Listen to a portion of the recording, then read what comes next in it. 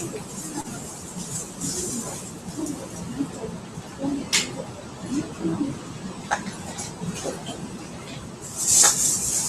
Hey, morning. We're actually going to go in Spanish. Yes, I'm actually doing the setup through YouTube. So by creating a link, this live event will start in a few minutes. Okay. Oh, cool. So you're going to be on YouTube. Well, that's awesome.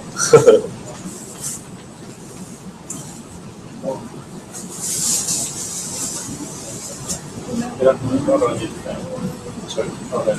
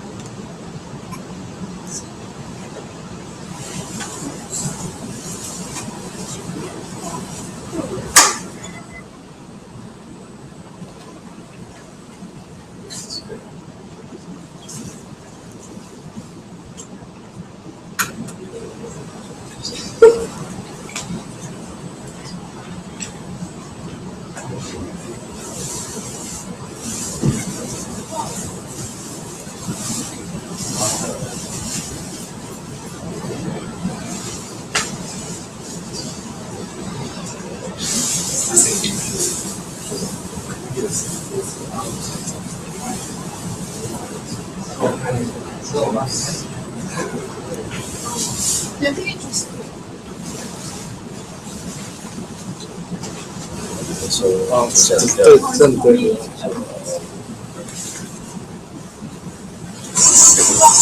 we can see on YouTube, right?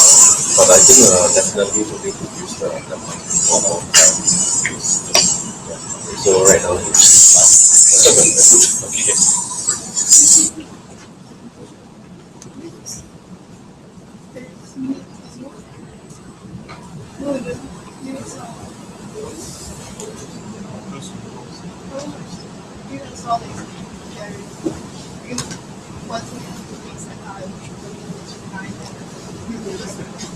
Directly off my laptop and walk away instead of place.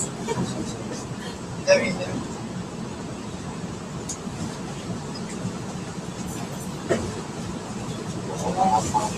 I think the guy who asked we how to actually repeat the same things online.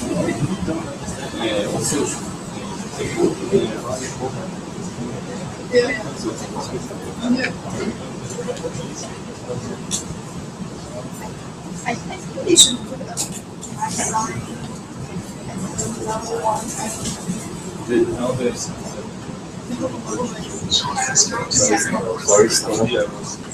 So there's a delay of the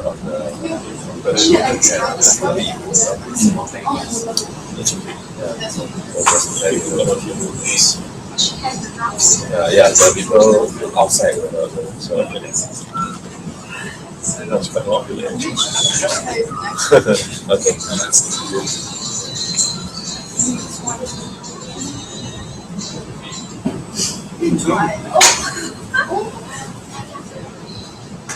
Everybody is very big, right? You can try the yes.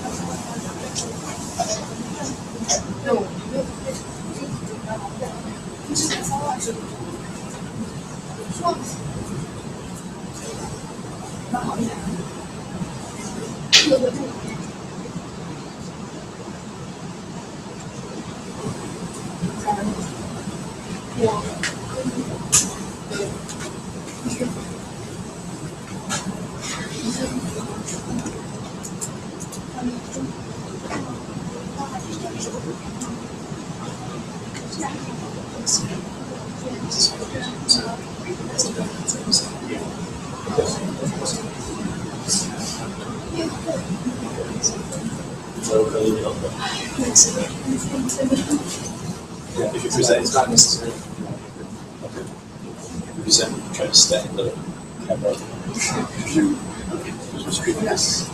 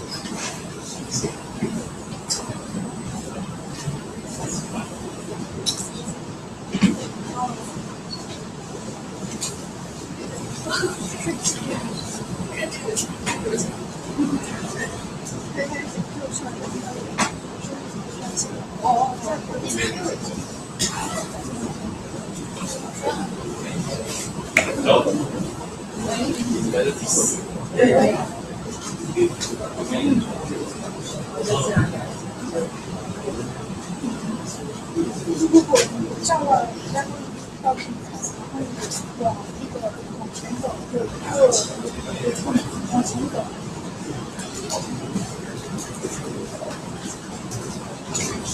就是对，往那个门外的那个方向，看那个玻璃窗帘，往那个这次的话，这插到对。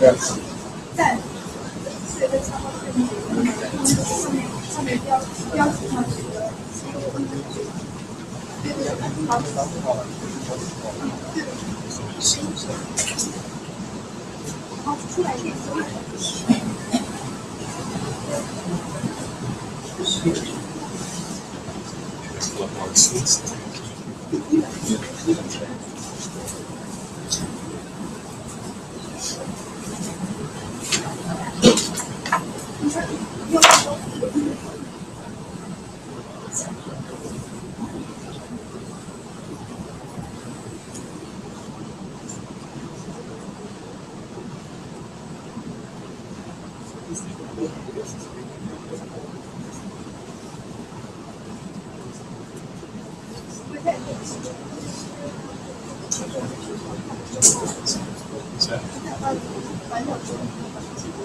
就是有人到年终考他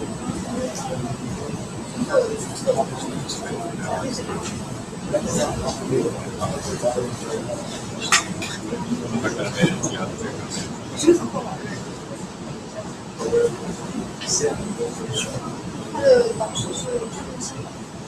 我是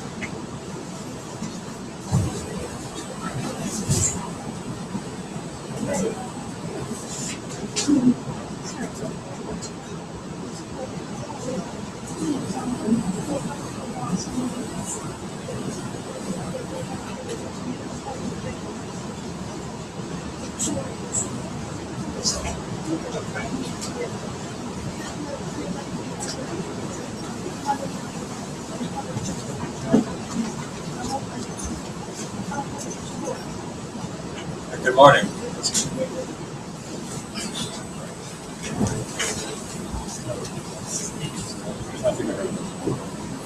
Good morning.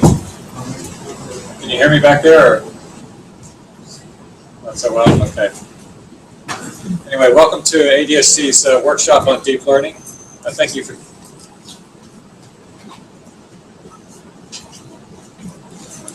for joining us today. It's my great pleasure to welcome all of you, and also to apologize to those who had much more interest than we anticipated. So, unfortunately, we have a number of you who are offline, or joining us online because we couldn't fill enough space in the room to get a big enough room in time. So, I just think it means we'll have to have another workshop sometime in the future on this topic. But anyway, it's my great pleasure to welcome you and to thank I2R for giving us the opportunity to use their seminar room here to host this. And so it's a bit of a deja vu moment for me, because when I was a graduate student was the time when artificial neural networks first emerged as kind of a popular topic. There was a great interest across broad areas of engineering at the time. And so at the time, most people were working with fairly shallow networks. The 3-layer perceptron was pretty much the deepest network people were working with. And the biggest challenge at the time seemed to be just the difficulty of training those networks effectively.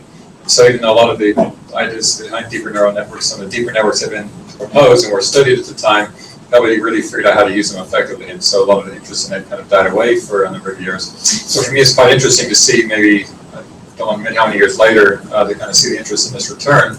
And I think that one of the main things that's happened has been the emergence of new techniques for training these networks has actually overcome some of the difficulties of these deep architectures. And we'll see in several of the talks today, people will be talking about new methods for training these networks.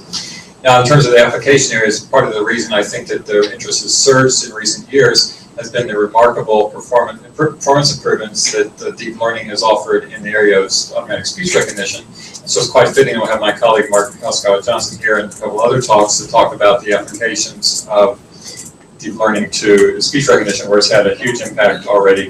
And I think the advances in the performance have really brought this field, which has become kind of obscure and almost forgotten, back into very high prominence again. So again, it's exciting and interesting to see these things come around again again in my career. There's many other applications in which deep learning seems to be showing great promise as well. So computer vision, stock market predictions, use of sensor data, and many other areas. And we'll see several talks in our workshop today by various contributors who are working in these interesting and exciting application areas, and also finding that deep learning offers great advantages here as well. So with that, it's great to I want to thank all our speakers for agreeing to participate in this seminar today. And I think it's going to be an excellent outcome. Again, those of you who are watching online on YouTube, this seminar will be archived there, so you'll be able to see it later if you have to miss part of it. And so finally, let me also thank those who have helped organize this. First of all, my colleague, Dr. Stefan Winkler, has been the key person who's organized this seminar and put it together. So we thank him for working with all the speakers and stuff to put together a fantastic program for us today. Also want to thank Pauline Wee, Tansui Hui, and some of our staff at ADSC who've helped coordinate the workshop, who've coordinated the refreshments and the lunch and so forth. So we've basically made this an event which is easy for you to attend and enjoy. So I want to thank them for all their support of the workshop today. And finally, I would like to thank again I2R for the use of this room, and to thank the overall Human-Centered Cyber Systems support from A*STAR. It's a block research grant to University of Illinois' ADSC lab here that's supporting this overall program. And the researchers, I want to thank them again for the support of this program as well. And I finally want to thank Alex Chong, who's taken the effort at the last minute to set up a positive live streaming of our event here, so those who wanted to register but weren't able to fit into the room were able to join us today. Let me encourage those who are in the back, if you want to come and take a seat, please come on in. We have a full house today. We want to make sure everyone who would like to attend can attend, so please do come on in. If you're anyone say waiting in the back, come on in. Again, just feel free to kind of walk on in up to the front here. We're pretty informal here. Okay, with that, I would like to introduce my colleague Mark Hasegawa-Johnson, who's giving our first address. So Mark is was a professor at the University of Illinois at Urbana-Champaign, so my home institution. He's been one of my colleagues for many years. Mark got his PhD at MIT and joined the University of Illinois shortly thereafter.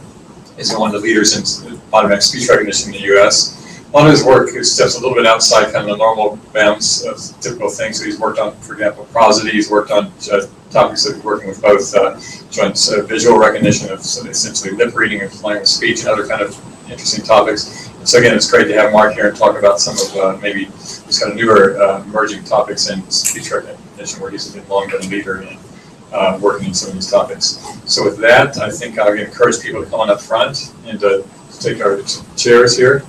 And I'd like to ask Mark to step up and give our keynote presentation. Thanks, Doug. It's a pleasure to be here. Let me make sure that I actually have slides here. There we go. Yeah, please, everybody, please do feel free to come forward to the front seats. We have 4 seats left on the front row, so please, I promise that I won't bite, at least not very hard. So I chose rather an audacious title. I chose to call it Belief Propagation and Deep Learning, and that's the reason I chose such a broad title is not because I think I'm going to say everything that's important to say about the connection between belief propagation and deep learning. In fact, I'm really barely going to scratch the surface. I'm not even really going to scratch the surface of the research that's possible in the connection between Bayesian and deep neural network learning. I think that that the connection between these two types of learning, as they've been developed, neural network learning was developed maybe 40 to 20 years ago, and Bayesian learning was developed maybe 30 to 10 years ago, and then just in the past decade we've started to see connections between these two types of learning that are phenomenally exciting, and that I think will have topics of great research and industrial interest for decades to come. I'm really going to use that very broad framework to talk about a few areas of a few problems that I've worked on recently. So after a little bit of background, I want to talk about 2 main topics of research. One is audio source separation, and one will be dealing with languages that have no transcribed speech data. And in that second area, I'm going to talk first of all about methods that rely entirely on learning algorithms like self-training and transfer learning. And then I'm going to talk a little bit about the use of extrinsic information. Something that we've recently had a great success with is the use of mismatched crowdsourcing, which is getting people to transcribe the audio who don't understand the language being spoken. And then if I have time, which I may not, I'll get into the use of electrophysiological signals as an auxiliary source for learning about second language speech perception. So just a little bit of a very brief background, I guess, to start out with. Since neural network training has been sort of the primary research area for the past 5 years already, many people haven't seen Bayesian networks. This is a Bayesian network. It's a graph. Any graph has nodes and edges. In this particular graph, the nodes are random variables, and the edges denote probabilistic dependence. So it's been said that the presence of an arrow in a Bayes net is not interesting. The absence of an arrow is interesting. And the reason for that is that the arrow indicates which variables depend on which other variables. In this case, for example, it shows that the joint probability density function of these 4 random variables can be factored as shown here. It shows that given knowledge of Q, Z doesn't depend on R. There's some other standard notation that people use. Squares are often used for discrete random variables, circles for continuous random variables, filled circles and squares are used for variables whose values are observed, and empty circles and squares are used for variables whose values are hidden. And you might notice that which variable is observed and which variable is hidden depend very much on, for example, whether you're training or testing the network, or exactly the scenario in which you're training or testing it. And so all of these, which are filled and which are hidden, which direction the arrow goes, these kinds of things vary depending on for what purpose you're using the distribution. And I'll talk a little bit more about that when I try to integrate neural networks.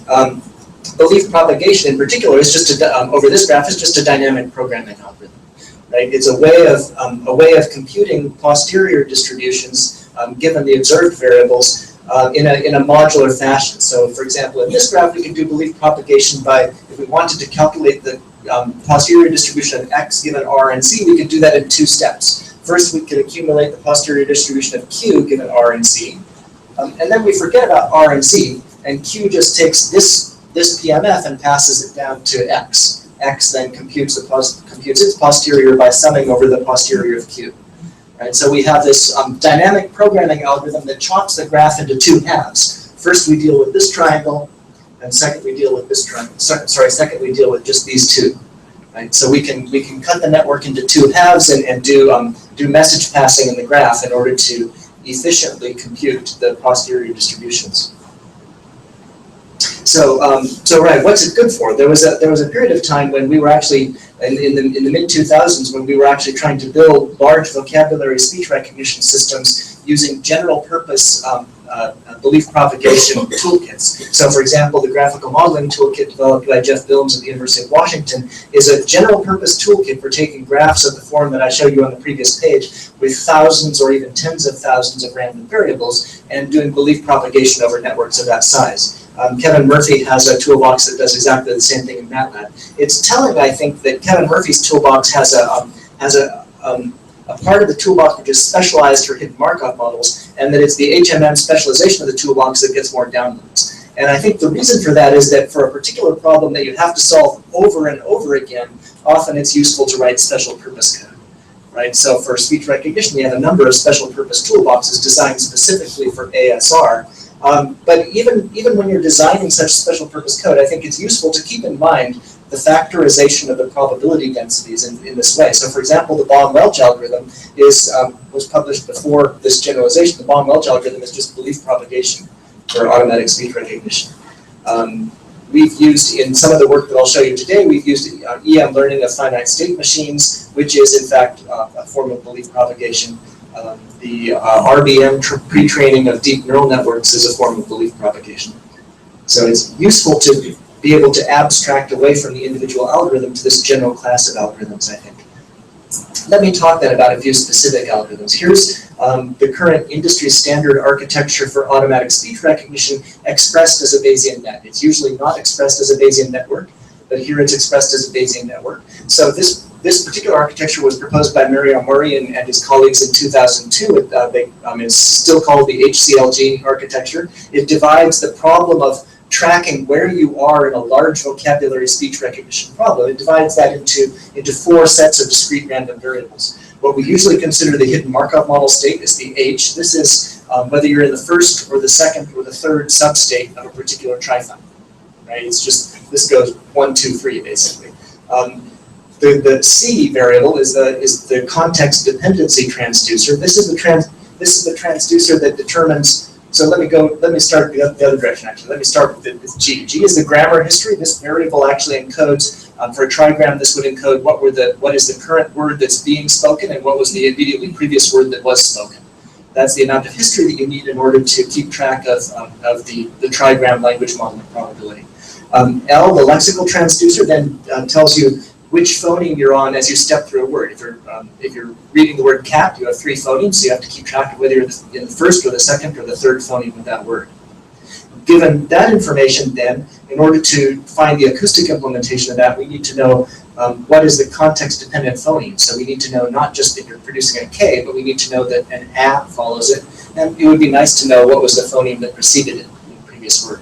That information will influence the way that phoneme actually sounds. So as we step through the individual states of that phoneme, the acoustic features will depend on which state we're in which triphone, in which word, in which trigram of the language, right? So we divide the speech recognition problem into these 4 different kinds of discrete information, which all influence the observed acoustic spectrum, more or less directly.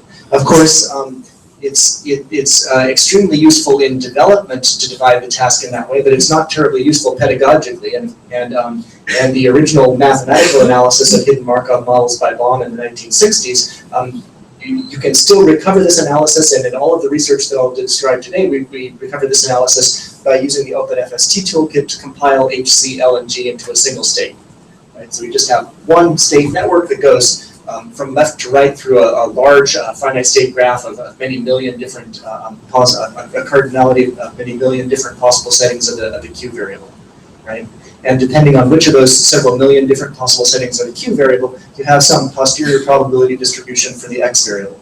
But as I said at the beginning, this though Baum didn't think of it in this way, this is an example then of belief propagation. If we want to infer the posterior probability of the Q variable given all of the X's, we do that step by step from left to right by first inferring the posterior probability of Q sub t minus 1 and then inferring from that the posterior probability of Q sub t. Right? So let me zero in then on now to try to make a connection to deep neural networks, and this is all still background really for when I talk. Let me zero in on this arrow, actually, because that arrow connecting the discrete state variable to the continuous variable is where neural networks were first proposed as a tool in the 1990s and have lately become the most powerful available tool. A deep neural network is a way of computing, from a Bayesian point of view, we think of it as a way of computing the likelihood of the acoustic vector given the state variable, and we do that in kind of a backwards way. We do that by computing the probability of the state variable given the acoustic vector, and then normalizing by the unigram probability of the state variable. And the reason that we do that is because this top number actually can be computed using a number of different training algorithms, using for example MCE, minimum conditional entropy training. So if C is the softmax output layer from the network, if each hidden layer is a rectified linear unit, for example, and if the input vector is fed in at the bottom of the network, then we can interpret the output variable as a posterior probability if we do the following thing. If we first of all somehow label the true HMM state variable for every frame in the training database. That's hard, and I'll come back to that. Second, if we define, then convert this true label into a one-hot vector that's 1 for the correct state label and 0 for all of the others. Remember I said that Q has possibly several million different settings, so this is a vector of possibly several million different settings. We'll usually compile it down to maybe 5 or 10,000, but it's still large, right? And then we train the weights of the matrix in order to minimize an error criterion such that as we minimize that error in the limit, the output of the argument, the output of the network Z sub kt approximates the posterior probability of zeta sub kt, so which is the expected value. So, for example, minimizing the mean squared error of the target will do that. The minimum cross entropy will also cause zeta sub kt to approximate the expected value, cause z sub kt to approximate the expected value of zeta. So we have these methods for training a neural network such that the outputs of the softmax layer, these outputs approximate the probability that q sub t is equal to any particular index given the input vector x. Right? And in a sense, what we've done is taken the Bayesian network with its arrow pointing down and turned the arrow around to point it upward, right?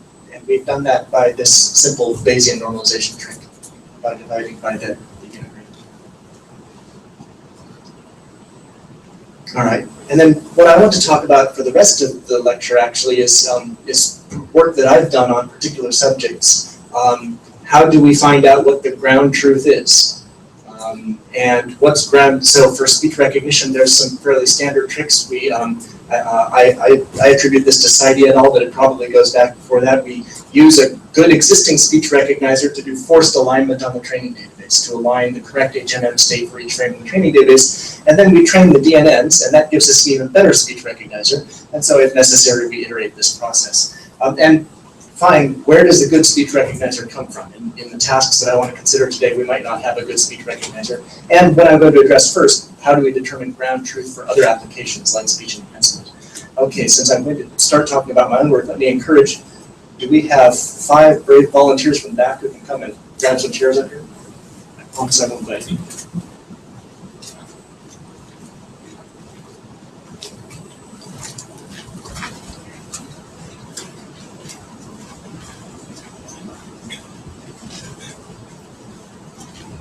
Oh, and actually there's 1, 2, 3, 4, 5, 6. There's 6 chairs over on this side as well. That okay,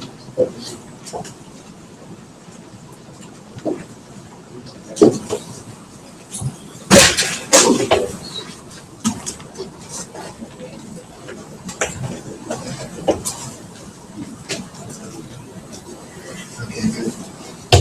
All right, so audio source separation actually turns out to be it was kind of crazy when it was first proposed, but it turns out to be really a perfect application of deep neural networks. So the reason is that the reason actually goes back to the 1980s when Ephraim and Nala showed that you can get much better signal enhancement if you try to calculate the expected value of the clean signal given the noisy signal. So for example, they showed that if we have the if we're doing spectral amplitude estimation, if we assume that speech is corrupted by white noise so that the complex spectrum is actually the sum of the two complex spectra, therefore the magnitude spectrum is less than or equal to the sum of the two magnitude spectra, that given a little bit of side information, given the a priori signal to noise ratio and given the a posteriori signal to noise ratio, that information is enough to calculate a minimum mean squared error, just the expected value of the clean signal given the noisy signal, right? And what I've shown here are the gain terms. It turns out that this is just the noisy signal multiplied by some gain term, and these are the gain terms as a function of the posterior and the prior signal to noise ratio. So when the prior signal to noise ratio is 0, the dashed line is spectral amplitude enhancement. When the prior signal to noise ratio is 0, we do very little downgrading of the signal. When the prior signal to noise ratio is minus 15 dB, then we assume that the noisy signal is mostly noise, and so we scale it down. Right? And that's done in each frequency bin separately. Right? But I just told you that neural networks are basically minimum mean squared error computers. That if we, for example, if we set the mean squared error criterion in the training database and we minimize that, then we're getting an S hat, which is actually the minimum mean squared error estimate of S vector. So we can train the network to compute the, in the limit as the training database goes to infinity, to compute the expected value of the clean signal given the noisy signal. Right? So for example, Tu, Du, Shu, and Diane Lee showed that you can do this separately for both the signal and the noise, and so you can treat them symmetrically. You can say that you don't have to have one that's called the signal and one that's called the noise. We can have two different signals that are mixed together and learn both of those using the network. Going back again to the 1980s, I'm going to mix a couple of different ideas here. This graph is from Sam Roweiss's paper in 2003, and it shows that if we're talking about the log spectral amplitude, that the log of the mixture of two spectra, shown here, is actually very similar to the maximum of those two spectra. So the log of S plus V is pretty close to the maximum of the log of S or the log of V. And in fact, in practice, it looks even more like that than you would expect, because speech signals tend to be sparse in the time frequency plane. Therefore, most of the time, one of those two signals will be close to 0. And so if we want to calculate a maximum likelihood estimate of the clean signal, that maximum likelihood estimate of the clean signal isn't actually the expected value. That maximum likelihood estimate is either 0 or the observed value, depending on whether this particular time frequency pixel should be allocated to speech or noise. The problem is that,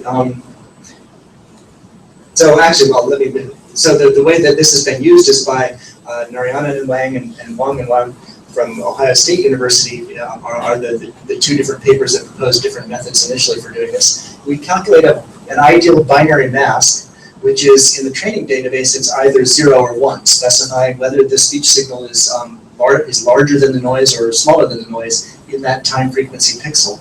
And then we train the neural network to approximate that binary mask. Now we have, again, a 0-1 function, and so we approximate that 0-1 function, and then we take the neural net output and multiply it by the noisy signal.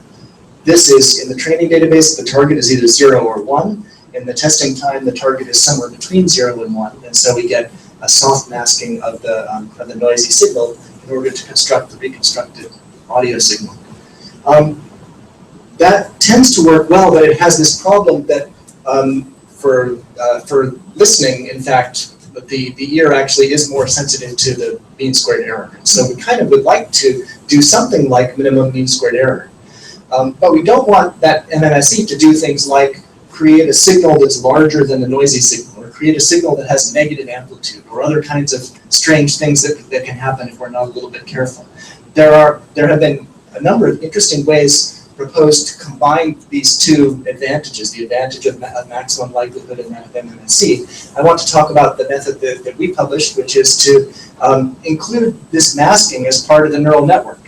Say the last stage of the neural network is not going to be a mixing weight followed by a nonlinearity. It's instead going to be compute this the second to last stage of the network computes S hat and V hat. And then the last stage takes the S hat and the V hat that you've computed and treats that as soft max, and computes the new output given this soft max multiplied by the noisy signal, right? So we're guaranteed by this method that this V tilde is never larger than X in magnitude, and it's never smaller than 0. Right? So all of the advantages, but the most important advantages of maximum likelihood are carried through with this method. And then we just train it to minimize the mean squared error.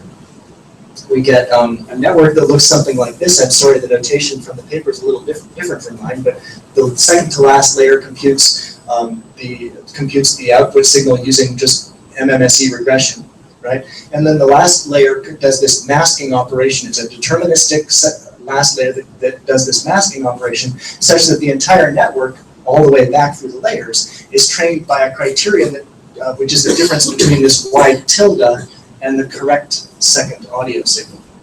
So let me, let me introduce the other idea that we use at the same time. The other idea that the other problem that we addressed is the problem of leak-through or interference. And that is, once you're doing MMSE training, which we're doing again, once you're doing MMSE training, we often have the problem that a particular component of the noisy signal can be attributed to either signal or noise. And the minimum mean squared error thing to do in that case is to attribute it to both.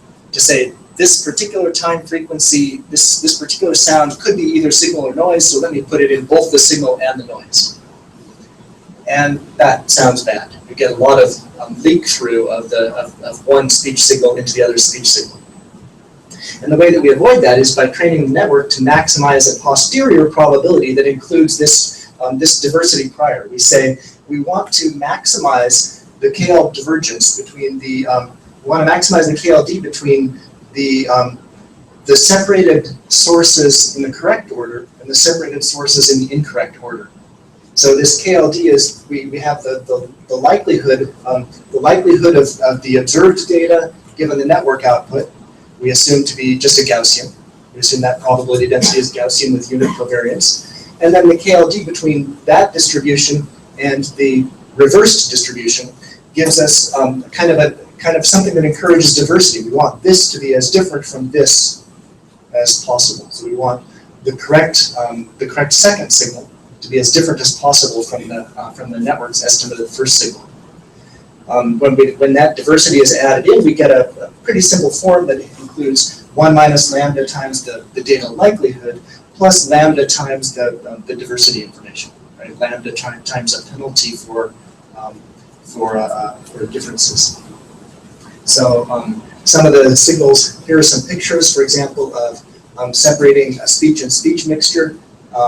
At the scale shown here, you can't even see that there's any difference at all between the clean male voice and the recovered male voice, or the clean music and the recovered music, or the original noise and the recovered noise. Let me play you some audio samples. Let me try to play you some audio samples.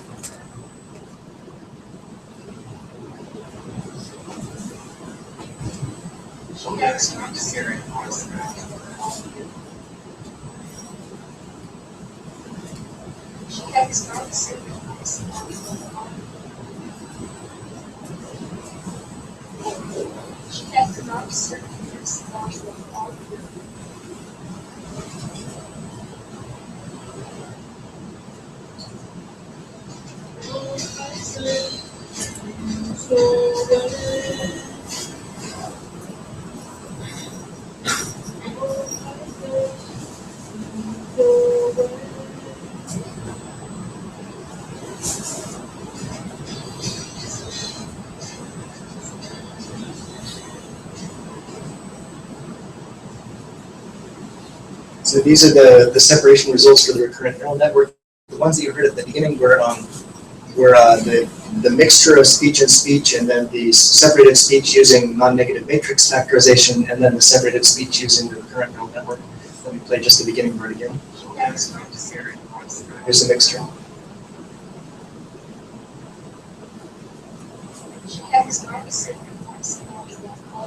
So I don't know if it's loud enough, but you can hear some leak through from the NMF separation, and that leak through that interference is completely eliminated as far as you can hear using the deep network. Okay.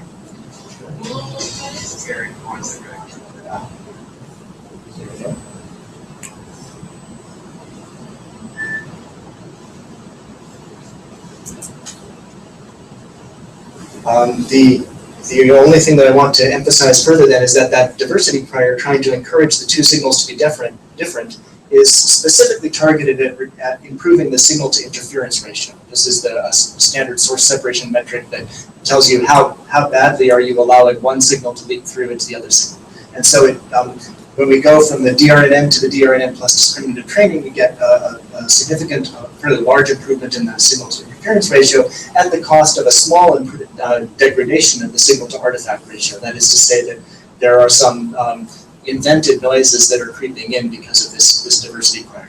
Overall, the signal to distortion ratio, which is the overall quality metric, does improve in that process. Okay, now I want to jump to a completely different topic. I want to talk about the problem of developing speech technology for languages for which we don't have any transcribed audio. What people usually mean by a transcription, the transcriptions that I've been describing so far, is to take an audio signal, for example, in Swahili, and to ask a speaker of Swahili to write down the words that were spoken in that utterance. And the problem is that you may not know anybody who speaks Swahili. In fact, I'm choosing Swahili because that was one of the languages in which we were able to find students who could transcribe it, but we couldn't find anybody who was able to transcribe for us Fijian or Tonga or Maori or many of the other languages in our corpus. And so we stepped back and said, all right, what are the minimum resources we need in order to create automatic speech recognition? Suppose that we can't get transcribed audio. Can we at least get text? Wikipedia exists in hundreds of languages. So there are at least hundreds of languages in which we can get some kind of text. In fact, Dinka, the language exemplified here, doesn't have any Wikipedia text, but this text is a set of folk songs in Dinka that were collected by a scholar in Oxford. So even in languages for which there is no Wikipedia, we can find text. We can find a rudimentary grapheme to phoneme transducer just at the level of going to the Wikipedia page for Dinka alphabet and getting a listing of the symbols that are used on the page and the International Phonetic Alphabet symbol corresponding to a language-independent phoneme representation of the same sound. And we can get audio. I think I can get audio.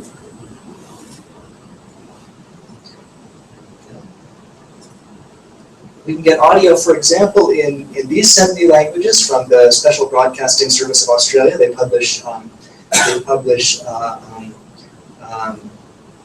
podcasts in, for example, we could go to Khmer and then go. Synthesized or real? These are real. These are podcasts by expats living in Australia who are interested in producing a podcast in their language. Let's see if we can actually listen to a little bit. Maybe that's too complicated.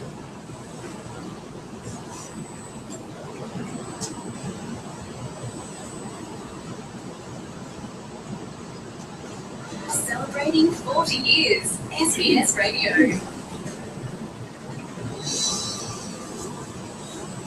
SBS Radio, broadcasting in Khmer.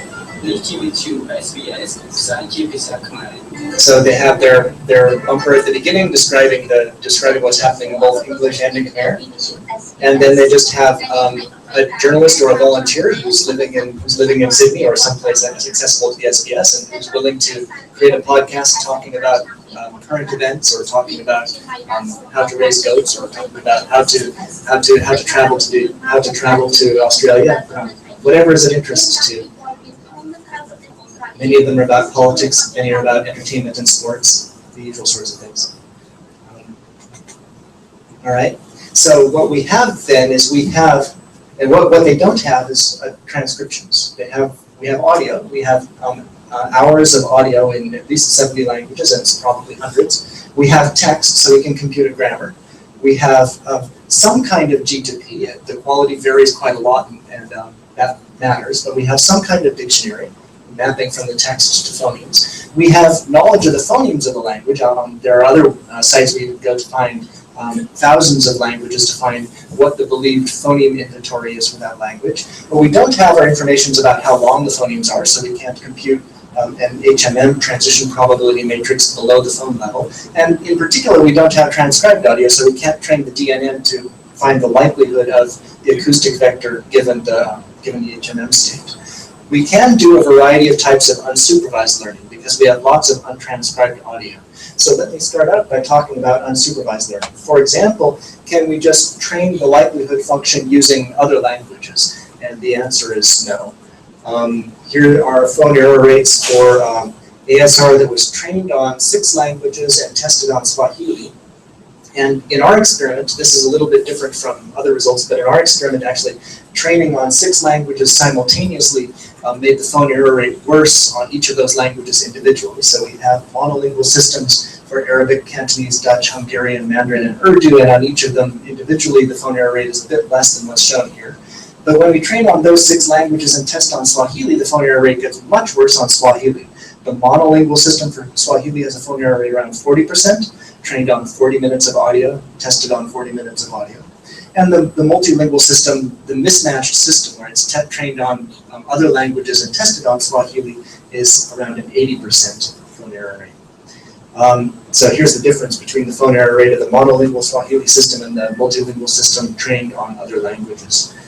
All right, can we do some kind of transfer learning, for example? Can we download text from Wikipedia, and can we clean that Wikipedia text and convert it to phonemes using some kind of dictionary? In this case, it's just the Wikipedia page that is titled Swahili Dictionary. Gives us a grapheme to phoneme transducer, and then use some kind of prepackaged tools to create a bigram phoneme language model, and use that, just the grammar, just G sub t given G sub t minus 1, use that to improve the ASR output. And the answer is it helps a lot, right? It reduces the error rate by 10% absolutely. So we go down from the black, so this is a monophone-based system, a triphone-based system, I think an FMLR triphone system and a speaker-adapted triphone system, and then the last one is a deep neural network triphone system. We go down from 85% to 68% phone error rate. But we're still a lot worse than the monolingual system. Approach number 3 would be some kind of semi-supervised learning. We have lots of unlabeled audio. Can we use the unlabeled audio? For example, train an HMM in other languages and apply it to the Swahili, decode the Swahili with it, and then use the automatically labeled Swahili data plus data from other languages to train the network. And that helps a lot.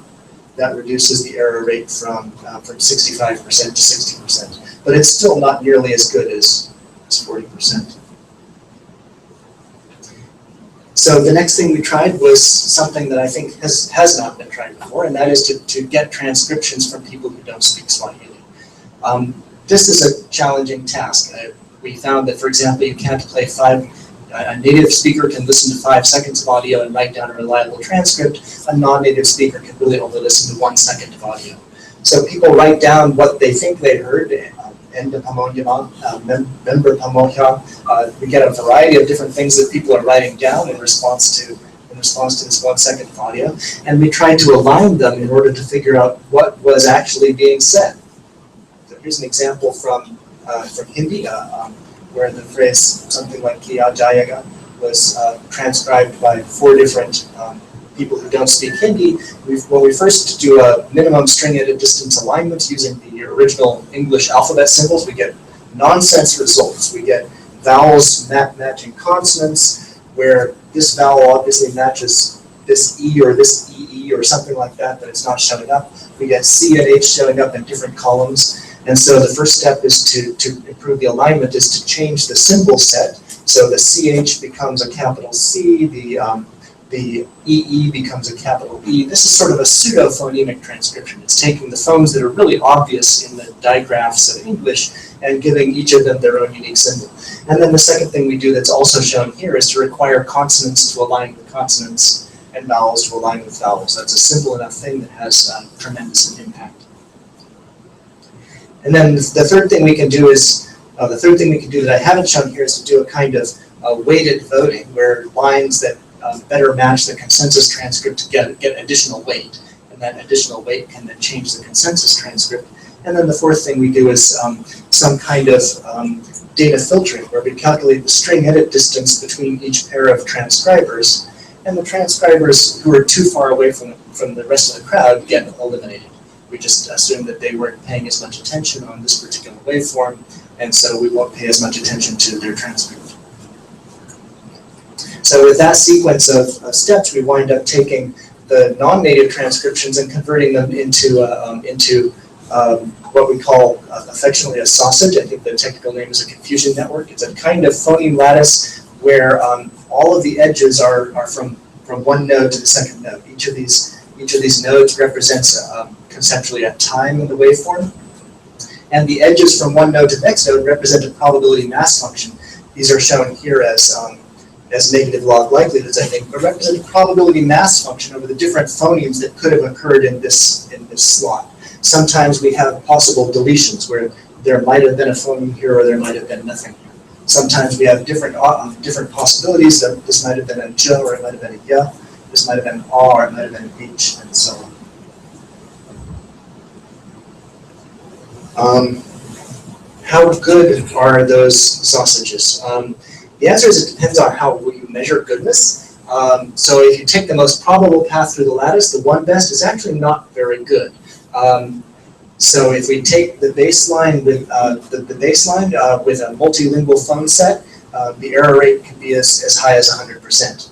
If we restrict the lattice to only include phones that we know to be phonemes of the target language, the error rate drops to about 80%. And if we further rescore that lattice that I showed on the previous page using a text-based phoneme bigram language model, that rescoring process can reduce the error rate of that transcription lattice to around 60%. Now, that still sounds horribly high. This is a human transcription, right?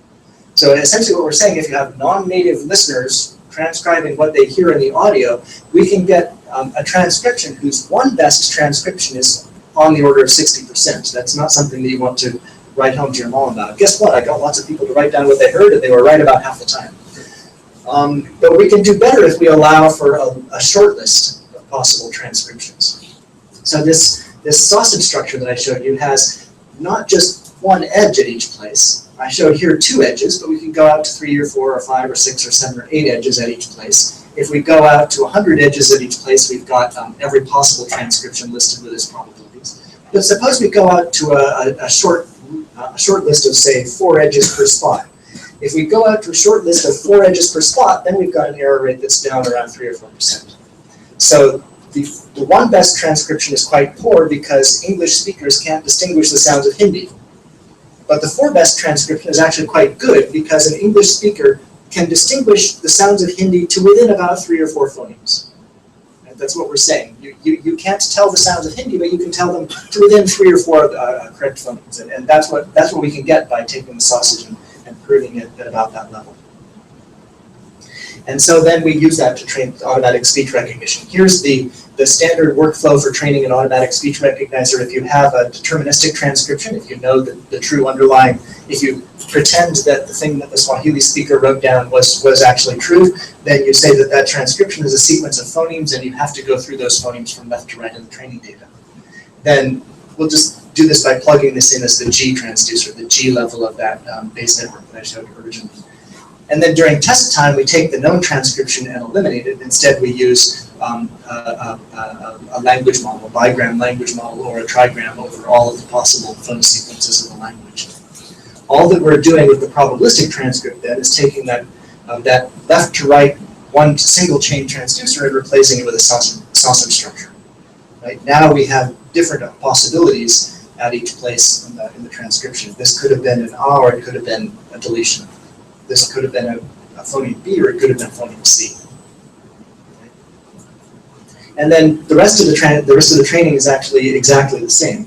In fact, we get better results if instead of training initially from the PTs, we do MAP, maximum a posteriori adaptation. So during training time on other languages, we have deterministic transcriptions in the other languages. During training time on the target language, then the grammar is this probabilistic transcription, and we accumulate the posterior probability of being in any particular state at any particular time. That's accumulated across all of the different edges at each time. So we have different possible phonemes at that time. We consider all of those and accumulate this posterior probability that goes into the standard map re-estimation formula for Gaussian mixture models. And The results then are we get actually pretty close to the monolingual system in some cases. Swahili was the easiest. So the first line is when we have native transcriptions in the target language. The next 4 lines are when we don't have native transcriptions in the target language. If we don't have any transcriptions in the target language, we get down, as I showed you, about a 60% phone error rate using the multilingual, the mismatched speech recognizer. But if we have people who don't speak Swahili telling us what the Swahili is, we can get down to 49, 48% phone error rate in Swahili, which is on the same order as the phone error rate that we would have achieved if we had 40 minutes of native transcriptions. The same exactly. All of these first 5 rows use exactly the same audio, 40 minutes of audio in the target language. They just use different kinds of transcriptions along with it. The last line is actually the error rate of the non-native transcribers. So as I said, the non-native transcribers are also at around 60 to 70 or maybe as low as 50% phone error rate. And in some cases, the speech recognizer is actually better than the one best transcription by the non-native transcribers, suggesting that there's complementary information in the way that the ASR and the humans look at the audio.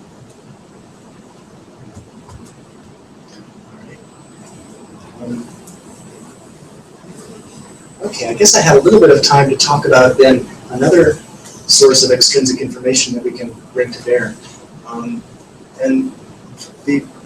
Everything I've told you so far says that we have a set of non-native transcribers who are then giving us transcripts of the audio. And we're taking their transcripts and we're trying to convert them into a confusion network of possible phoneme transcriptions in the original language. And we do that by figuring out what English phonemes the transcribers thought they were hearing, using an English language grapheme to phoneme transducer. And then by using the distances between the distinctive features of the English phoneme and the distinctive features of the Swahili phoneme or the Hindi phoneme, as doing a log linear probability mass function, confusion function that tells us for any given Swahili phoneme what's the probability of that Swahili phoneme given the different English phonemes that the English language speakers thought they were hearing. And there's something kind of interesting here in that everything here doesn't, that this stage and this stage don't depend on the particular humans that we're talking about. They only depend on the fact that these are people who don't speak Swahili. So if we can learn more about this confusion probability from anybody else who also doesn't speak Swahili, we can plug it in as a model for this noisy channel. We can say, what's the probability that a person who only speaks English will believe they're hearing a particular English phoneme when in fact they were hearing a particular Swahili phoneme? So here's a model created for me by a psychologist of what's going on inside the head of the, so this is a very simple brain model of what's going on inside the head of the person listening to Swahili. They're hearing, for example, here's a Hindi phoneme, the aspirated dental D. They're hearing that, they're mapping it into some kind of perceptual representation in the temporal lobe, and then they're making some kind of decision about what they're hearing that results in outputting some text. And we can ask, for example, if this is kept constant, which it isn't, but if the variability in the first box is independent of the variability in the second box, what we really want is to find a model of the probabilities that characterize the second box. And we can do that by looking at people's heads, by attaching taking a kind of a swim cap and putting a whole bunch of electrodes in the swim cap and plastering your hair with this goop that allows better conductance across your scalp, and attaching the swim cap, and then playing to people a sequence first of English syllables and second of Hindi or Dutch or Swahili syllables. So first of all, we train a phonetic feature classifier that where people listen to English consonants, and then we read out the electrical responses. And we learn to classify which English consonant they were hearing based on the electrical responses on the scalp. And second, we test that classifier by playing to them Hindi or Dutch or Swahili syllables. And we find, using that same classifier, which English consonant did they think they were listening to. or what's the probability mass function over the set of English consonants they thought they were listening to. We reduced the available set. We used only 2 vowels per language. We used only two speakers per language, and each speaker produced 2 utterances. We reduced the consonants to less than 20 in each language, which is not a big reduction for English. We only threw away a few. It's a huge reduction for Hindi, which has quite a lot of consonants. So we had to choose those in order, according to sort of distinctive feature diversity, and also to try to maintain interesting distinctions across the languages. The EEG signals that you get in response to each consonant are quite variable. There are 2 methods that we can use. The correlation method that my collaborator prefers is actually more complicated, so we didn't use it this summer. Instead, we used time-locked signal analysis, where we have the start time of the syllable, and we look at the electrical response after the start time of the syllable. And then we average across 100 or so, 40 to 100 repetitions. And we get responses then that look something like this. So here are the phonemes of the consonants of English, ta, ba, ka, ja, ya, za, ga, and so on. Here are the consonants of Dutch, the consonants of Hindi, and for each of those we have the ERP, the evoked response potential, and there's a lot of similarity, but there's also important differences between consonants that can be used to build a classifier. The classification paradigm then, in order to take advantage of similarities across the consonants, we built a set of binary classifiers, the feature voicing, the feature sonorant, the feature coronal, the feature velar, and so on, in English, and then applied them to Hindi or Dutch in order to find out how well the feature voicing is actually being recognized in the non-native language. That then is used in order to calculate a confusion probability matrix for the mapping from English phones to Dutch phones, telling us if a particular Dutch phoneme is being played, what's the probability distribution over English phonemes that the person thought they were hearing. The simple feature-based probability matrix looks something like this. The confusion matrix looks something like this, where some distinctive features are obviously not well separated by the listeners, and other distinctive features are well separated, and so we get this block-like structure. This block, for example, are all of the vowels, where we don't have enough data to see what the person is separating well. But in some of the blocks, we do see very clear discrimination. And in fact, that information is useful and complementary. So if we so the Foible table method is Foible table method is the first of those matrices. This is the one where we simply look at the unweighted L2 distance between the distinctive features of the 2 phonemes. The crowd-based method is where we assume that we have native and non-native transcriptions in some other language, and so we learn the mapping from the native to the non-native transcription. The crowd-based method by itself actually doesn't do very well, but when combined with the distinctive features, we get an improvement in accuracy. But the best error rate by about 1% absolute is by taking advantage of the probabilities we learned from the EEG in order to tell us what people thought they were hearing. So just really briefly to summarize, I've talked about a bunch of different things actually in this really broad framework. First of all, I wanted to suggest that there's actually a lot of things that we don't know and a lot of new algorithms waiting to be discovered at the intersection between belief propagation and deep neural networks. That is, if we interpret the training of a neural network as a process of Bayesian learning. And in particular, I showed some examples of DNN-based audio source separation, where the results actually sound a lot better and have have significantly higher signal to interference ratio if we use a posterior, if the training criterion for the network imposes a prior that encourages dissimilar output signals. Second, I showed that this result is not original to me. This is fairly well established in the field, that wrong language speech recognition is massively improved if we use semi-supervised learning, but we added two new bits of knowledge. The first piece of extrinsic information is transcriptions from crowd workers who don't speak the language, and the second piece of extrinsic information is plugging into the interpretation of this one. We plug in a probability matrix from that we derive by looking at the electrical signals when people listen to syllables that are not in their own language. Thanks.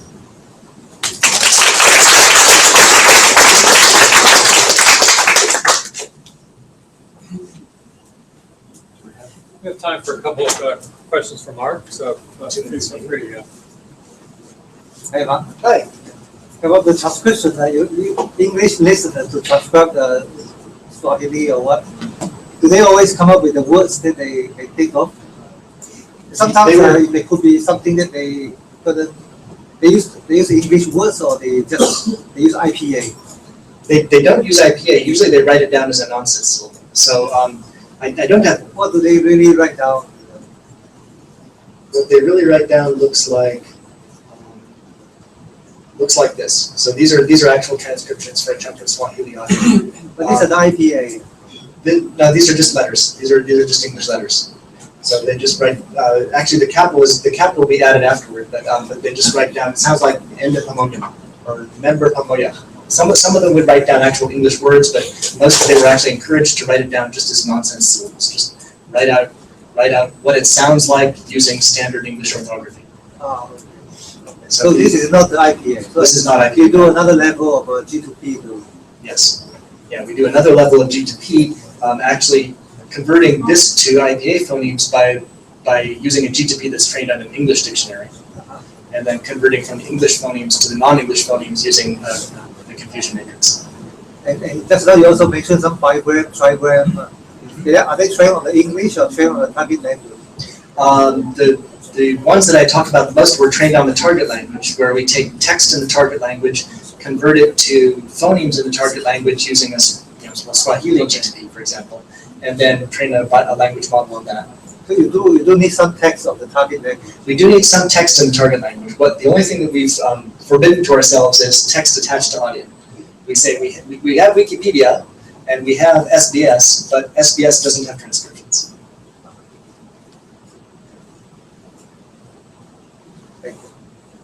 Is that transcribers different language background? We intend to do that maybe this month or maybe next month, very soon. Yes, so far for consistency, we recruited all of our transcribers in the United States. We asked them what other languages they speak. Fewer than 20% spoke another language, which is kind of frightening to me. The most common language, the second language they reported was Spanish, and then I think Portuguese and then Mandarin. Japanese was in the list. But, yeah, not many reported speaking any other language than English. So we certainly, so one of the things I'd like to, so first of all, English is a wonderfully bad choice because when you're listening to nonsense syllables and writing them down, right? If your native language is Finnish or Hindi or Spanish or almost any other language in the world, what you write down will be more consistent than what an English speaker would write down because English has unpredictable spelling. The other thing that we'd like to try though is to take, so for example, if I've got this right, Burmese, for example, has a four-way voicing distinction in plosives the way Hindi does, but it also has tones. And so we'd like to separate that transcription task and ask speakers of Hindi to write down what the plosive, write down the voicing of the plosive. Is this more like ka, ka, ga, ka, which of these is it? And then we would like to ask speakers of some tonal language to write down what they think the tones are in each syllable, and then combine that information afterward in order to get a better transcription. We have not even started that, we have only proposed it.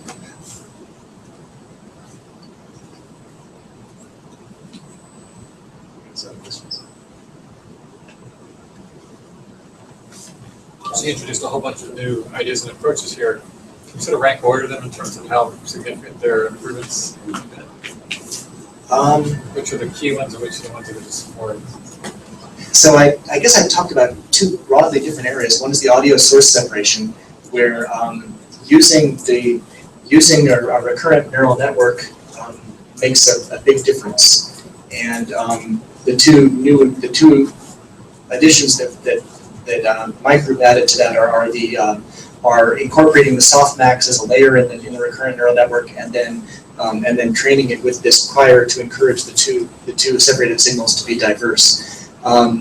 The former, incorporating incorporating the mask as a layer, I haven't seen any approach that works better than that approach for this task. The second, encouraging diversity between the two signals. Actually, there's a competing approach that's really interesting. That was developed by Merle, and we haven't done a head-to-head test yet to see which of them works better at kind of figuring out and encouraging minimizing interference. Then the second set of tasks that I talked about was developing speech recognition in a language for which you have no transcriptions. And as far as I know, this method is the only method that exists in the world for, the other methods that exist are semi-supervised learning, which I described before this. Semi-supervised learning helps, but isn't enough. And so I think we need to find methods for finding extrinsic information to help you develop speech technology in that language for which you have no transcriptions. One method the simplest method might be, and the simplest method, which is probably more effective than this, would be to go out and find just one person who can give you half an hour of transcribed audio.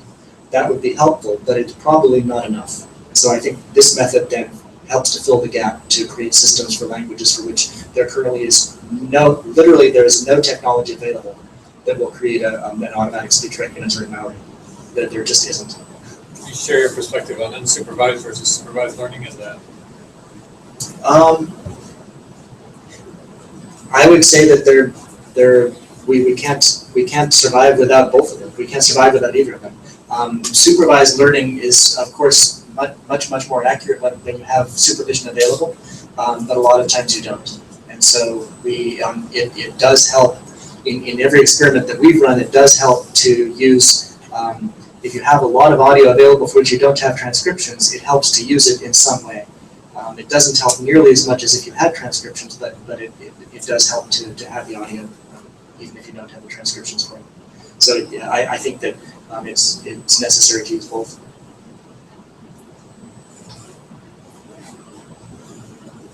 All right, we have a break, so half an hour break. So please feel free to sit down, have some coffee and tea, and get a chance to talk with our speaker, Mark. And we'll see you back here at 10:30. 10:30, thanks.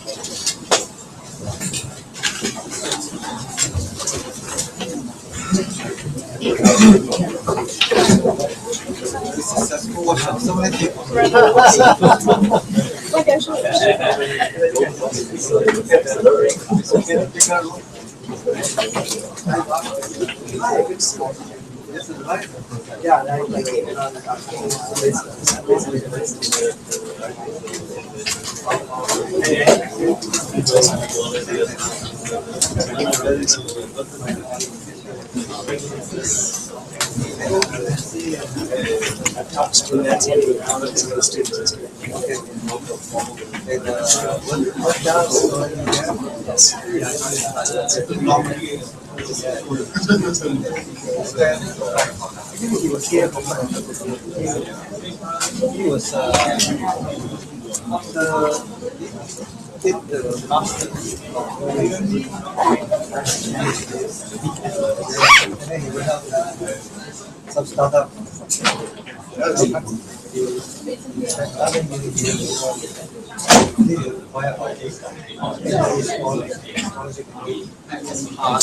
Yes. Yeah, Stephen. Oh, hi. Nice to meet you. All right. Okay. Yeah. So finally I make it. Yeah. Great. That is why thanks for my colleague. Yeah. I'm glad we could free up some time. That's great.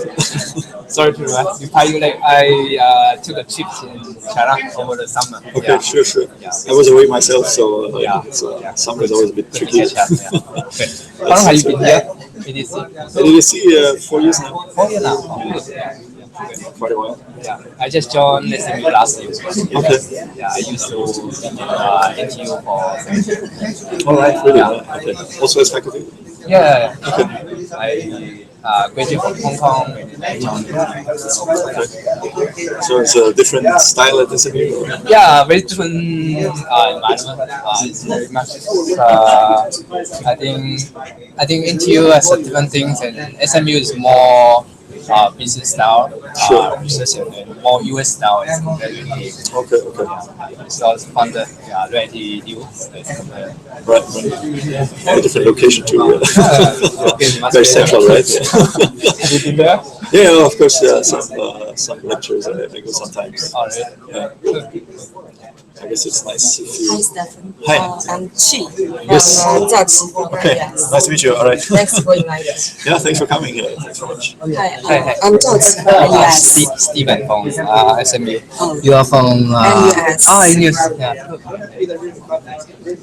You are a staff or? Yeah, I'm an assistant professor. Okay. Yeah. Which school? ECE. ECE. Which the same as Xucheng. Yes. Yeah. He's leaving. Yeah.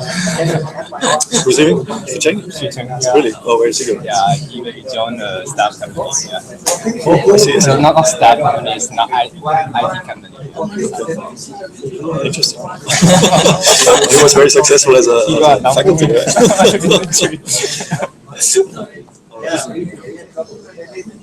But this workshop is quite popular. Huh?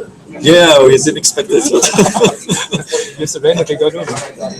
We couldn't get any more rooms. We checked and they have this big auditorium here in Fusionopolis, but it was taken.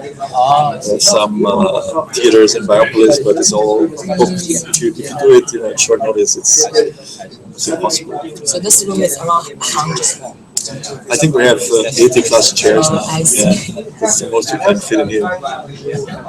That's, I mean, our other seminars, they were also popular.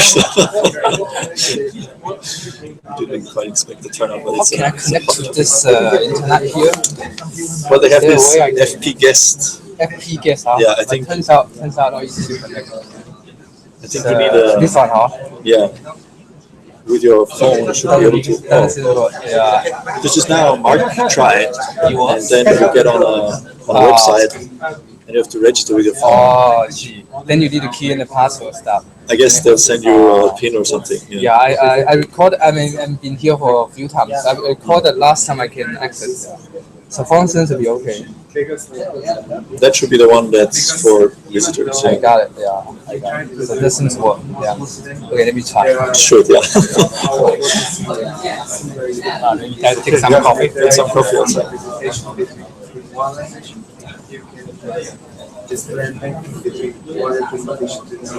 Yeah. Actually, some of my colleagues have tried that for machine translation. I haven't tried it for speech recognition. Speech recognition, that's a good idea. So I have to try to now. Because that G, this one. This one should be almost won't be language use the same things as use machine translation. This part of the scenario. The grammar problem. So that's so they started doing this for machine translation. They started building up English and build another one for trying to train a third neural network to do the mapping. English song. Yeah, it's very exciting, especially with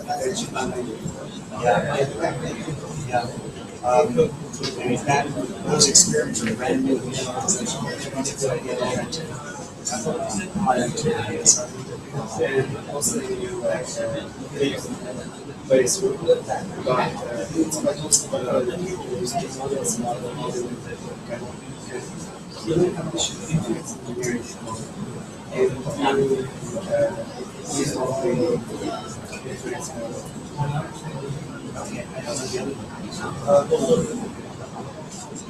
I mean, like you like to predict engineering.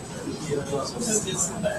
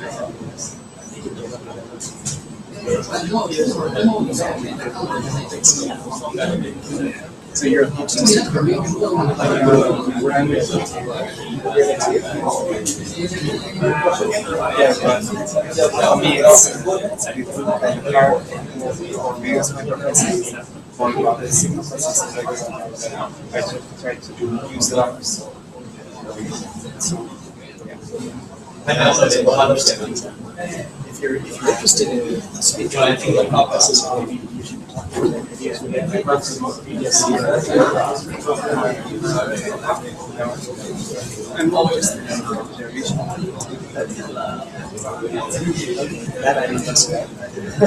Yeah, but like TV. Yeah, of course.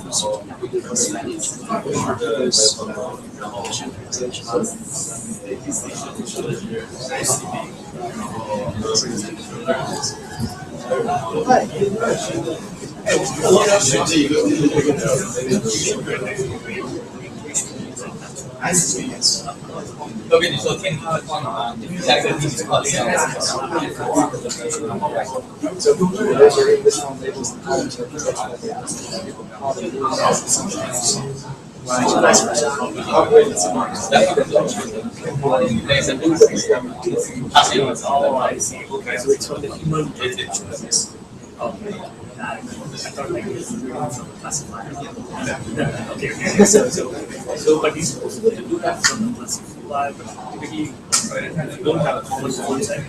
Let's say you have an English, like not like a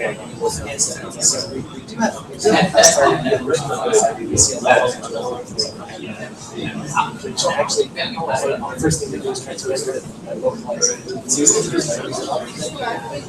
universal funds and actually introduces security. yeah, that's true.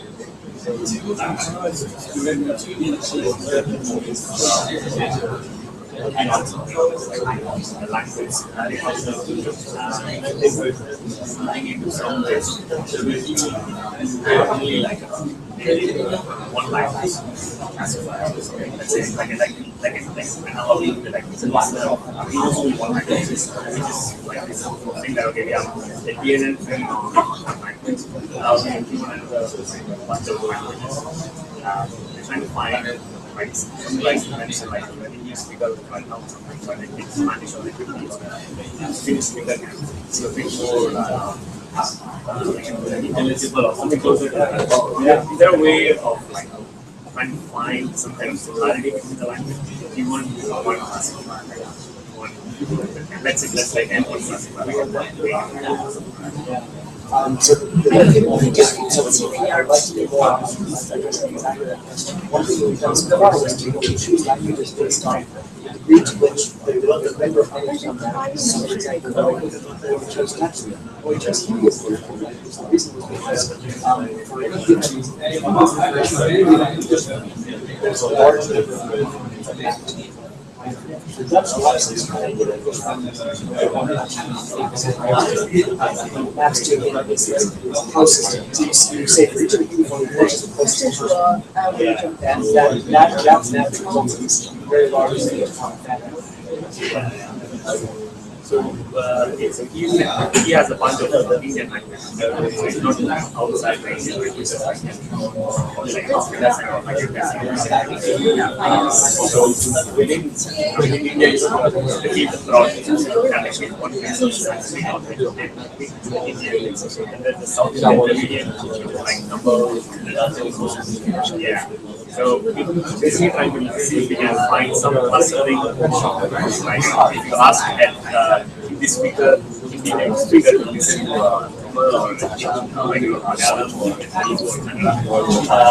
we don't have that like the conceptual experiment. We're only looking at like we only have classifier. Okay. Yeah. So we don't have the kind of like outsourcing that you're doing. But we have like a limited amount of cafe transfer data in minimum languages. We train a classifier, is there a way we can kind of make it faster without knowing anything about the phone side of the other language? So it's like a native speaker, Indian native speaker, he doesn't know anything about Tamil. Now given some Tamil data and ask transcribe what comes out, is there a way to figure out like these numbers also Hindi or like that Gujarati or there are many central United States that actually the way the exactly. But yeah, so we are trying to see if there is a way that we can measure these similarity or differences based on some analogy, the way human express it, like you mentioned, like you look at some kind of like a Thanks. Yeah, so. So yeah, the football still have problem. Well, Football. Yeah. Oh yeah, this is still So what's your plan? Yeah. I don't know. I mean, this is basically the decision. Yeah, I think If you want to take that. my score is difficult to take because Oh, for you too. inside 50% is not doable. Unless either just give up or find something solving. Right. I mean, it used to be better. It was 90-10, 80-20. Yeah. But then they reduced that. So Yeah. a lot less effective. I don't even know what's the ratio of the organization. I say it's a private, so I give you 50%. That's Right. very. I mean, it's if you don't look at it closely, then it's a bit unfair. Right? Yeah.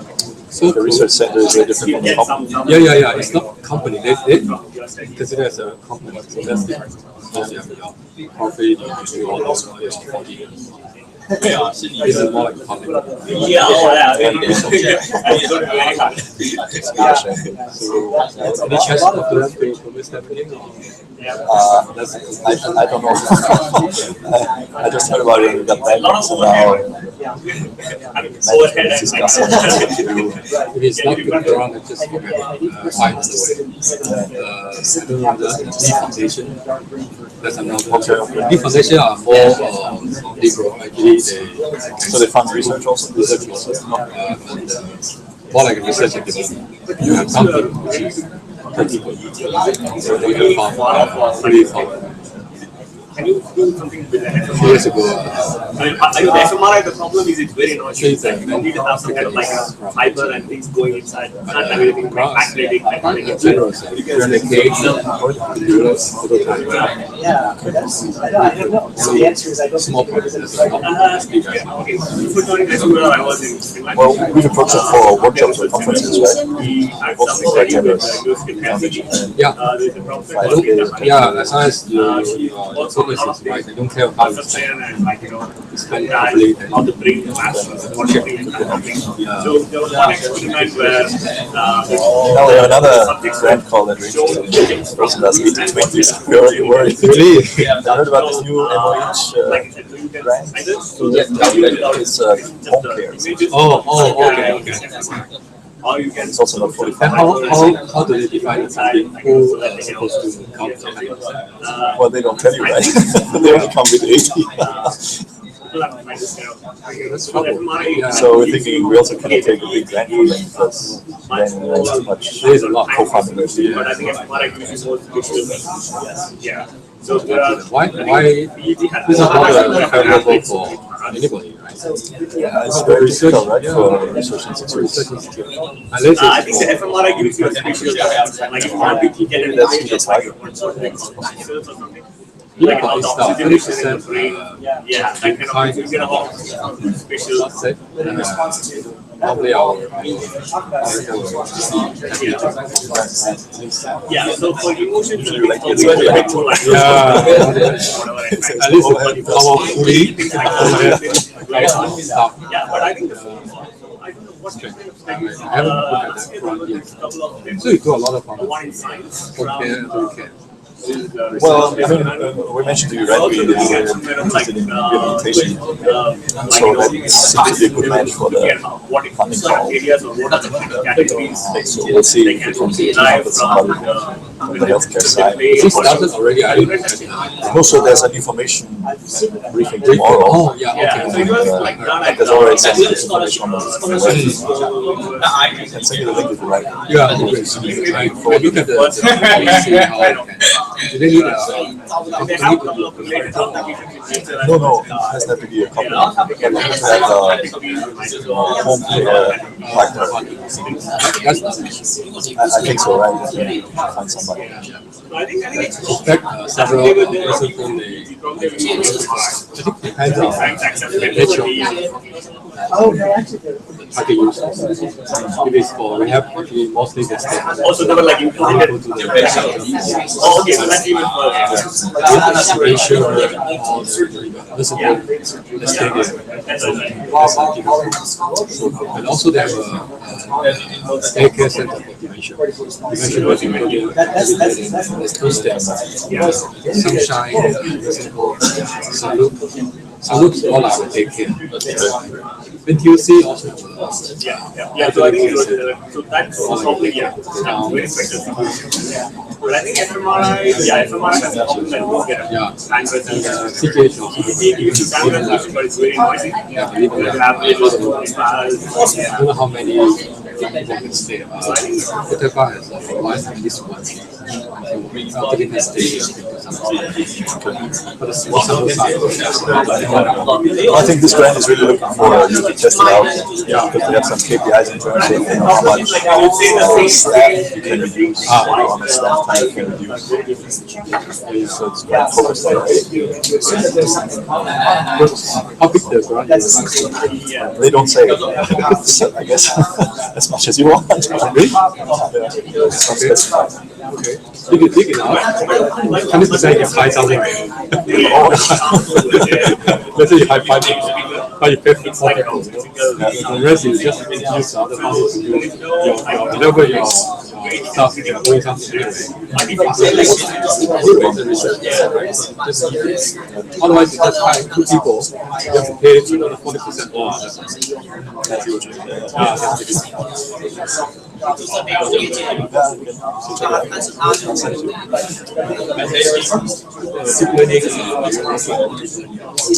Myself, no. We have a few other people that just here I'm just the organizer.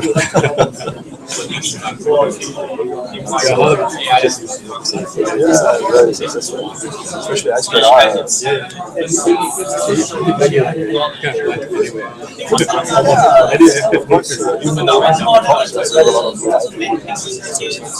Which we have so much interest. We don't usually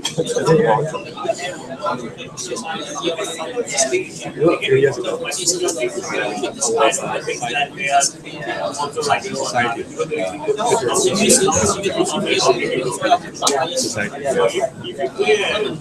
Try to organize some workshop. Money for the society.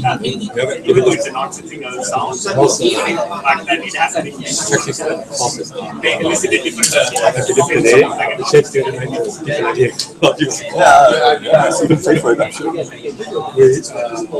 cost is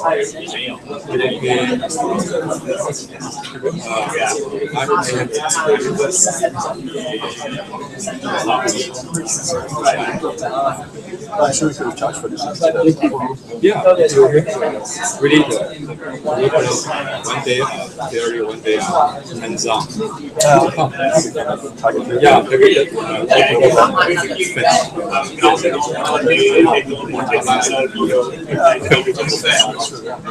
not for professors and still money for they wouldn't pay, no, but then with people from industry.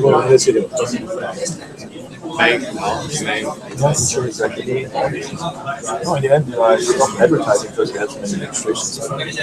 Yeah. So you have another site stream. So people are watching. Yes. So it's a live stream on YouTube. On YouTube. There's a YouTube link. How to access? So I don't know how I never it works, watch but it's possible. Yeah. So there's a link. I don't know how Alex set it up. Yeah, I see. Google Hangout, and then Put it on YouTube. I see. you just have to click on the link to see the screen. I also didn't know, but it's possible. You don't have to register. It seems to work. People are watching. Actually, something addressable. Last time I spoke about this, because we have so-called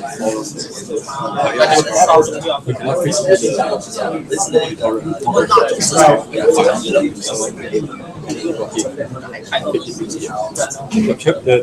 stream was always interrupted. Yeah. Simple. They used to this is something. No, it's much simpler. You don't have to do anything on your laptop, right? It's all sit down. So the video is edited. So that's what Doug said. I'm sure it's true. That's actually check it out. Let's see. We'll do another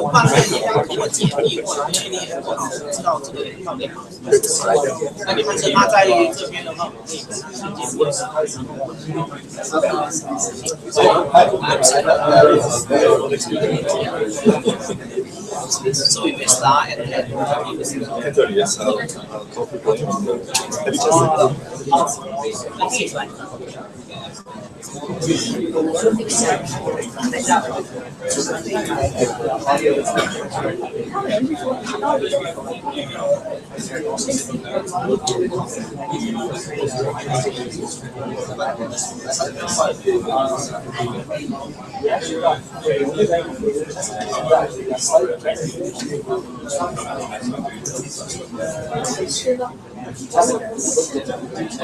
Have you tested? When you talk, try to stay within the so that people, since they're watching this, I don't need to stand here. you can move it out. The front pictures in the slides. So this is the orange line. Yes, so people on the waitlist, I send them a future link.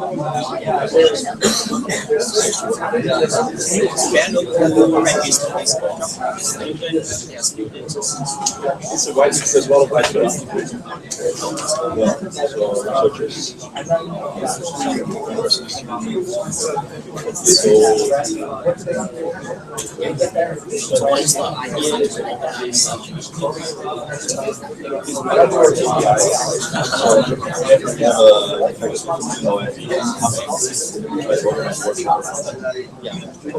Why not?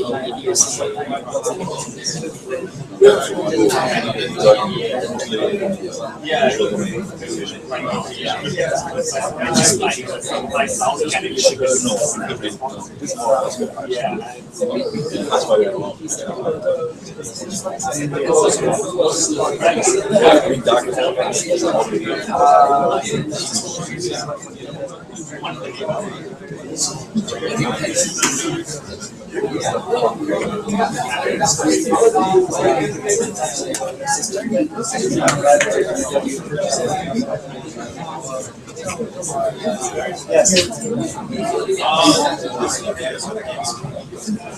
Get some coffee. No. We'll get some coffee before we start. Okay.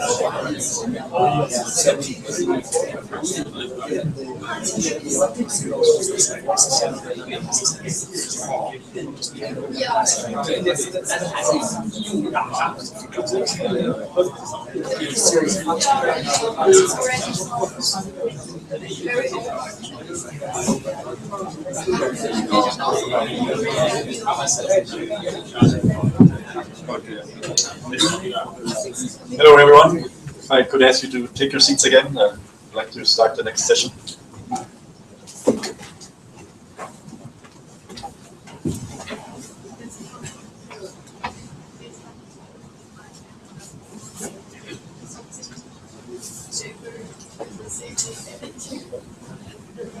this our next session. We have 3 speakers, and to start us off is Professor Sino Jialimpan from NTU. We'll talk about heterogeneous transfer learning. Please use it so that people.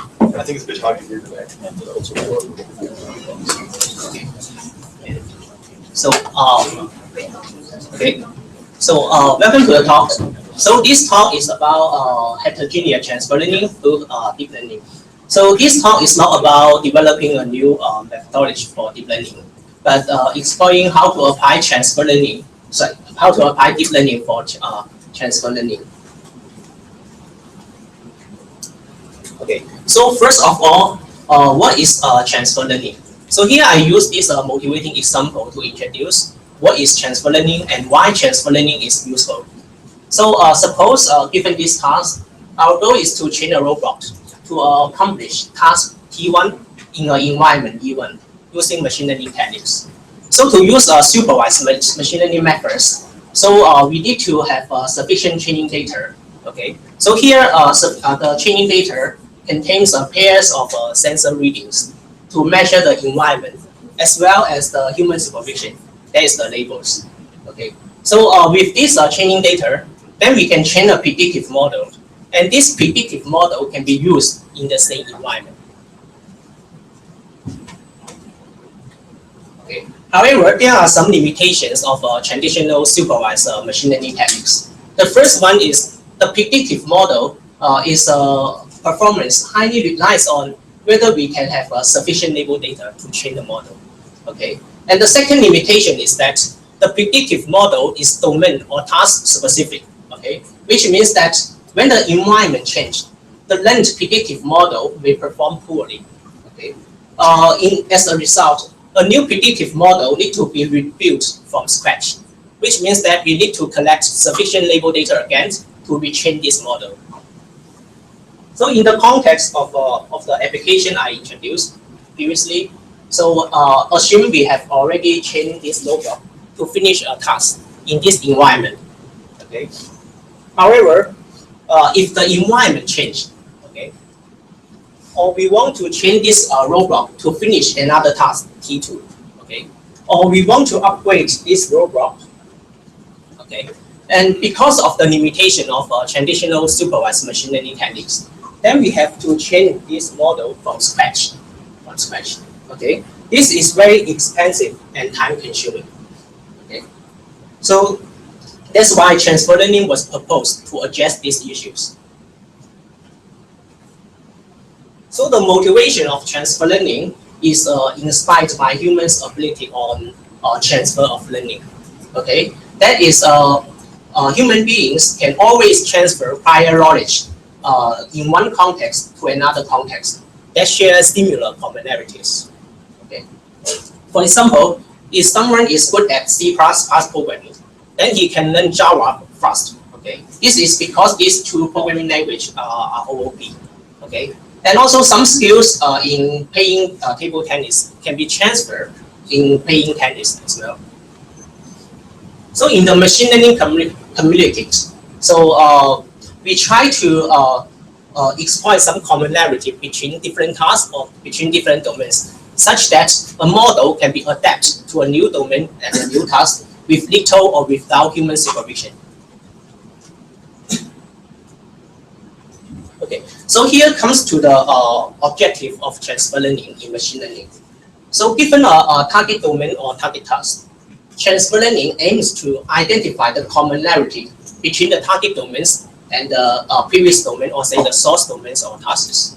Okay, and then transfer the knowledge from the previous domain or task to the target ones, such that the human supervision, or say the additional human supervision on the target domain or task can be dramatically reduced. Okay, so this is the objective of transfer learning in the machine learning community. So more specifically, so for source domains, we assume we have already collected sufficient label data.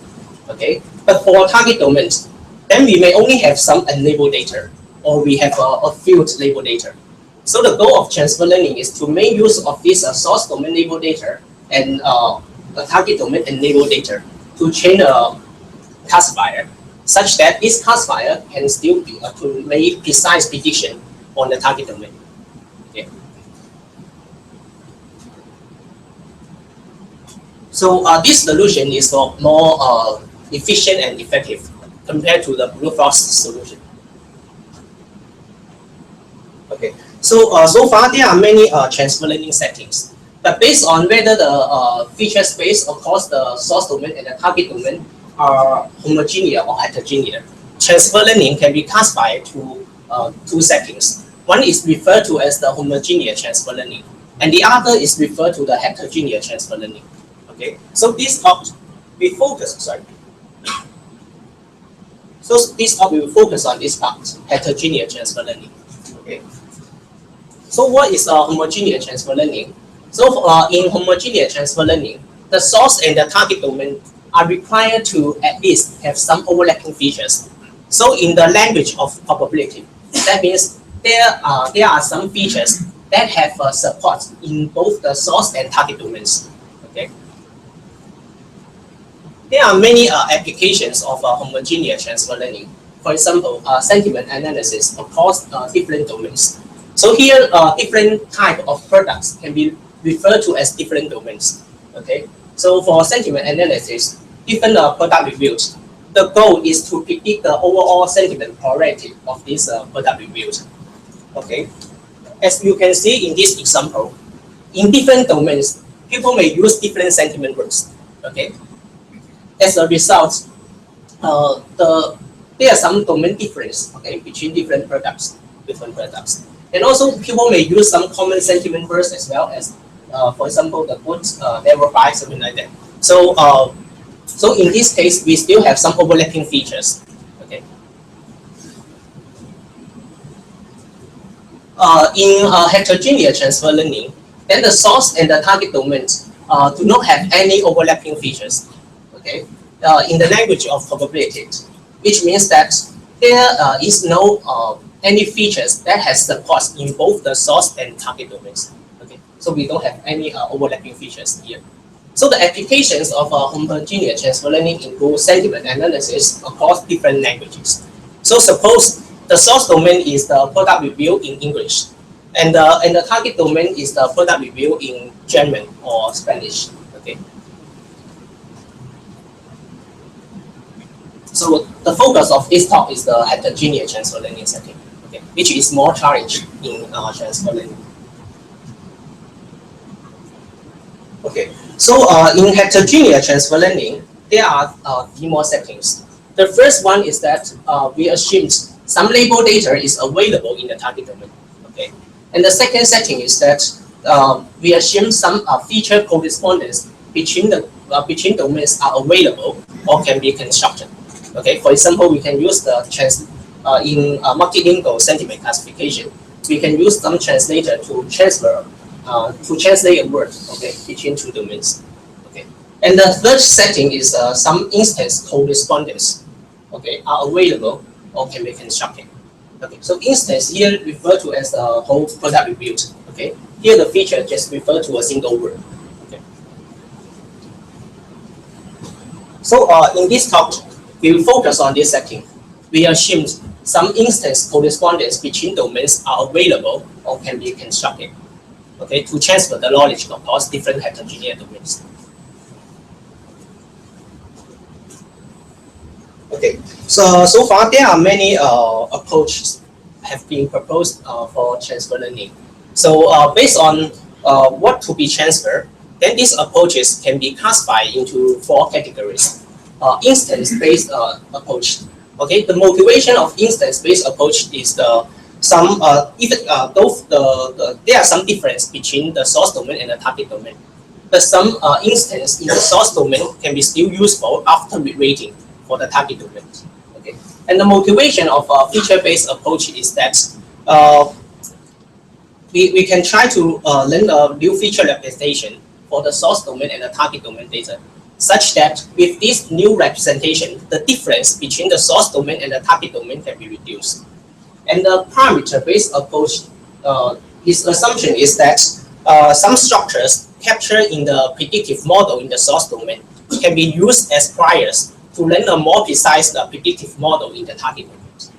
And the last one is the relational approach, which is different from the previous three methods. In this approach, you assume the data is long IID, which means that the instances are relational. Okay, so the knowledge to be transferred in this approach is the relationship between instances. So as this workshop is about deep learning, so this talk will be focused on the feature-based approach for transfer learning.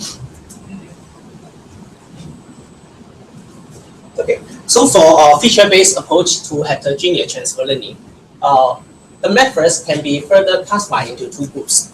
The first group is try to learn a pairs of feature mappings to map heterogeneous features from the source and target domain to a common latent space. Okay, and another group is try to learn a single feature mapping to map the the heterogeneous features from the target domain to the source domain. Okay, directly. Or on the other way around, then we can learn feature mapping to map the feature from the source domain to the target domain. So this talk, we focus on this group of approaches. We try to learn a single mapping to map the features from the target domain to the source domain. Okay, so here comes to the general problem setting of this work. So we suppose we are given source domain data with sufficient label data here, and some unlabeled data. Okay, this is in the source domain. Then in the target domain, we only have some unlabeled data. But we know some correspondence, okay, instance-based correspondence between this source domain and the target domain. So note that in our problem setting, the corresponding instances are unlabeled. So our objective is we try to learn a feature mapping between the homogeneous features from the target domain to the source domain. Okay, and based on this feature mapping, we can map all the unlabeled data from the target domain to the source domain. Okay, such that we can use the labeled data in the source domain to train a classifier. And this classifier can be made predictions on the transformed target domain data. Okay. So for any new target domain data, we can use this G to first map the data to the source domain, and we use this classifier to make predictions. Okay. So however, there is a major assumption in previous approach to heterogeneous transfer learning based on this problem setting. So this assumption is that the constructed cross-domain corresponding instances are representatives in the source domain and the target domain respectively. Okay, what does this mean? This means that this is the ideal case. So we can randomly sample this instance in the target domain. Then the constructed corresponding instance in the source domain are also representative in the source domain. Okay. However, in practice, as I will show in the example later on, we may face the case is in the target domain. Of course, we can randomly sample the instance. However, the constructed corresponding instance in the source domain can be biased. And in a worst case, you may not be able to randomly sample the instance in the target domain as well.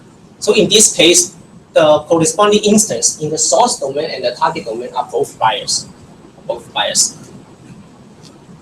So here is the example. Okay. So suppose given a sufficient set of annotated product review in English. So this product review with in English can be considered as the source domain. Okay. Then our goal is to learn a sentiment classifier for product reviews in German.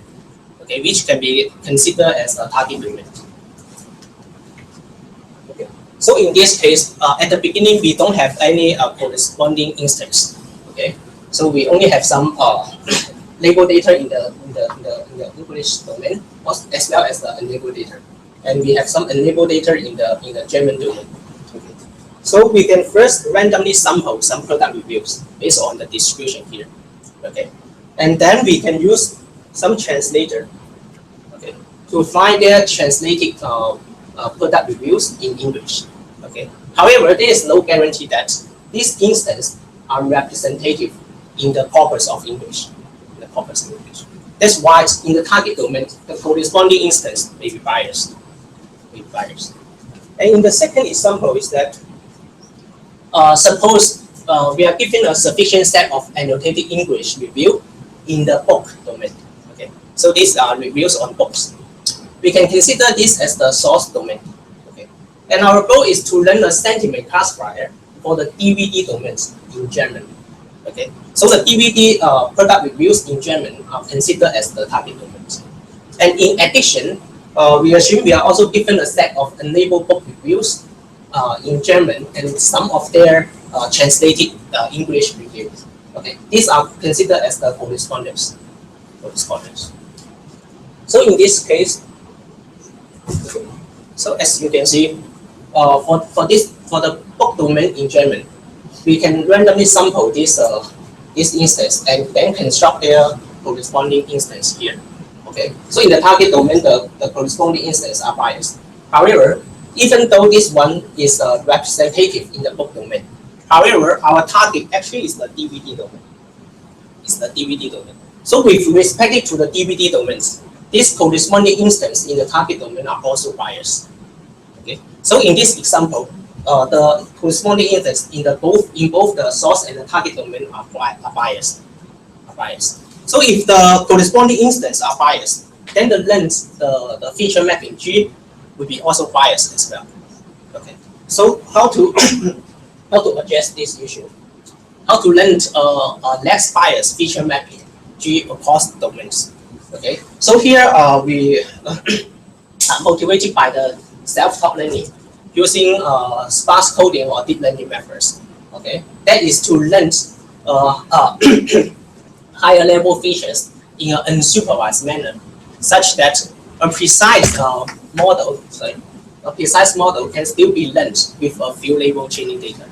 Okay, so here our idea is to apply deep learning to learn higher level features for both the source and the target domains. Okay, and with these higher level features, we can learn the cross domain feature mappings. Okay. So here is the deep learning solution. Okay. So actually in my talk, only this slides is referred to as the deep learning research. Okay. So in our proposed deep learning solution, so the first layer is the input layer. So in this layer, of course, we can learn the cross-domain feature mapping based on the corresponding instance. But as I mentioned, this feature mapping may be biased. Okay.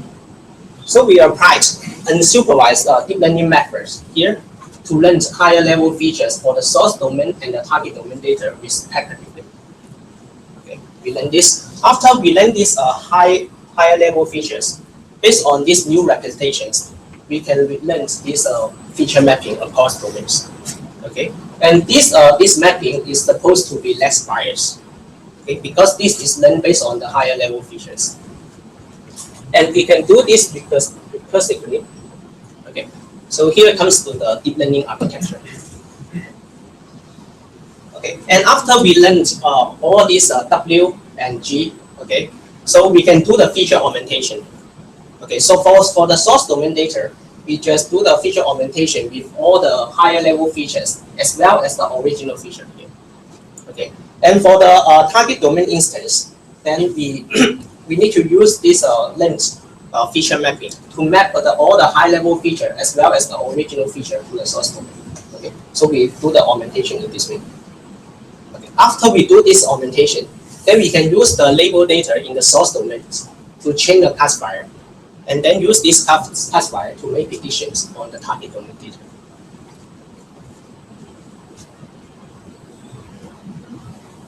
Okay, so to learn this W for the source domain and the target domain data, here we adopt unsupervised deep learning method, which is referred to as the marginalized stack denoising autoencoders, which has shown promising results in homogeneous domain adaptation. Okay.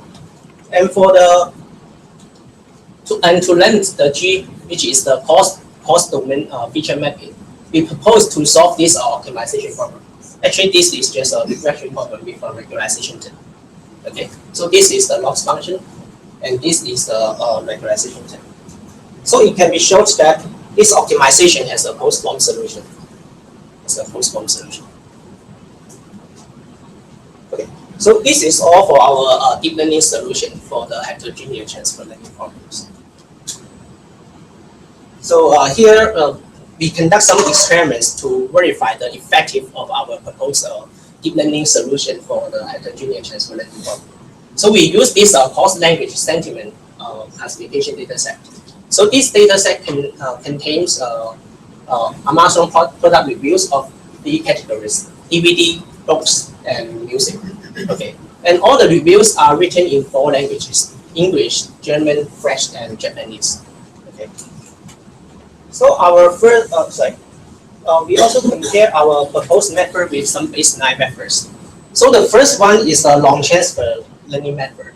So we first train a classifier with the source domain label data, and then we can use this classifier to make predictions on the corresponding instance in the source domain.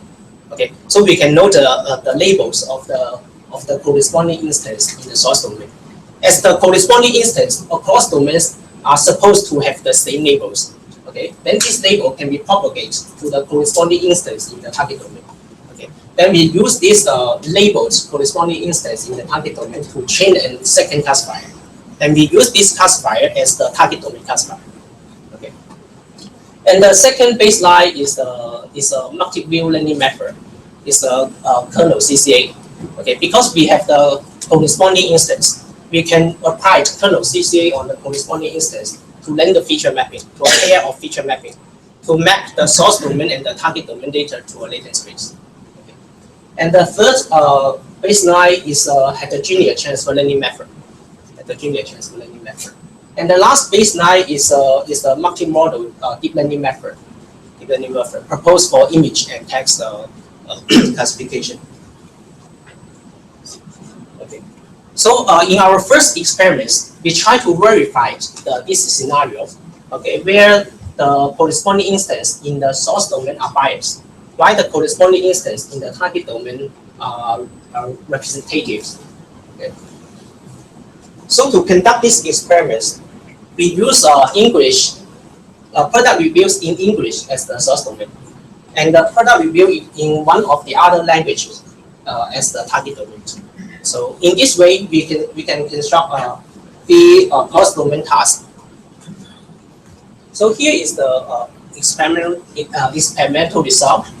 So as you can see here, this is our proposed deep learning solution. Okay. So the number here indicates the number of layers of the deep learning network. So 1 means that we learned the cross-domain feature mappings on the original feature, only on the original feature. Okay. So as you can see, because of the bias of the corresponding instance, if we learn the cross-domain feature mapping on the original data, we are not able to get a good performance. But with the 3 layers or 2 layers or 3 layers, we can get a better performance. So and also we test the effect of our models in terms of different size of the correspondence field. Okay. So for the second experiment, we try to verify this scenario, okay, where the corresponding instance are biased in both the source domain and the target domain. So to construct these experiments, we use one product with English reviews as the source domain, okay, and one of the other 2 products with the reviews in another language as the target domain. So in this way, we can construct 18 cross-domain tasks. Okay. So here are the experimental results. Okay. So this means that we use the book reviews in English as the source domain, and then we use the DVD reviews in French as the target domain. So as you can see, this task is more challenging compared to the previous one. based on the result here. But consistently, our proposed deep learning methods can get a better performance, okay, compared to other baseline methods. Okay. So here comes to the conclusion of our proposed deep learning solution for heterogeneous transfer learning.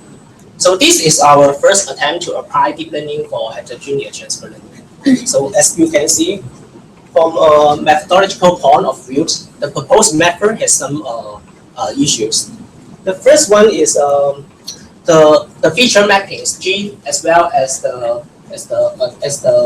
mapping W, okay, are not learned jointly. Okay, we learn these separately. It would be better to propose a framework to learn these jointly.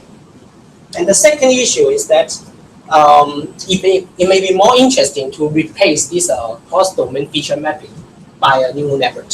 Okay, for example, a neural network proposed by a structure, okay, to map the image feature to the text feature. Okay, so this is all about my talk. So for more details, you can visit my homepage. Okay, thank you.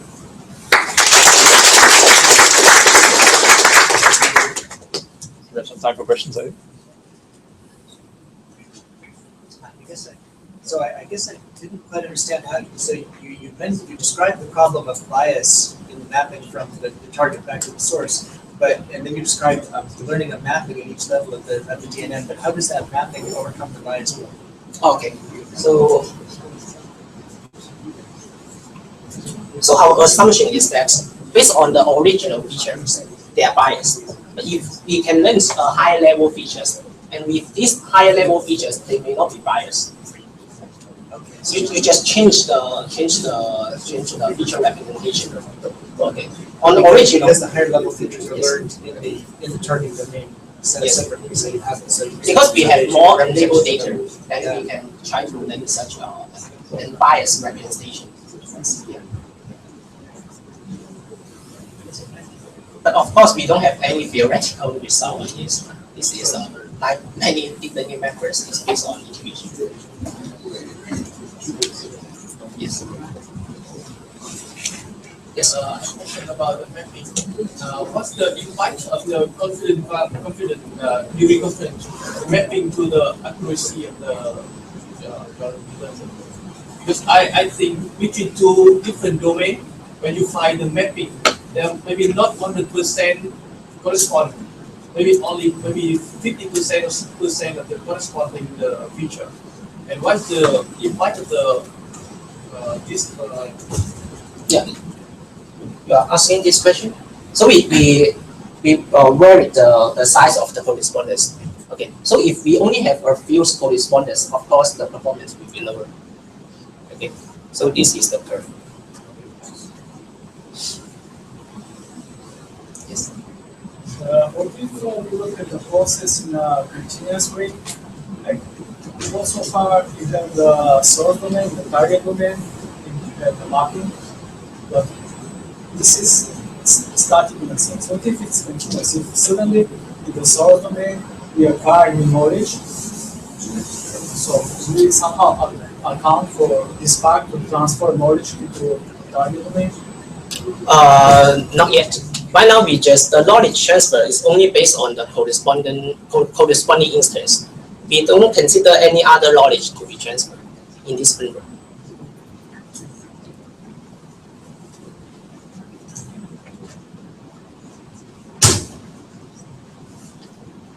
Any questions? If not, let's thank you.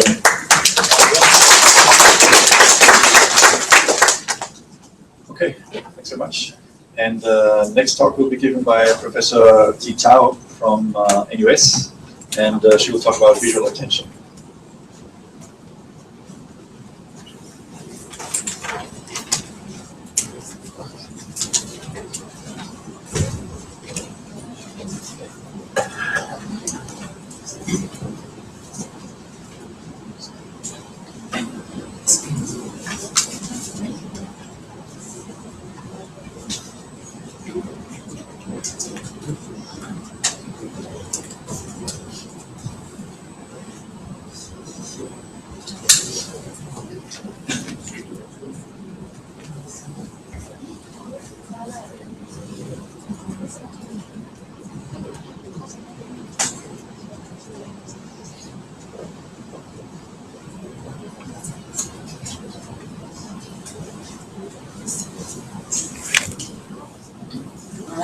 So thank you, Stefan, for the introduction, and thank you all for being here.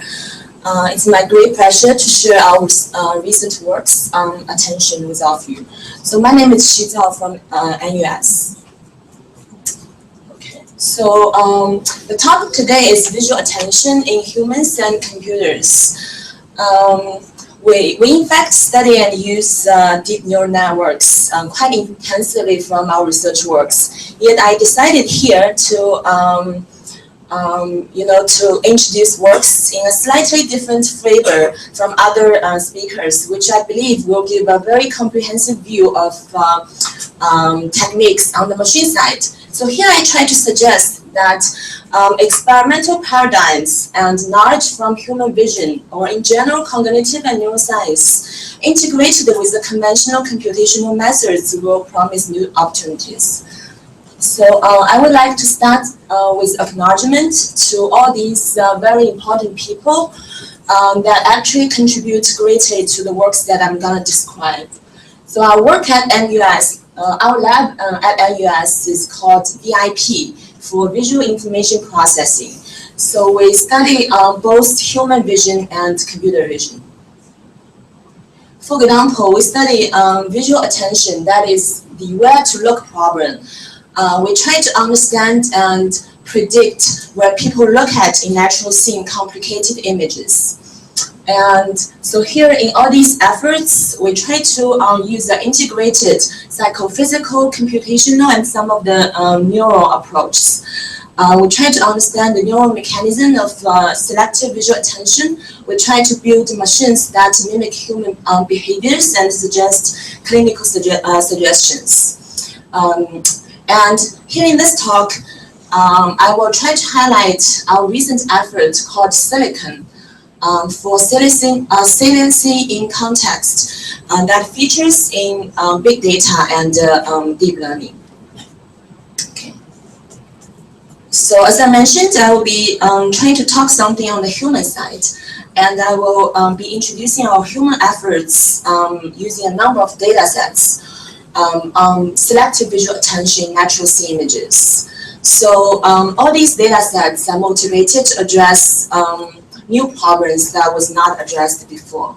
So for those of you who are not familiar with eye tracking experiments in natural scenes, so basically in the experimental setup, the human subjects will be freely view a set of natural scene images displayed in the computer screen. And then a video-based eye tracking devices will record where the subjects are looking at. Basically will map the eye image to the coordinates in the screen. So it will kind of highlight what people are looking at in the computer screen.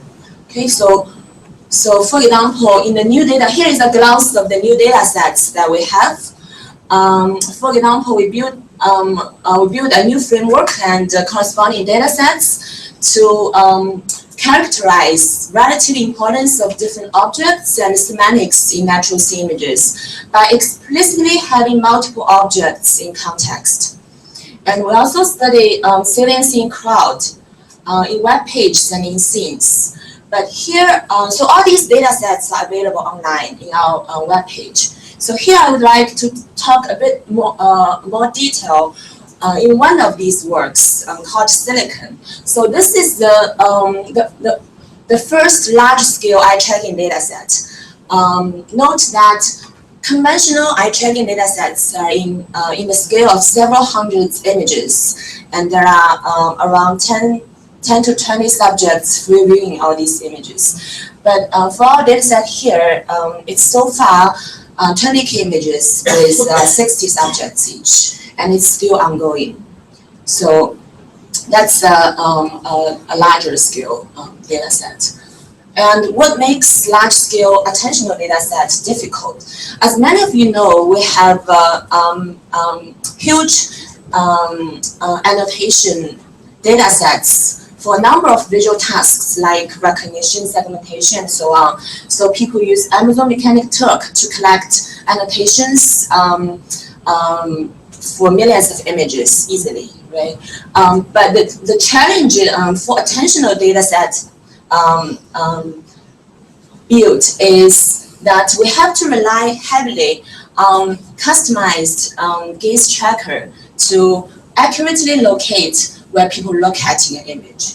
So this is not easily scalable because a random web user don't have the eye tracking devices around him.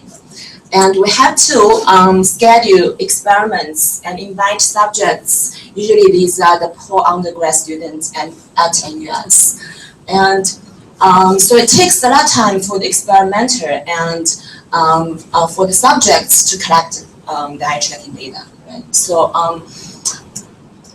of course, based on the both computational and cognitive motivations, we designed an alternative method that uses mouse and touchpad instead to collect gaze data.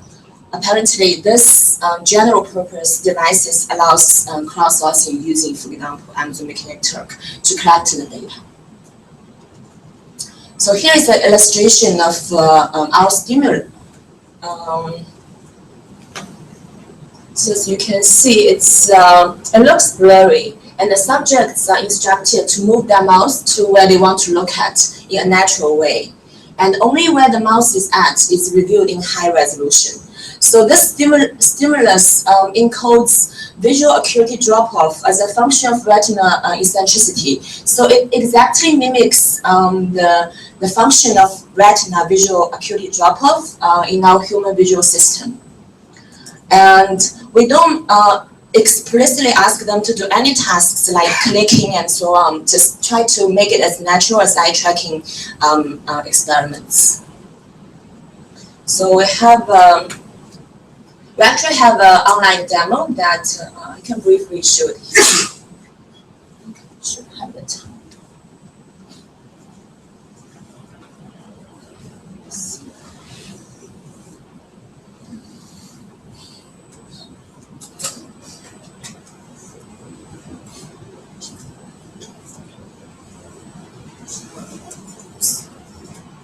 It's okay, so I can try to show it toward the end of the talk. Oops.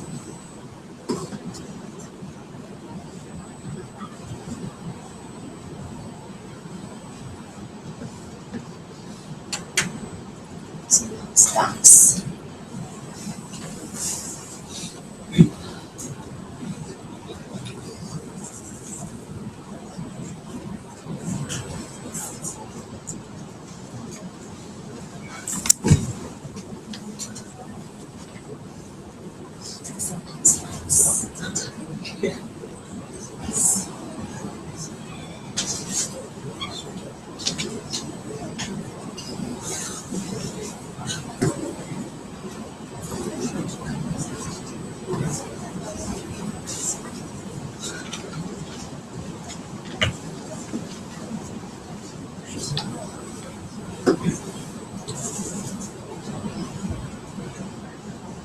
So I'll probably not try this video again. Okay, so I know many of you will doubt why this mouse tracking paradigm that looks very different from the eye tracking paradigm would work, right? So I have a demo here that you can try afterwards if you want, but here are the quantitative comparisons to compare the data, quantitatively. And here the red, the green curve is basically the eye tracking, the intersubject variability of the eye tracking data. So as you know, for the data collection, there are usually 10 to 20 subjects, right? So this curve represents the intersubject variability between all these subjects during the eye tracking experiments. So I think this can be considered as the upper bound baseline, because that's the degree of agreement that humans would agree with each other where to look at in a natural scene image. And here, these two curves are the mouse eye agreement using our mouse paradigm in lab and in Amazon Mechanic Turk platform. Okay, so we do a series of control experiments in lab first to make sure that this paradigm is valid. And then we added a few practical checkpoints to make sure that, for example, because this paradigm requires real-time rendering, we make sure that the subjects in the Amazon Mechanic Turk has sufficient network bandwidth and so on. And here are a number of these curves show the performance, model performance evaluated based on eye tracking data. So these models are the state-of-art computational attention models that try to predict what people look at. Okay. So, so here the horizontal axis is the real width of the Gaussian kernel that was added to the saliency map, which is a common practice to evaluate saliency models. Okay.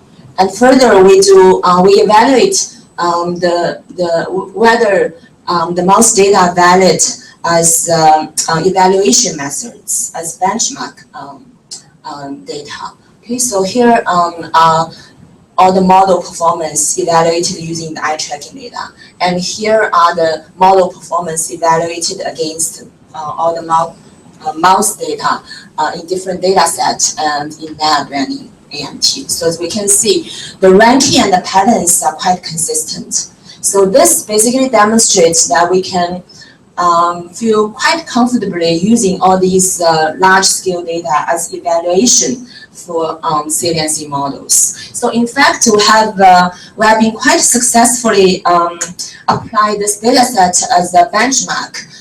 Starting from this May, we put all the data online, and together with Princeton, we co-host this large-scale saliency challenge in the large-scale scene understanding workshop at CVPR, which will happen yearly. Okay, and the winner will present in the workshop. So it seems that the data set is quite well received. So here are the qualitative illustrations of our collected data.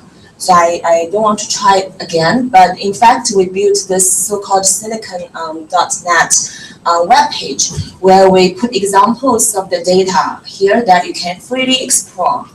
And also note that all the attentional data are in fact collected on the quite recently popular MS COCO dataset.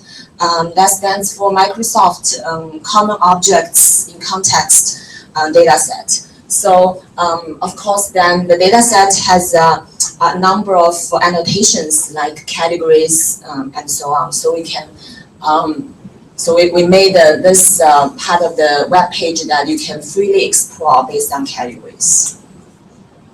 Okay. So besides the use in attentional studies like training models, evaluating models, and so on, we also, the motivation of we're using COCO images to collect all these data is that we hope the attentional data can be used as a very complementary sources of human data that complement other annotations like recognition or segmentation that are usually more task specific. So we believe that humans make multiple saccades to understand the scene. And I think that by recording this, the way that humans shift their gaze while they freely explore a natural scene is a very natural human data that should be used for other visual tasks. So for example, here, we know that by the segmentation and annotations, all the objects that are sort as important are labeled. But apparently there is no information as of which objects are more important. So in the COCO images, which feature in multiple objects and context, there can sometimes be many objects, but apparently not all objects will be used to describe the scene or to understand the scene. So here, use our attentional data, we can naturally rank or highlight important objects that humans use to understand or explore the visual scene. And it can also suggest categories that are missing in the COCO categories in the conventional list for object recognition. And it can also convey social cues from the human data. For example, Anyone, any idea why here this part of people attract more attention compared with this group of people?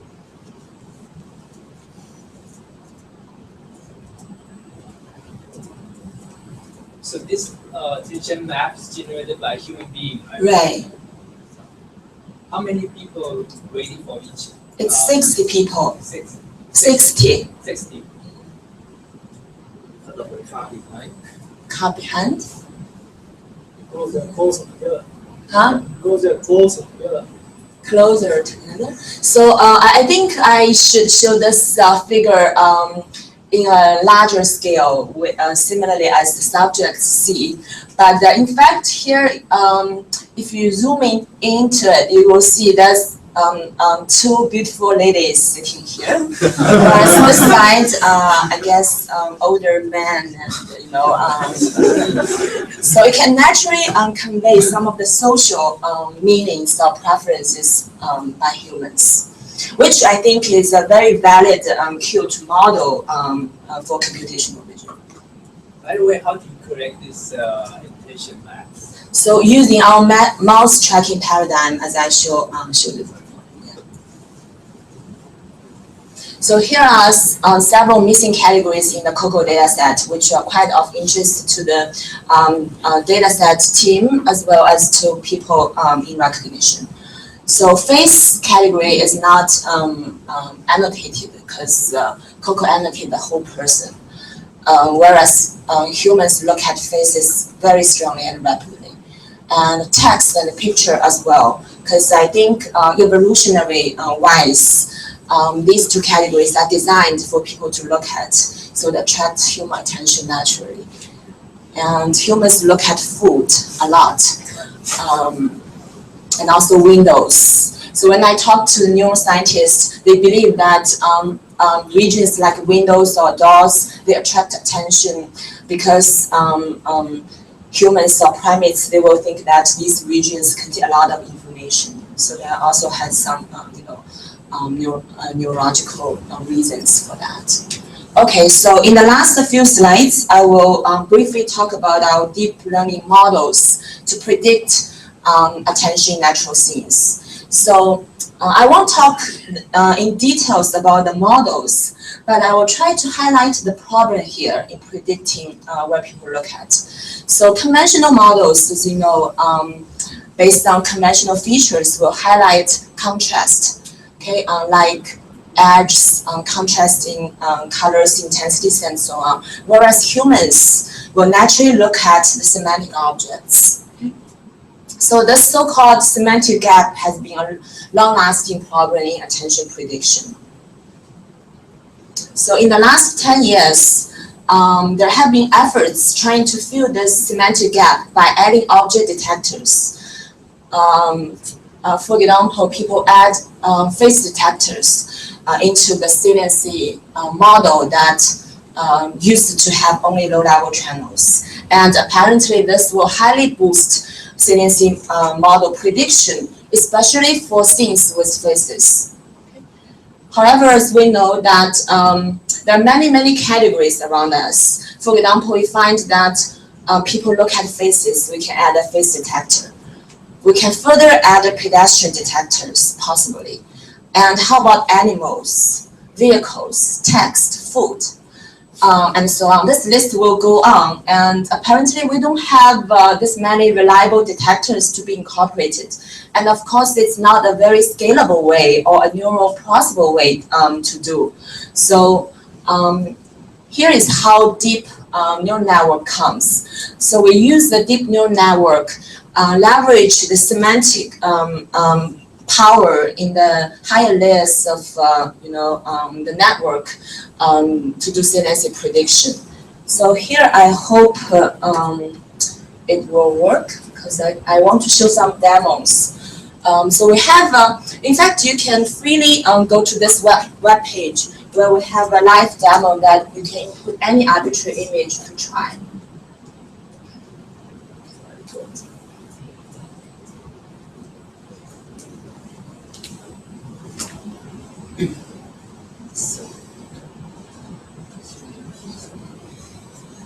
Hope the EDU room works.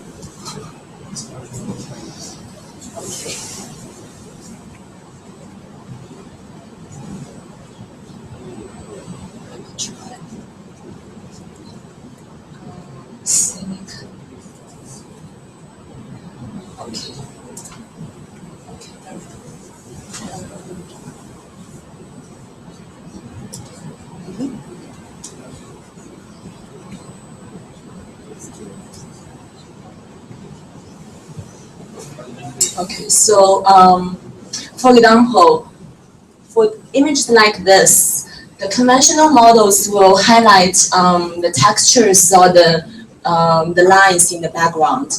But our model is quite localized, as you can see the model predictions.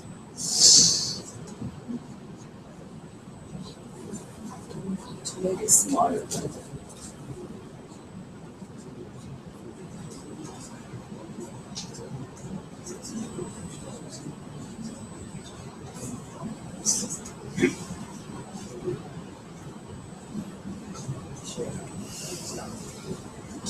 So this is the model prediction.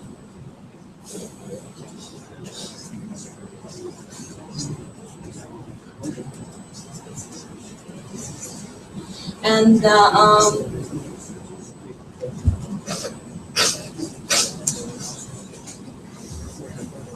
so the model was ranked first in the MIT Saliency benchmark.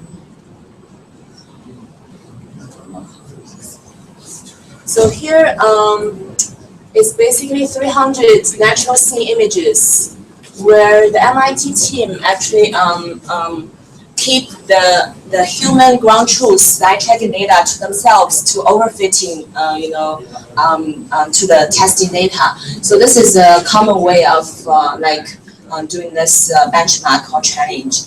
And here in the 40-something models, our model ranks top across all different matrices. So they have 7 matrices, which I would like to mention that they're highly complementary. So previous models, they usually, for example, improve the performance by 0.01, and it's a very marginal improvement, and it usually not perform well for all different matrices.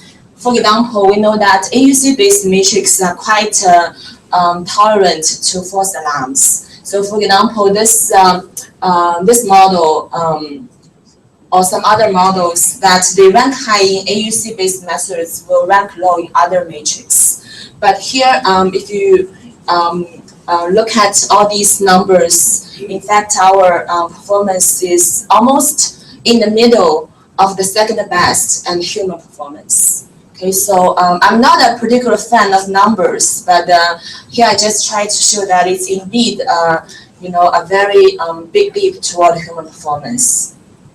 Okay, so I tried to show more examples in online demo, but somehow I couldn't show properly. So I just leave it to yourselves, and that's all I have. Thank you very much for your attention.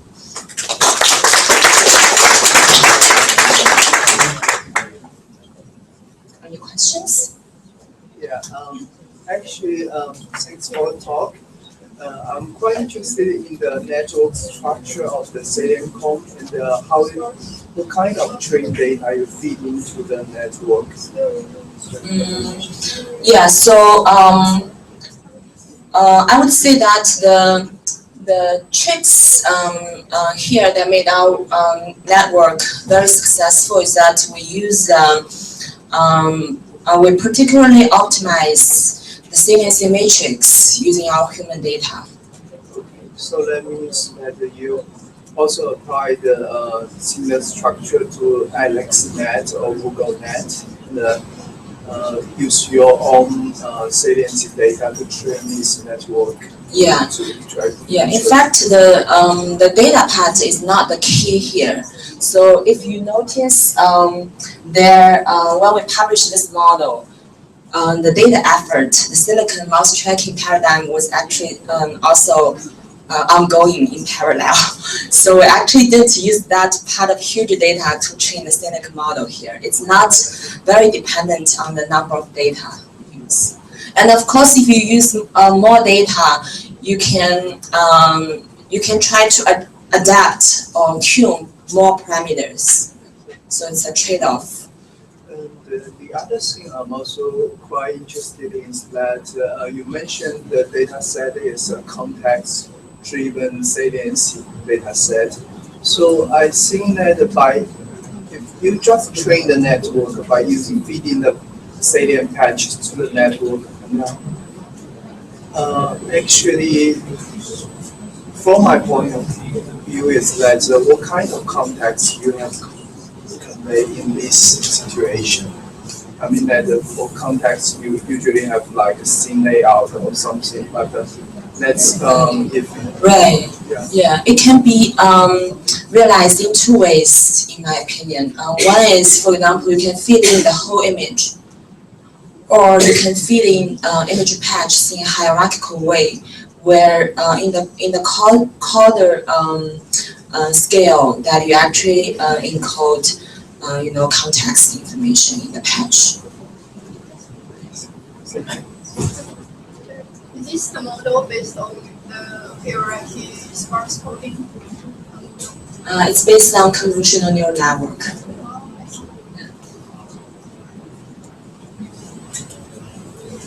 I had a question about the saliency data that you gather. Have you looked at? So you showed this comparison with eye movement tracking and the finger or mouse tracking. Right. Have you also looked at the timing of this That's data? a very good question. We're looking at it right now. Yeah, but that's a very good question because the order basically predicting the scan pass is definitely one of the goals that we try to do. Yeah, but right now it's only spatial. There's no temporal information yet. Just give us some more details on the architecture of your deep neural net.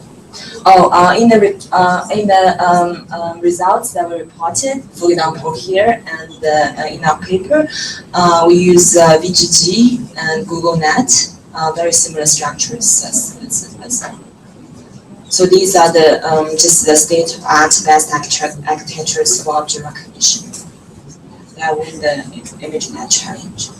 We didn't invent new deep neural network architectures here. To provide clear convolutional nets? Yes.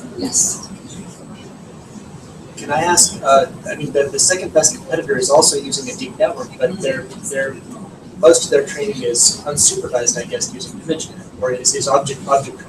It's not training the salience. Do you have an unsupervised first step followed by so you mentioned that you think the secret to your success is the supervised training for saliency in particular. But is that, do you do supervised training with those data first, or do you do some other training first? We just do it as a whole.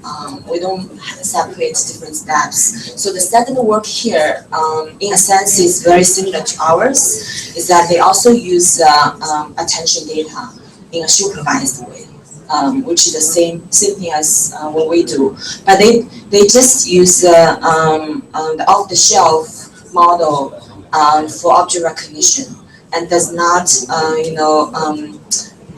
kind of adapted to saliency prediction in a way like, for example, objective functions to optimize. Yeah. But we do like backpropagation to tune all the parameters. The object detection weights are also trained using saliency. So they're using the feature maps trained for object detection on ImageNet. They're using those feature maps then as input to the saliency model. But you're backpropagating through the object detection as well. Right. So we have in fact a number of models. Some of the models, if we have more data, we try to train them more from scratch for saliency prediction. And for other models, for example, for web page saliency, we have relatively little human data, so we try to do fine tuning. basically based on other trained models.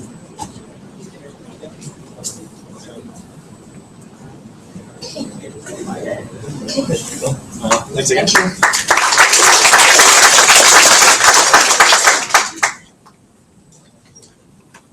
Okay, and our final talk of the session is given by Dr. Chonghao Li from NUS, and he will talk about a new platform for a distributed platform for deep learning.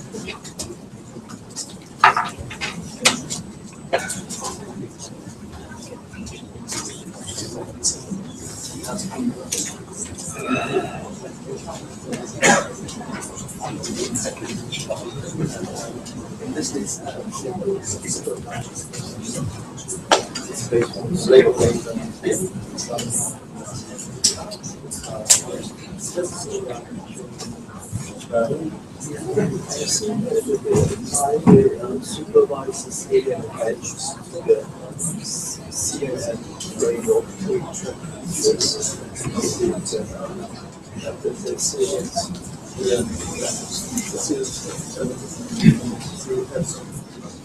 Good morning. My name is Chonghao Li. We are a database system group in NUS, and this project called Singa is started at the beginning of last year. Then as an Apache incubator project. Then today I'm so glad to announce that official Apache Singa will be released very soon. So today I came to advertise this Apache Singa.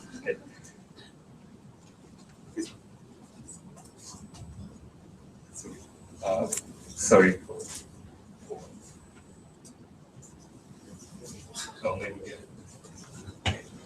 So Apache Singa is the first Apache open source written in C++ for distributed deep learning platform, and we expect to be released in the next month. And also we're planning to give a tutorial in the VLDB next week. So all the information and source code and documentation I'm going to talk about Singa, you can follow this link. Then to be honest, actually I'm the newest member in this Singa team. And why I recommend this Singa to you, we have a three advantage. It's very fast. We observed that Singa is faster than Caffe and CXNet on the CPU. And also, Singa supports both synchronous and asynchronous training frameworks, distributed training frameworks. And I can show the scalability result later. And also, we try to make Singa as general framework as possible. So user just quickly develop the models and algorithms. We also provide many built-in layers, built-in algorithms. So maybe beginners of the deep learning user can just select one of built-in algorithm to run the Singa. So it's usable and extensible. So in this talk, I'm gonna talk about a little bit of background in terms of models and training frameworks. And I talk about Singa, followed by programming model and system architecture. And I show some of the experimental results. And if time is allowed, and introduce some application run in the Singa. So as you may know, deep learning has a breakthrough for the image recognition and speech recognition. And many people are working on the natural language processing, machine translation, image caption generation, and also drug detection will be hot in the medical field right now. Then for developing those applications, there are different types of the new network models. Then for Singa, we categorize those network models into three. First one is directed acyclic connection, like a convolutional network and MLP and autoencoder. And second category is the directed cyclic connection, like LSTM and RNN. Then last category is undirected connection, for example, RPM. Then for parameter training, people typically set the loss function to measure the quality of the prediction. For example, cross entropy to measure the distance between the estimated probability and ground truth probability. But due to the non-linearity of those functions, we don't have a closed form solution. So Singa will use the mini-batch SGD algorithm. Okay. This pseudocode show the mini-batch SGD algorithm, and Singa provide the BP and CD back propagation and contrastive divergence algorithm to compute the gradient. So user can just select one of them or either customize those algorithms. So recently, many research work shown that larger model and larger data set will improve the performance, but we still have a problem of the efficiency. Then people start talking about the distributed training frameworks. We categorize those frameworks into two: synchronous framework and asynchronous frameworks. For example, Google Brain used the synchronous framework, which is called SunBlaster.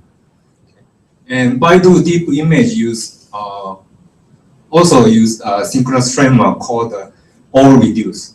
So in this framework, all the worker is run synchronous manner and update the parameter and so on. And on the other hand, Caffe, which is another machine learning, deep learning platform, use distributed Hopwire. So all the worker compute the gradient and update the parameter in asynchronous manner. And recently, Google Brain also used this asynchronous framework. Then Singa is support all these popular training frameworks. End user can also customize those frameworks. I'm gonna come back to this topic later. Okay. This slide showed overview of Singa. There are four major components: cluster topology, neural net component, and train one batch component, and updater.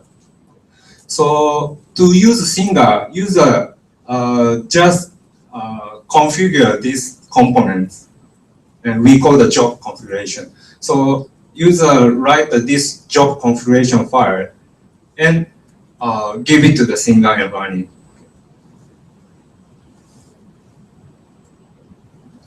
And for cluster topology, Singa train over the worker server architecture. Singa is designed in this architecture. And mainly workers taking care of the computation of the feature and parameter.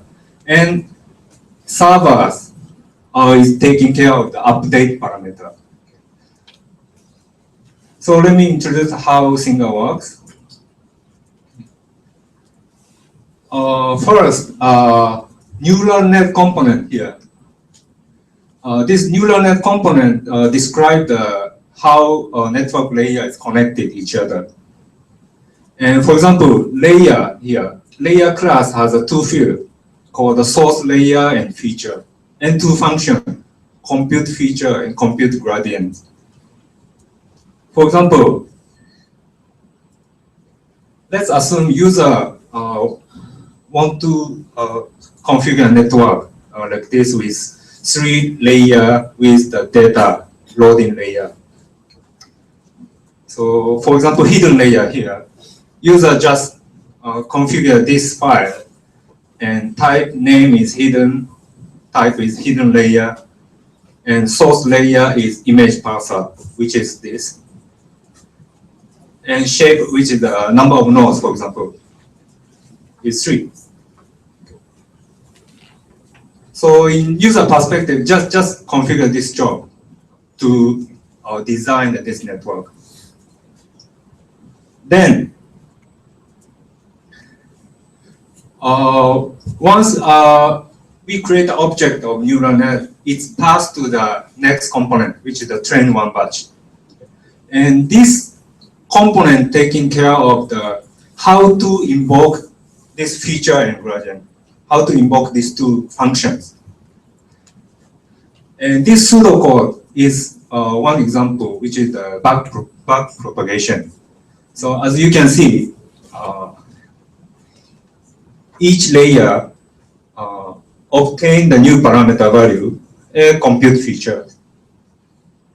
Then compute the gradient in reverse order. Then send the new parameter value to the corresponding server. Then this server taking care of the update. And we run this algorithm at each iteration. And at the next iteration, our layer fetch the new parameter value. So this train one batch components specify the sequence of these two functions.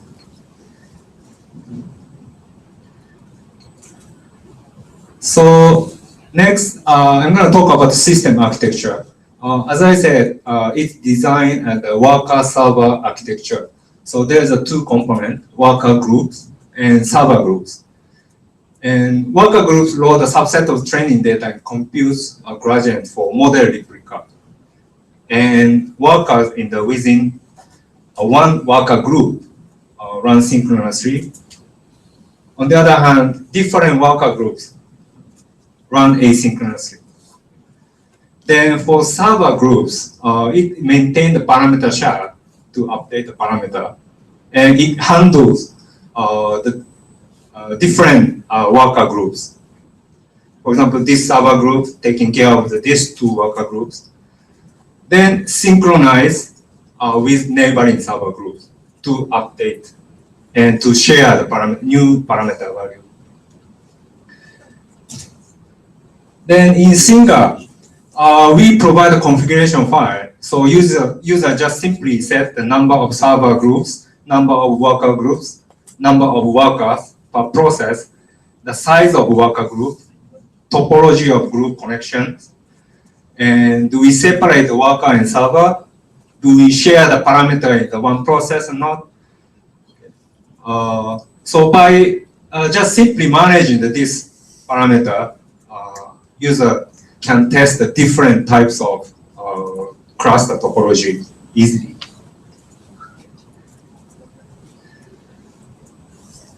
So actually, this slide is an example of a popular synchronous framework used by Baidu Deep Image. It's called all-reduce. So if user want to test the all-reduced cluster topology, single user just configure the topology configuration, like one worker group and one server group, and worker and server is co-located in the node.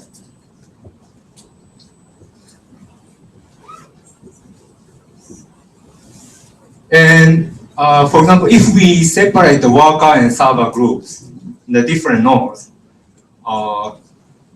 user can test the sand cluster.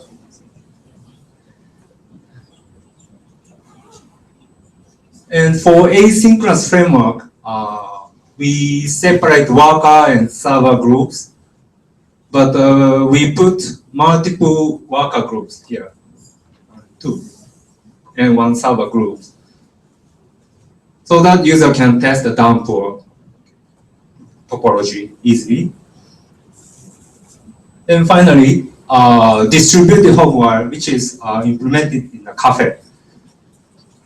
You can just set one server group per node and multiple worker groups and co-locate the worker and server.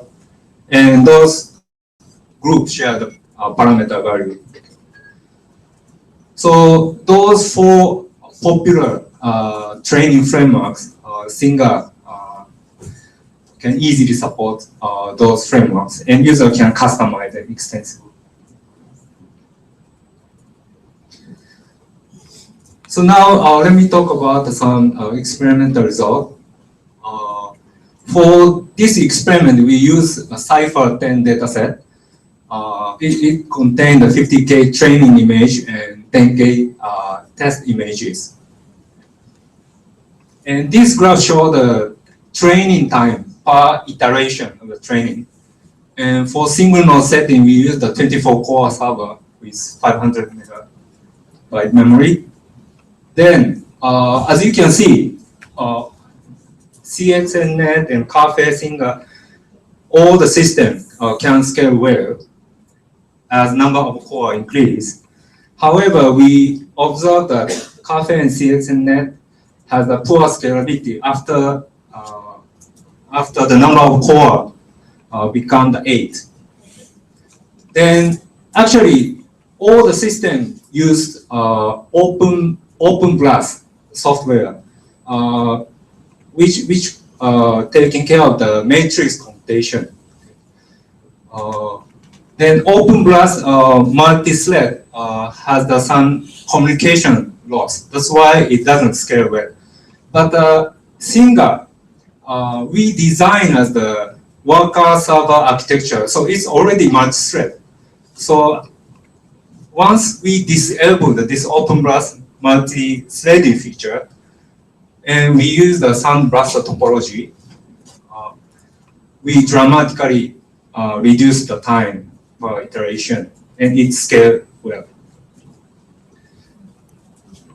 But if we use Singa in the cluster, for multi-node setting, we use the 32-node cluster and set the topology as all reduced.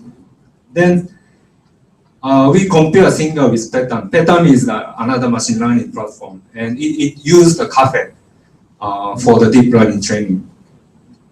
Then, as you see, when number of workers increase, Singa dramatically reduce the number of training time.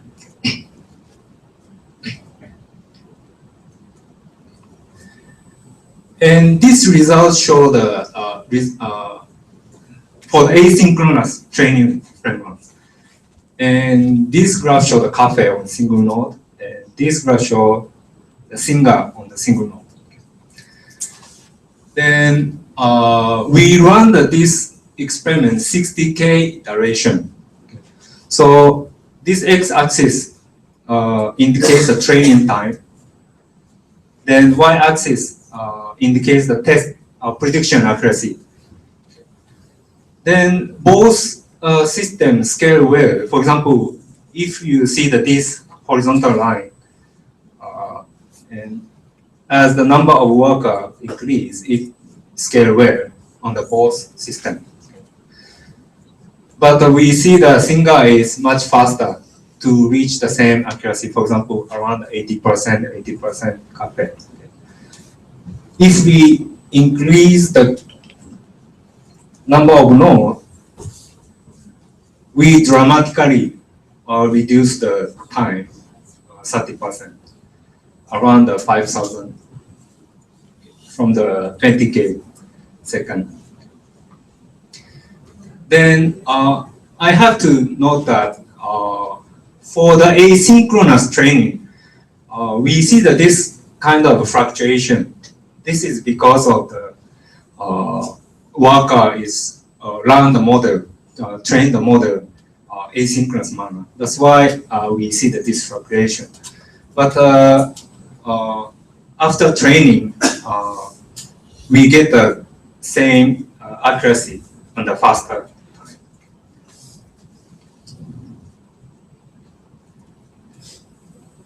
Okay. So, okay, I will introduce some application used in Singa, and those 4 applications we use a different model and different topology. For example, neural image classification. We use deep convolutional neural network and we observed 82% accuracy, okay, using Cypher dataset. And second example is handwritten digit recognition. We use the deep multi-layer perception model, and we observed it achieved a 98% accuracy. And this two example is already built in the Singer. So if you fork the GitHub repository, you can just simply test it for these two application. Then for third application, we use the RBM model, restricted Boltzmann machine model, to pre-train the deep autoencoder for the dimensionality reduction. And we see that table-like feature at the bottom layer, and we successfully observed the different digits as a different cluster group on the top layer feature. Also, recently, our colleague published one paper to do the multimodal retrieval. We put the image and we retrieve the similar image and text at the same time. So for this application, we use the combination of CNN and MLP. So this is a very new paper, so you can follow this paper if you're interested in this multimodal retrieval. So what I want to say here is we can customize. User of Singer can easily customize or easy to add a new model or combine the existing model. Okay. So future plan. To improve the efficiency, we of course think about the GPU FPGA extension. It should be done in the next month or maybe in October. And scalability, we try to reduce the wall time to reach a certain accuracy. Then we think about, we consider in the parameter compression, distributed operation. And also integration with MEOS, Python binding and visualization too. It's ongoing work right now. So we have many collaborators, and we are. This is open source, so we are very welcome the anonymous contributors. What else? Yeah, this is the website. Still, it's an incubator, but it should be released. Thank you very much.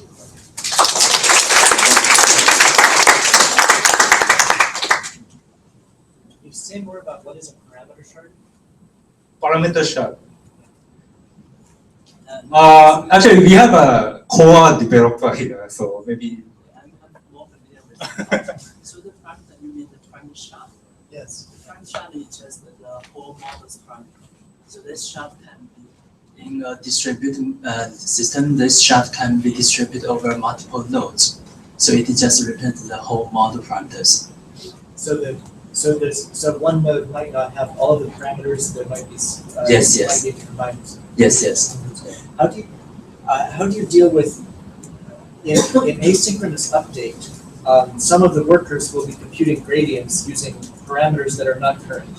Yes. Right. Yes. Does that do multiple servers contain multiple copies of the parameters, or is the asynchronous gradient just added? So this is maybe machine learning area called parameter server architecture. So the server will maintain or centralize the latest parameters, and the worker side will fetch the latest and do the computation against this parameter. So the worker side will have a copy. So, but by the time the worker is finished with the gradient will be using parameters that are not fixed. Yes. So this is, I think, is a Hopwell algorithm is targeting this the asynchronous updating of the parameters.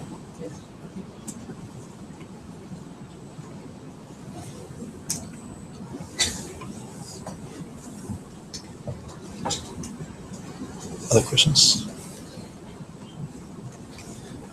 If not, thanks again. Thank you.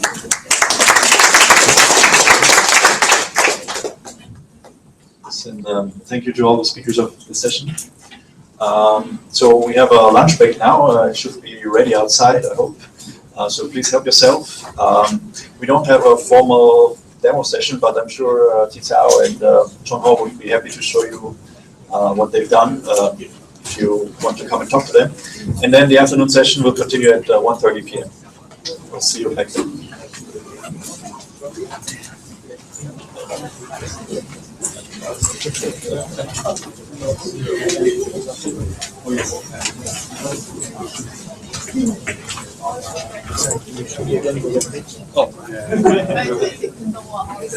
The meeting is yeah.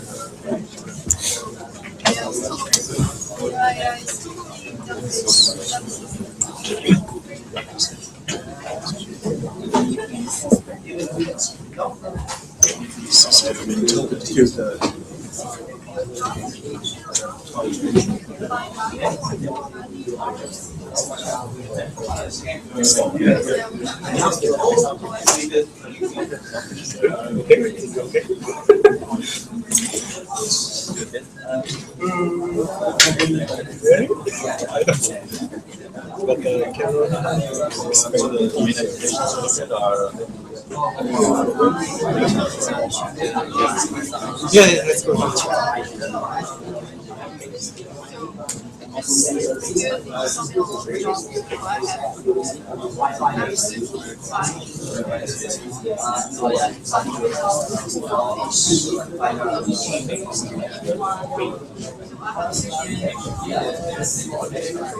Is that sensor-based application. The model is wide space, long life sensors. If you try to adapt a model to the device,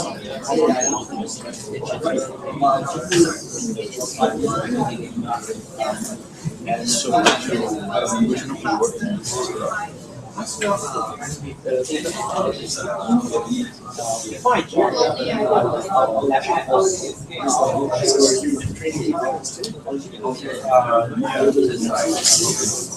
Yes, yes. I think I saw when I was looking at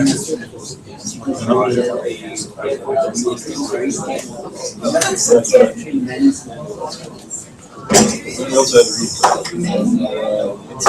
you said it's my junior. Okay. Oh, I see. So you started the same thing. Okay. Much longer than I thought. Okay, okay. That's a small world anyway. So how long have you been? I've been here for about 4 years plus. And I mean, I don't do deep learning, but my background is image processing. So image processing is the biggest team at SGS. Well, it's not one big team. We have a lot of small teams at SGS because of the way we're structured. Many people working on image. Yes, yes, but we do have quite a few people. Like, close to half, I would say, is computer vision image processing applications. Secret interest in like animal cell classification. Text mining is one. Yes. The other is wireless. So we have a few groups on smart grid or cyber physical systems with security aspects. Yeah, I mean of cyber physical systems. So security is an important component. Security is cyber security. So cyber, I mean, cyber physical systems. So essentially systems that are physical but have a presence on the internet. So then security becomes an issue, right? So that's what they look at as one of the tasks. I used to focus mainly on smart grid, but now they've extended it to general cyber physical systems. We have an audio group, so Doug Jones, who's doing the welcome switches and audio group. It is, we have a group that looks at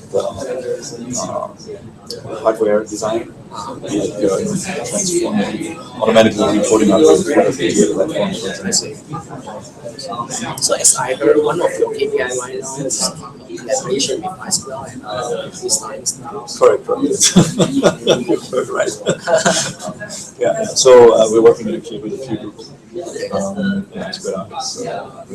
Now we have some formal collaboration established. I think I don't know how many, maybe 7 or 8, where we have some little proposals and groups are working together. But can you get projects from industry?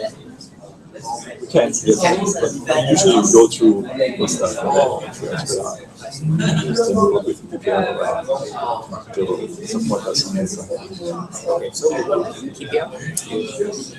So we've done some spin-offs or gotten some gap funding from them for some of the things we've commercialized. It's quite similar. We are really quite close with this It's good. Thanks again for coming here and talking. It's not very big. Even from the methodological point, I just find it learning learning is around not just learning on steroids, right? You want to turn off this? I'd rather not touch it, so just leave it on. We'll use it again in the afternoon. Okay. All right, then have some lunch and help yourself.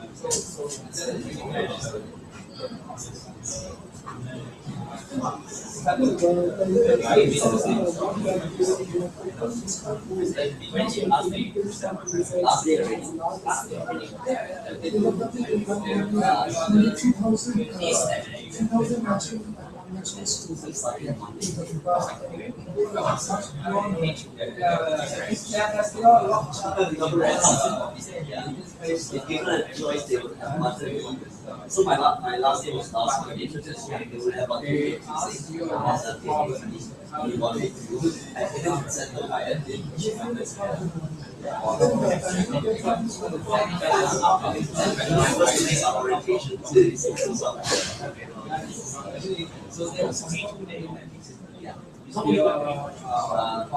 no, it's not a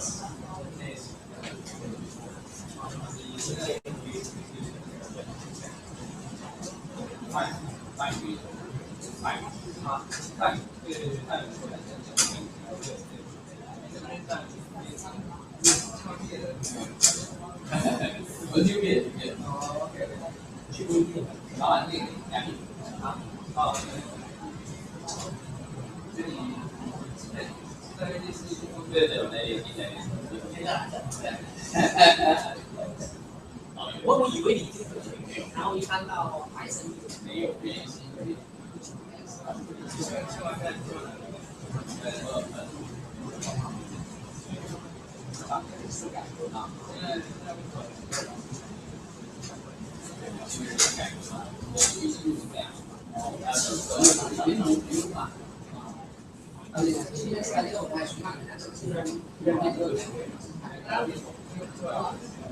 今天都叫很高档。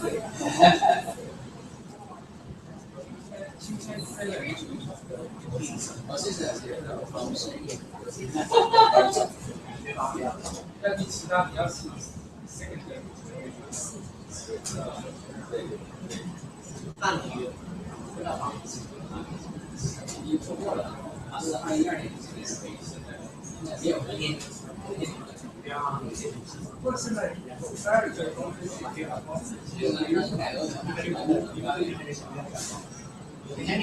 对，特别好。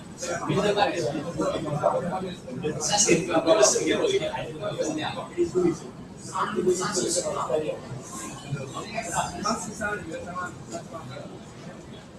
他在江山，你的那个是吧？是吧？谁呀？是谁呀？就是我是写的，没有他那个是的，哎，又打电话，他去了，他去了之后才，他去了。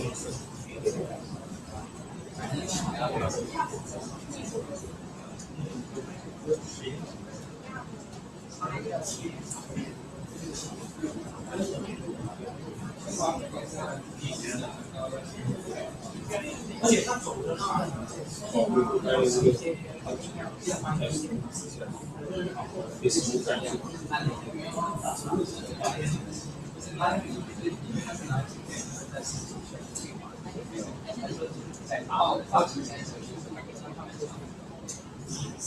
要如果学校对呀，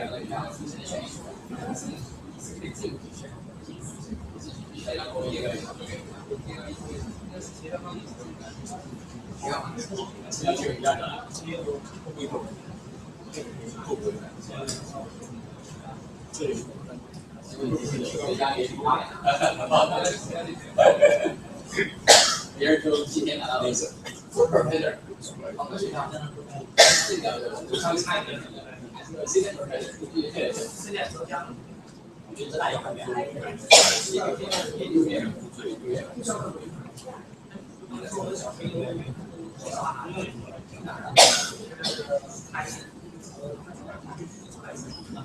对。哇，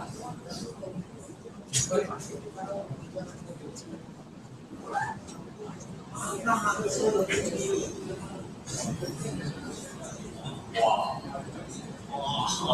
是比知道，那个配置大。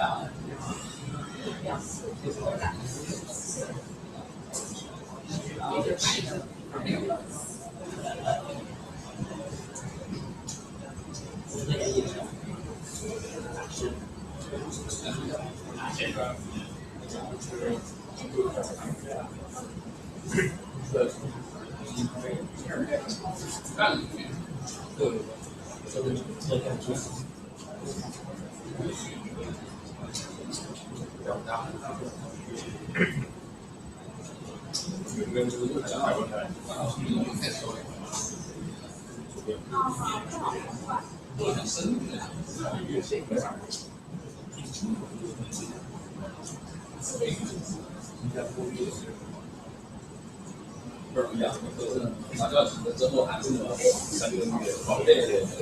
讲的类似于咱们热实验。学的细节点，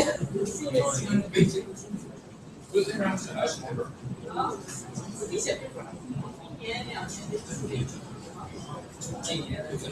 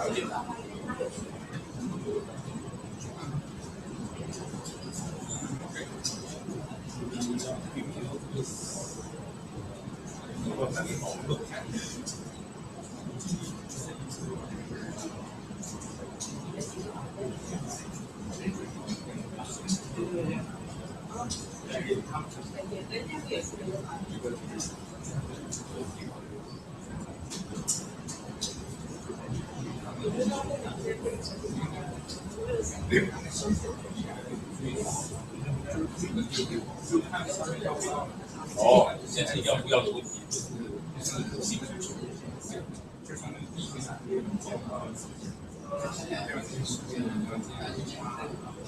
第一条健康手机是一个被减速减。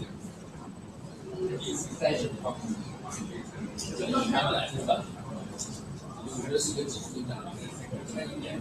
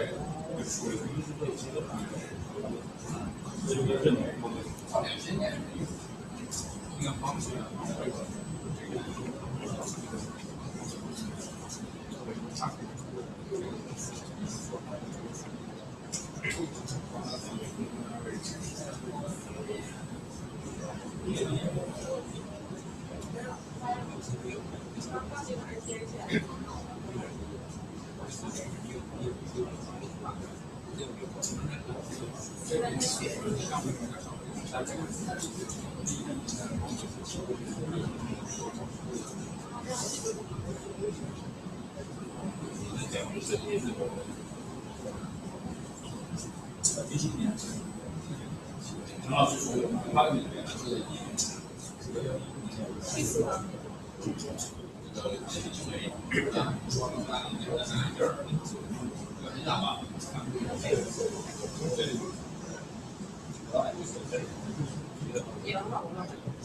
单端的。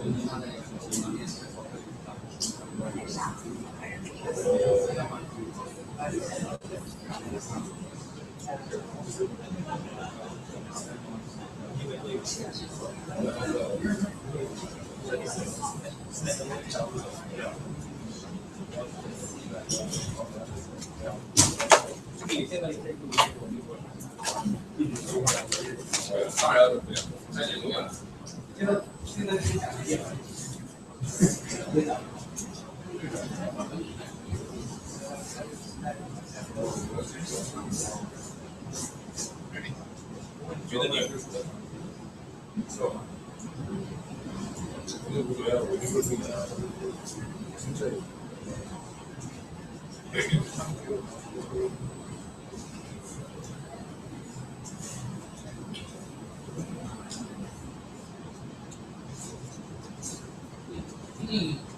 来了。只有我这个毕业第4年。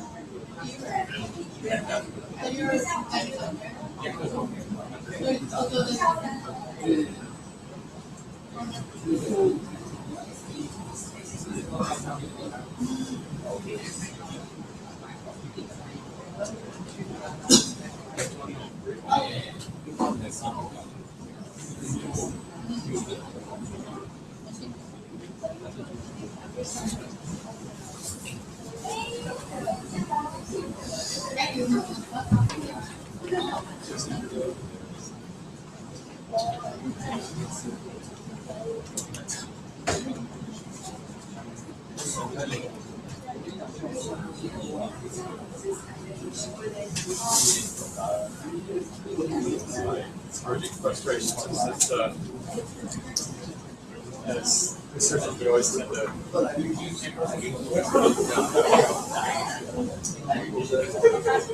Example like face recognition. So just want to get these focus on the web file.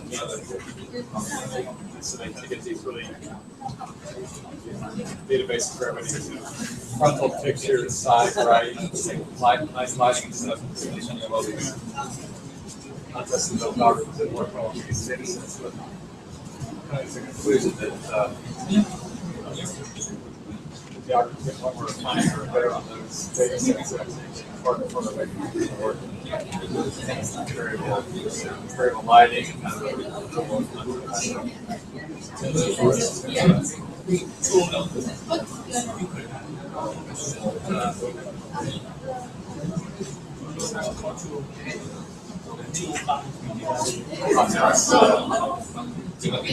the switchboards different units or utilities being ready. Right, yeah.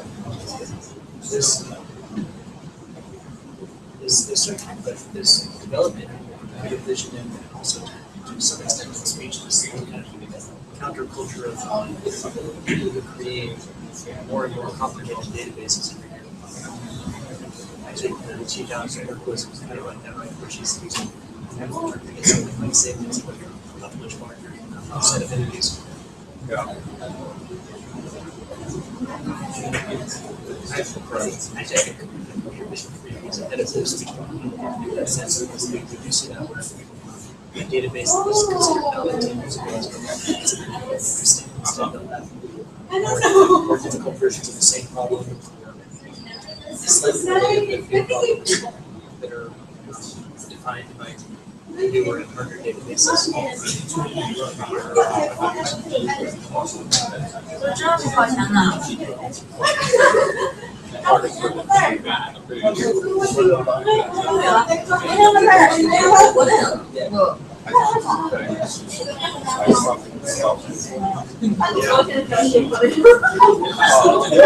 They are this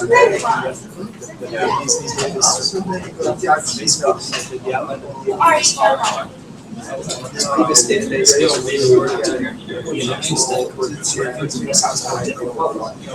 people are so now it's time to put it back to more general problem definition and see if we can take out a piece of it that's harder and more general and closer to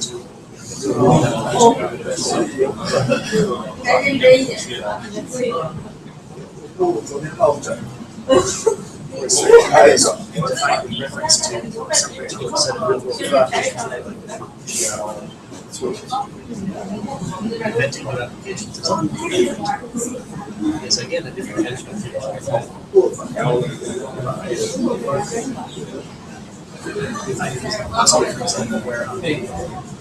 this did happen to a certain extent in processing. The speech purpose was developed around a particular way of continuing processing that was based really based on sort of syntactically driven ideas. Define what aspects of the process are correlated with the syntax and semantics of the others. And specifics, things like the range of zero fluctuation of the motion segment. Because the token specifically excludes that as a factor. So that other people come along and want to study those phenomena, but it's hard to even define what we do about labels.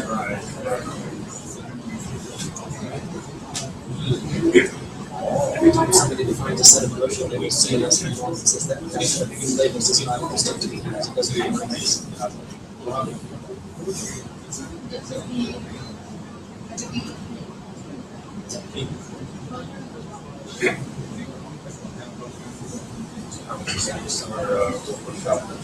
It was really good. I was able to set two really clear goals to begin with, to develop ASR using probabilistic transcripts, and then to integrate the EEG into probabilistic transcripts. Two sub-teams really focused on those two tasks. And quantified, really quantified achievements in both of them.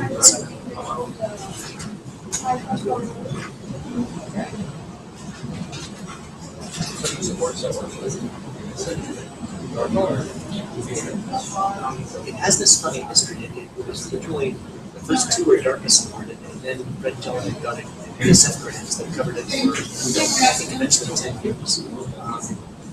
But even though I was NSF funded, they funded basically one full workshop team. The others had to be funded by other sources to solicit support from government. This was the first one where there was really no government funding at all. They got all of the funding from Amazon, Microsoft, Google, and Mitsubishi. Yeah. Yeah, it is exciting. We're hoping they continue. It was a bit scary because they were saying that up until maybe 2 weeks before the workshop, they didn't have enough funding to cover the workshop, and it looked like UW and the Johns Hopkins were awesome. And then the funding from whichever of those was last to come in, finally came in like 2 weeks before the workshop.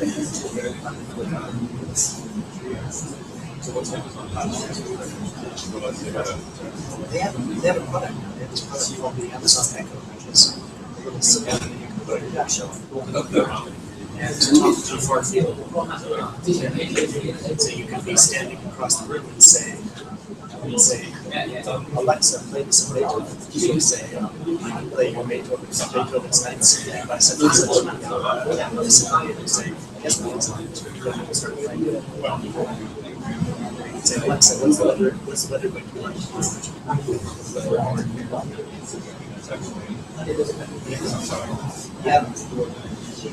Yeah, I think they saw far field speech recognition as a place where nobody else had the abilities to talk to because Google and Microsoft are focused on themselves. And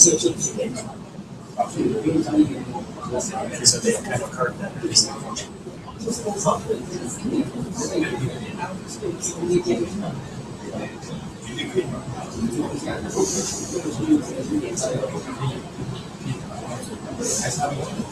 Apparently the devices are oversold. They still haven't cut up all the devices. They still, I think they might have just missed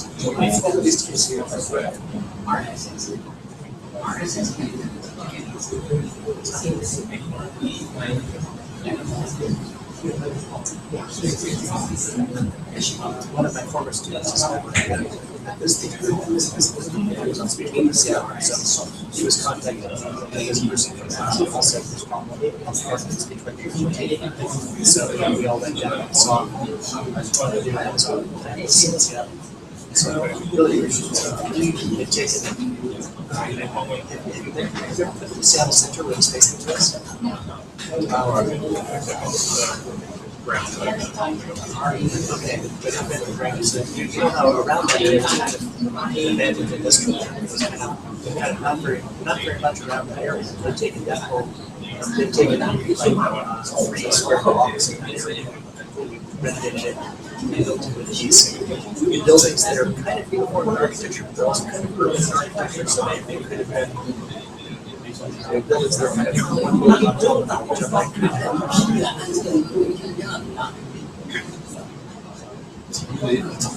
almost a picturesque kind of fashion. Buildings inside the buildings are picturesque fashion.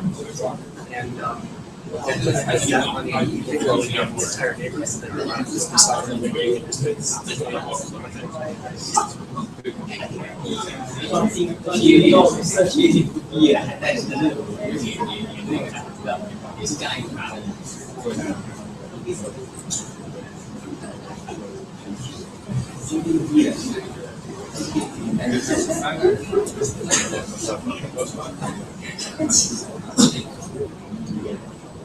Yeah, actually, so we had now 6 applicants for the this there's not a couple of particular people who really have highly relevant background. Yeah, so anyways, we do have some we're just kind of figuring out. So one of the things we were debating is whether we should close this search now, or I think we're going to go ahead and put it on at least just advertise there. Right. Just to see if anybody else that we need to consider applies. 2 or 3 weeks.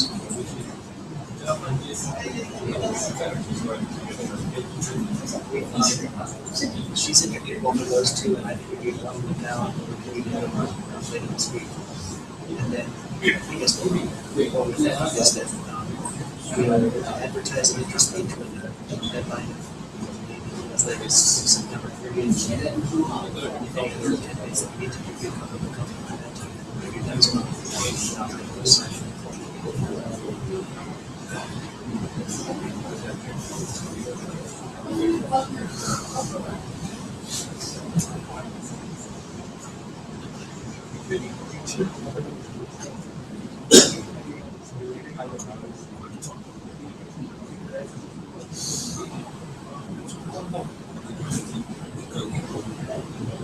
I guess I think there's a presentation in 3 weeks.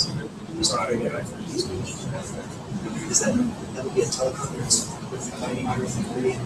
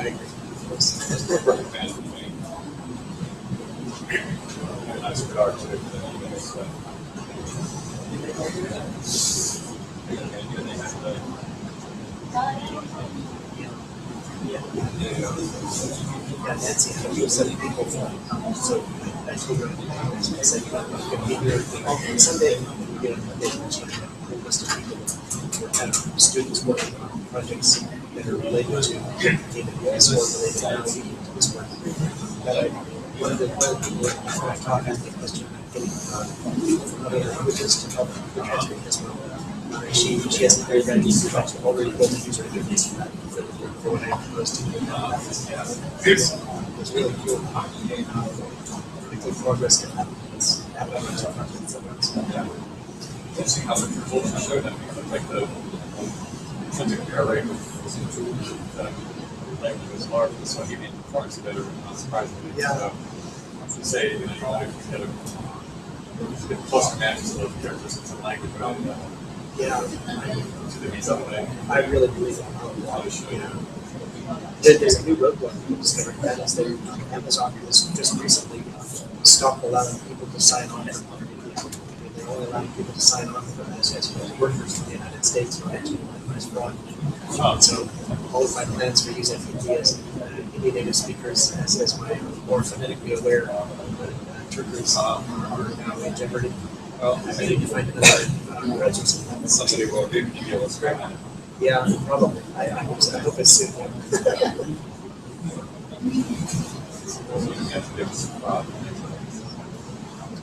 Yeah, we already are dealing with. It's actually been a lot of. That's actually been fairly time consuming for me to do postdoc in Urbana because she really does review the results of the Turkers every day. She doesn't. We don't screen people.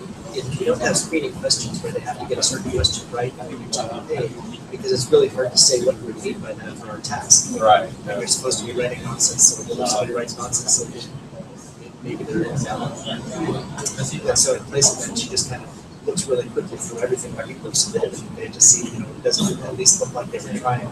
Right. Yeah. So it takes a fair amount of time. Although we have people scoring the same thing, you just compare them and just drop people in order to. We do that after the fact. We don't hold up payment based on because the Turkers. The one thing we do, the one trick that we use is to interpreters who have a high reputation.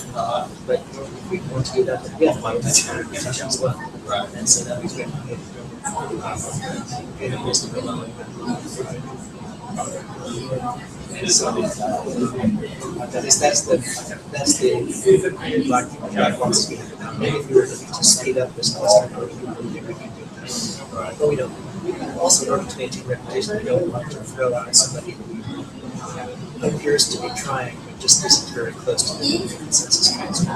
We would have to really make sure that somebody who's just not trying, we don't push their eyes. And by really recruiting workers who have a higher reputation, we manage to avoid getting such people who are less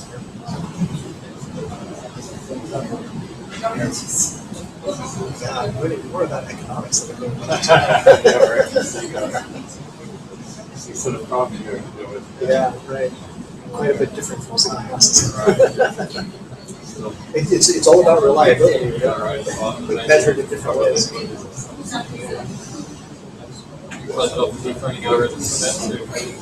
Yeah, we almost have enough data for now. Well, I'm off to contract reviews, so it's the same day, but still paying the money I can't.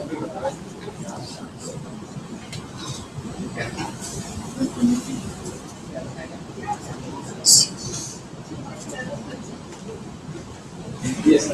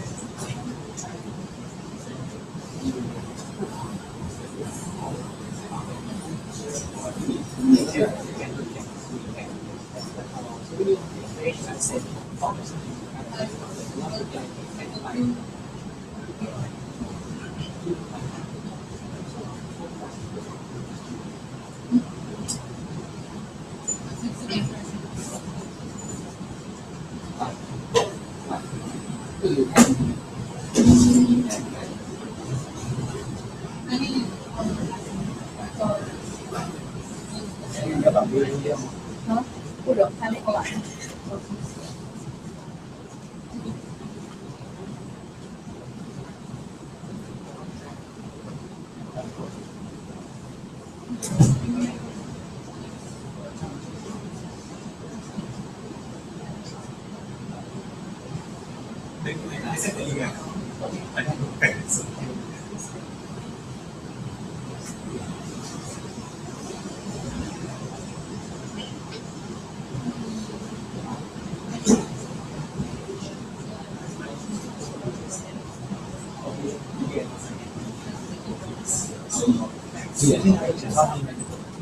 跟他不在一起，不是一个部门，就偶尔。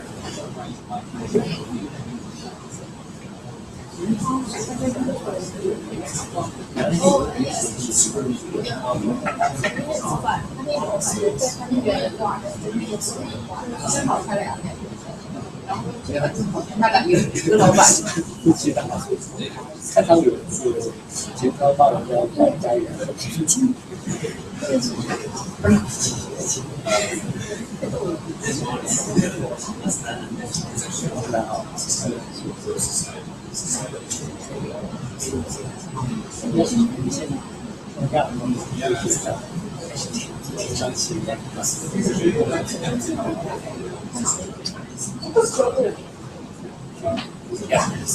我觉得有这我在这个时他也是刚来，刚从拜罗的。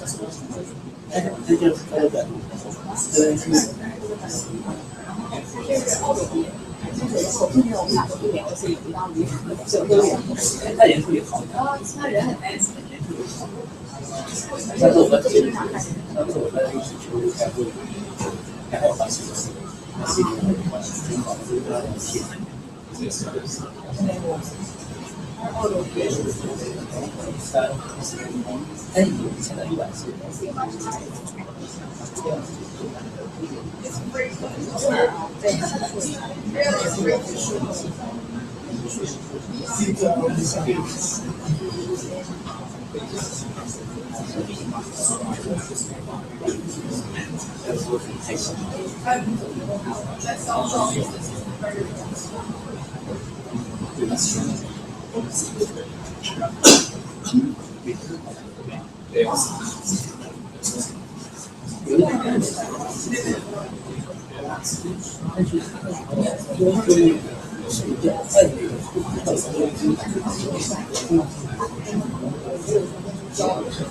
讨论问题，接考试前，我觉得太快了，他是觉得他不知道。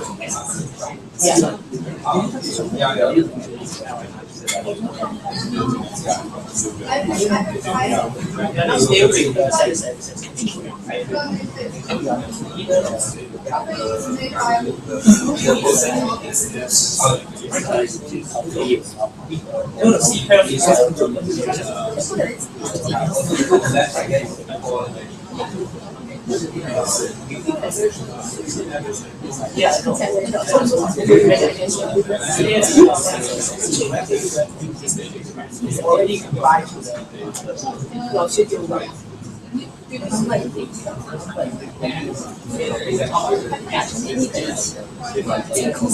中午之外的。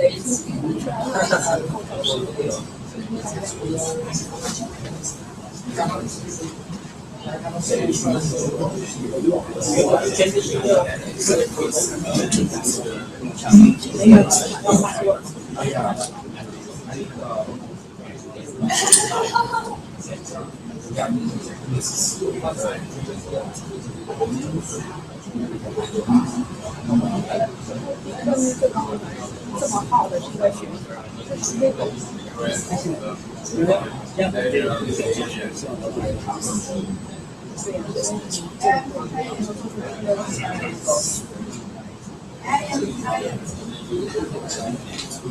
你少是做奥特尔，I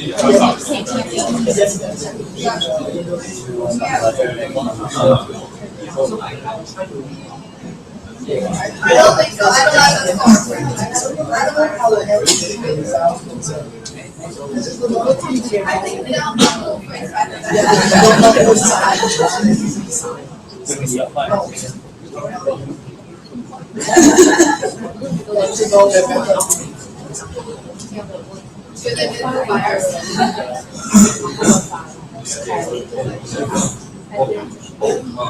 The stall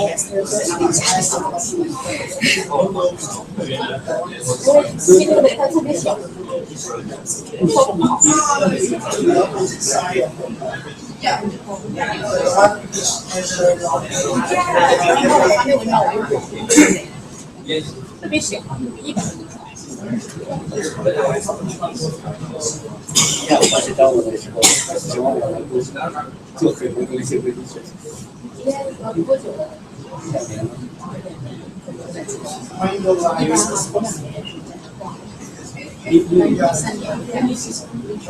因为他最好就是刚好。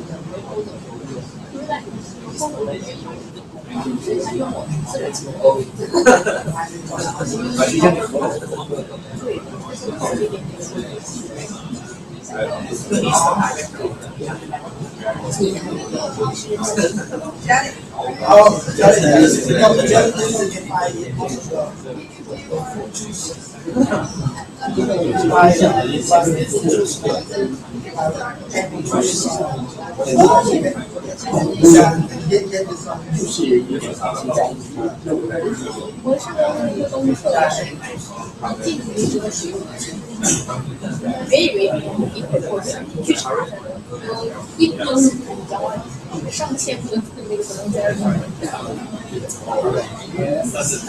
越投越深，而且那些得还好几个癌。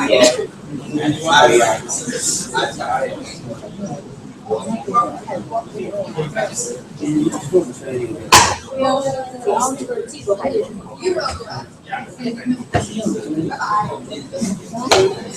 快行，吹掉了，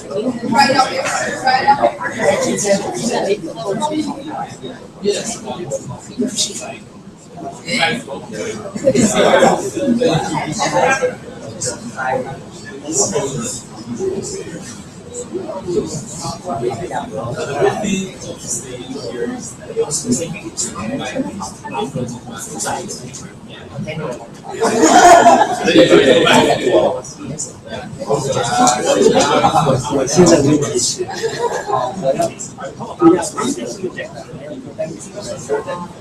就是我现在进不去了，就是这样子，然后他要做这个东西，就准备了一个上的事情，那就是然后就很小的一点这样子。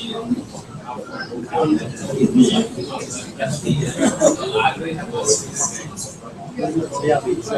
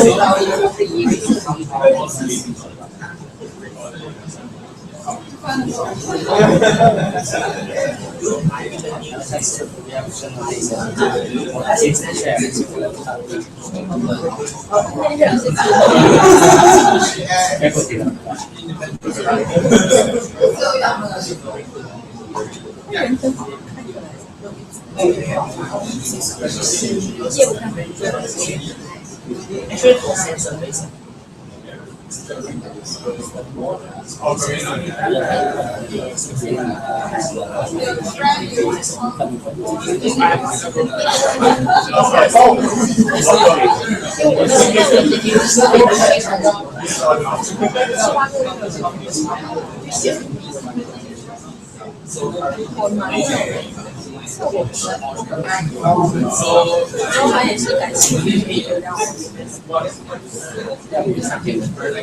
感兴趣，现在不知道怎么样，全世界的人。因为回到了这个时候，因为这个类做的好，也有人帮他考，一个我一个。And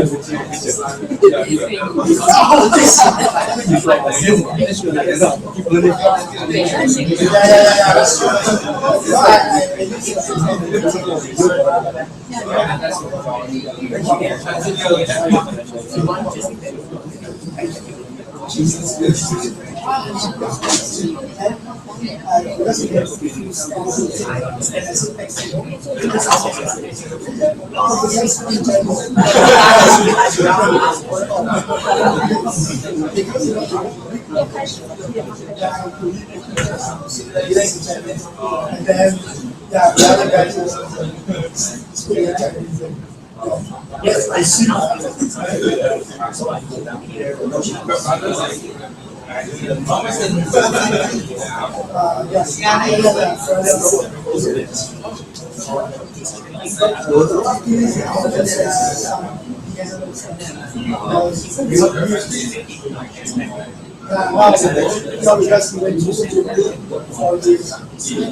To study Chinese.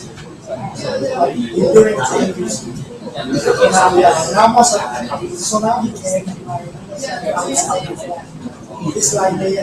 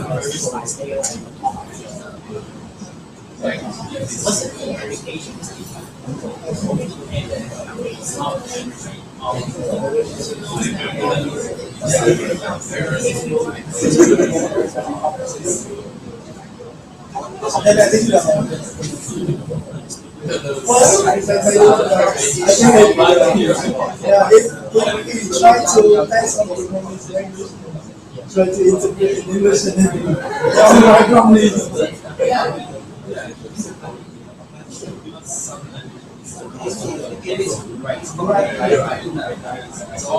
So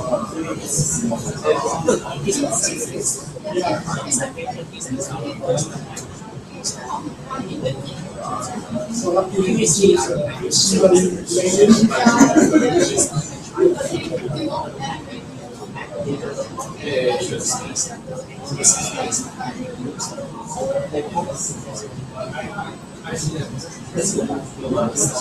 yeah. Now I know someone is doing so let's try to apply this one doing choices. This thing just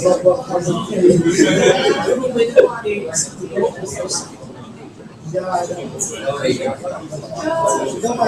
know. My brother is then just like he just said all of this you're gonna burn down. These guys together to make investment. No, it's not just so yeah, it's a lot of money. Yeah. So the thing now is so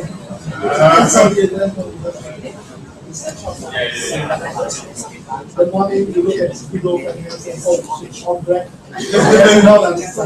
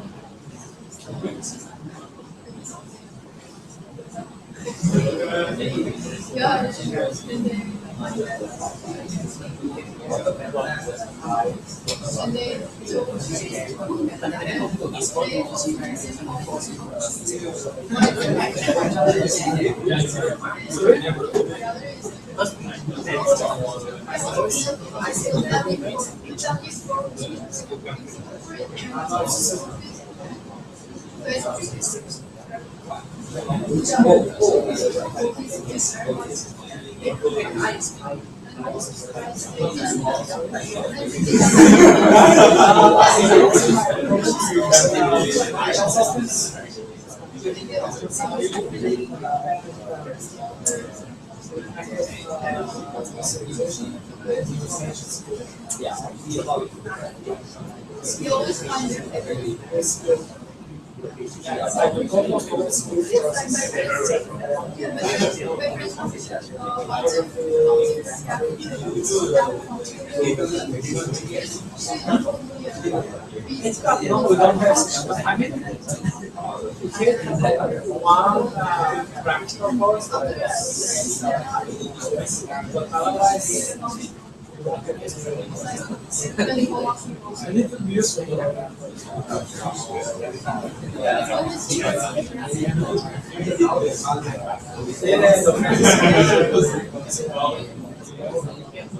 That sounds good.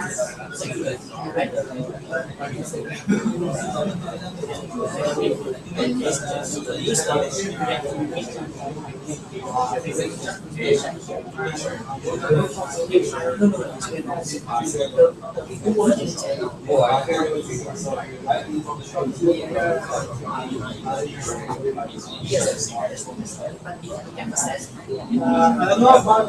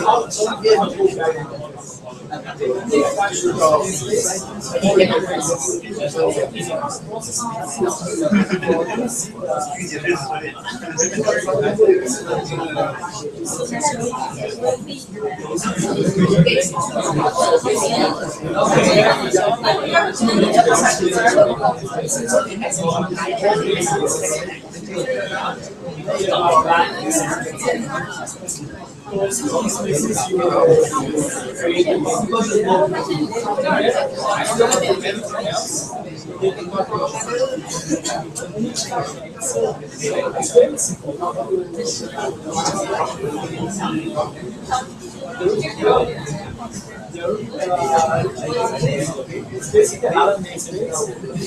I use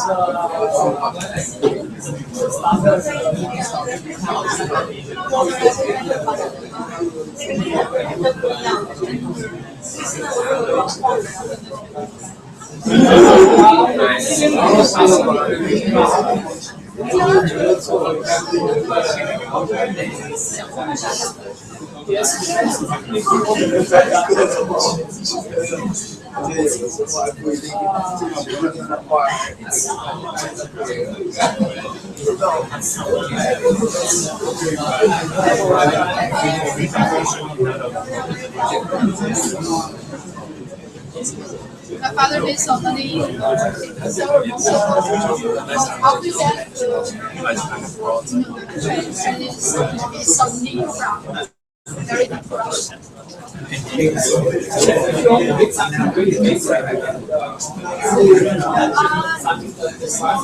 Really,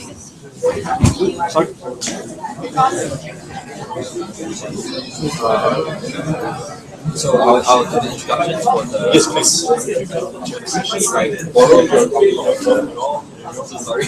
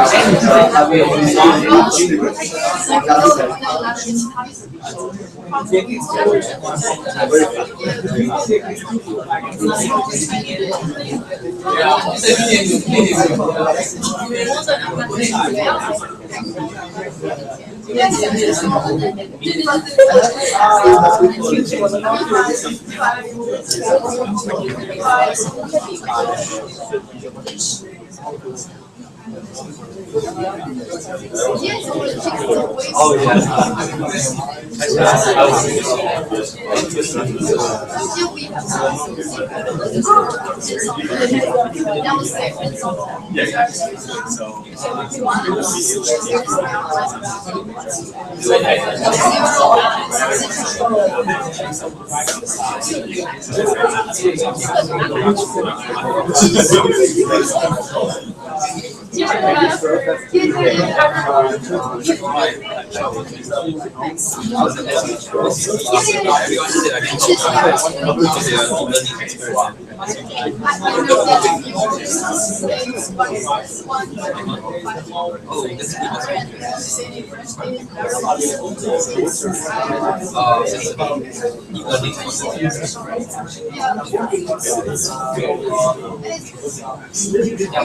Yeah, I will try to continue. We have a project.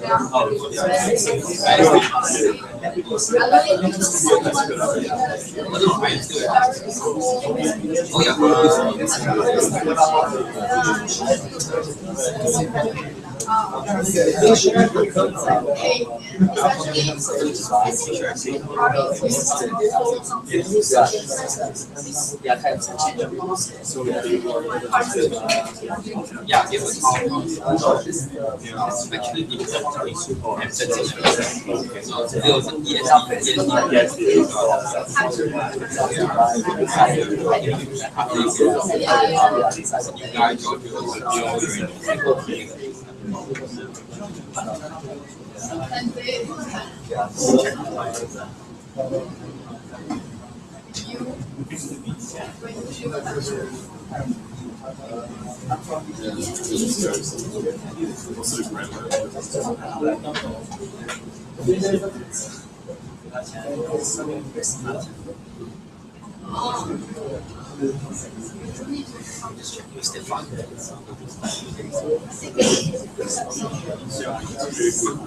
I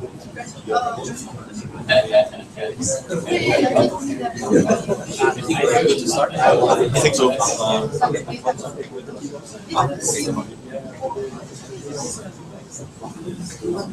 Hi, good afternoon, everyone. Welcome back from lunch. Thank you for coming back on time. So we have some very interesting talks lined up this afternoon. So I'm sure that right after lunch, everyone is very energetic and awake to listen to this. So please let us welcome Professor Zhang Yue from SUTD. Today he's going to talk to us on deep learning for stock market prediction. So good afternoon. I stand inside this video area. Okay, so I'll talk about deep learning for stock market prediction. So, but my research is not directly related to stock market prediction. Actually, I work on text mining and natural language processing. So when I was invited, I already thought about giving a talk about parsing. But then I realized, okay, so probably the audience will fall asleep on parsing, and then I changed to this one. So what do I work on?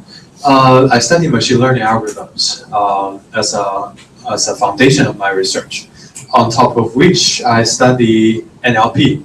So I started my PhD research working on parsing, and I'm still very active in the parsing community. On the reverse side, I do text synthesis, which is to generate sentences from meaning representations or bag of words, etc. And on top of this, I do text mining applications such as sentiment analysis, such as machine translation, and also stock market prediction, of course. So this talk will be about stock market prediction, where we read news from the internet and then we try to predict the stock trends. So my talk is involved around deep learning, but then the underlying technology includes not only deep learning, but also something called open information extraction, which is also an important research topic in this area.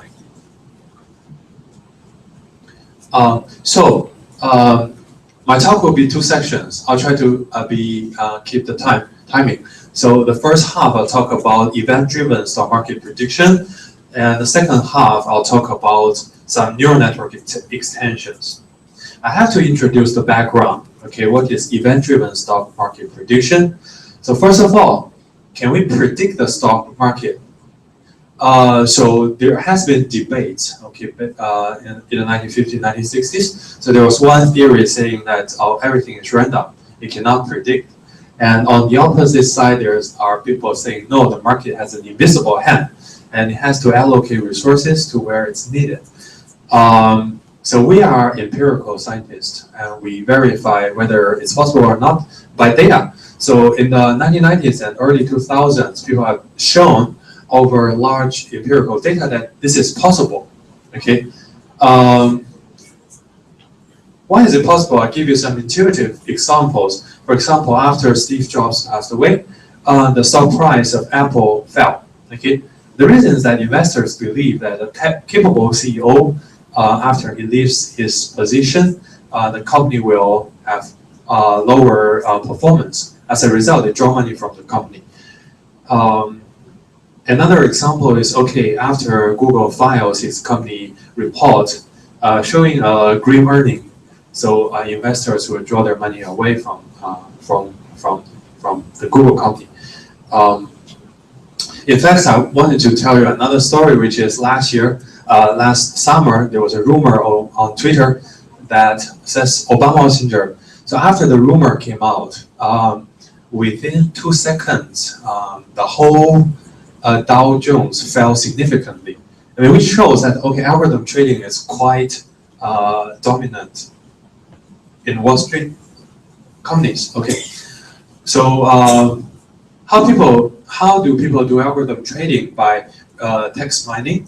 So the current dominant approach, they use a bag of words to model the document, and they are mostly based on sentiment analysis over this bag of words. So for example, if the bag of words contains a lot of positive words, they will say, okay, the stock price will rise. If the bag of words contains a lot of negative words, they will say the stock price will fall.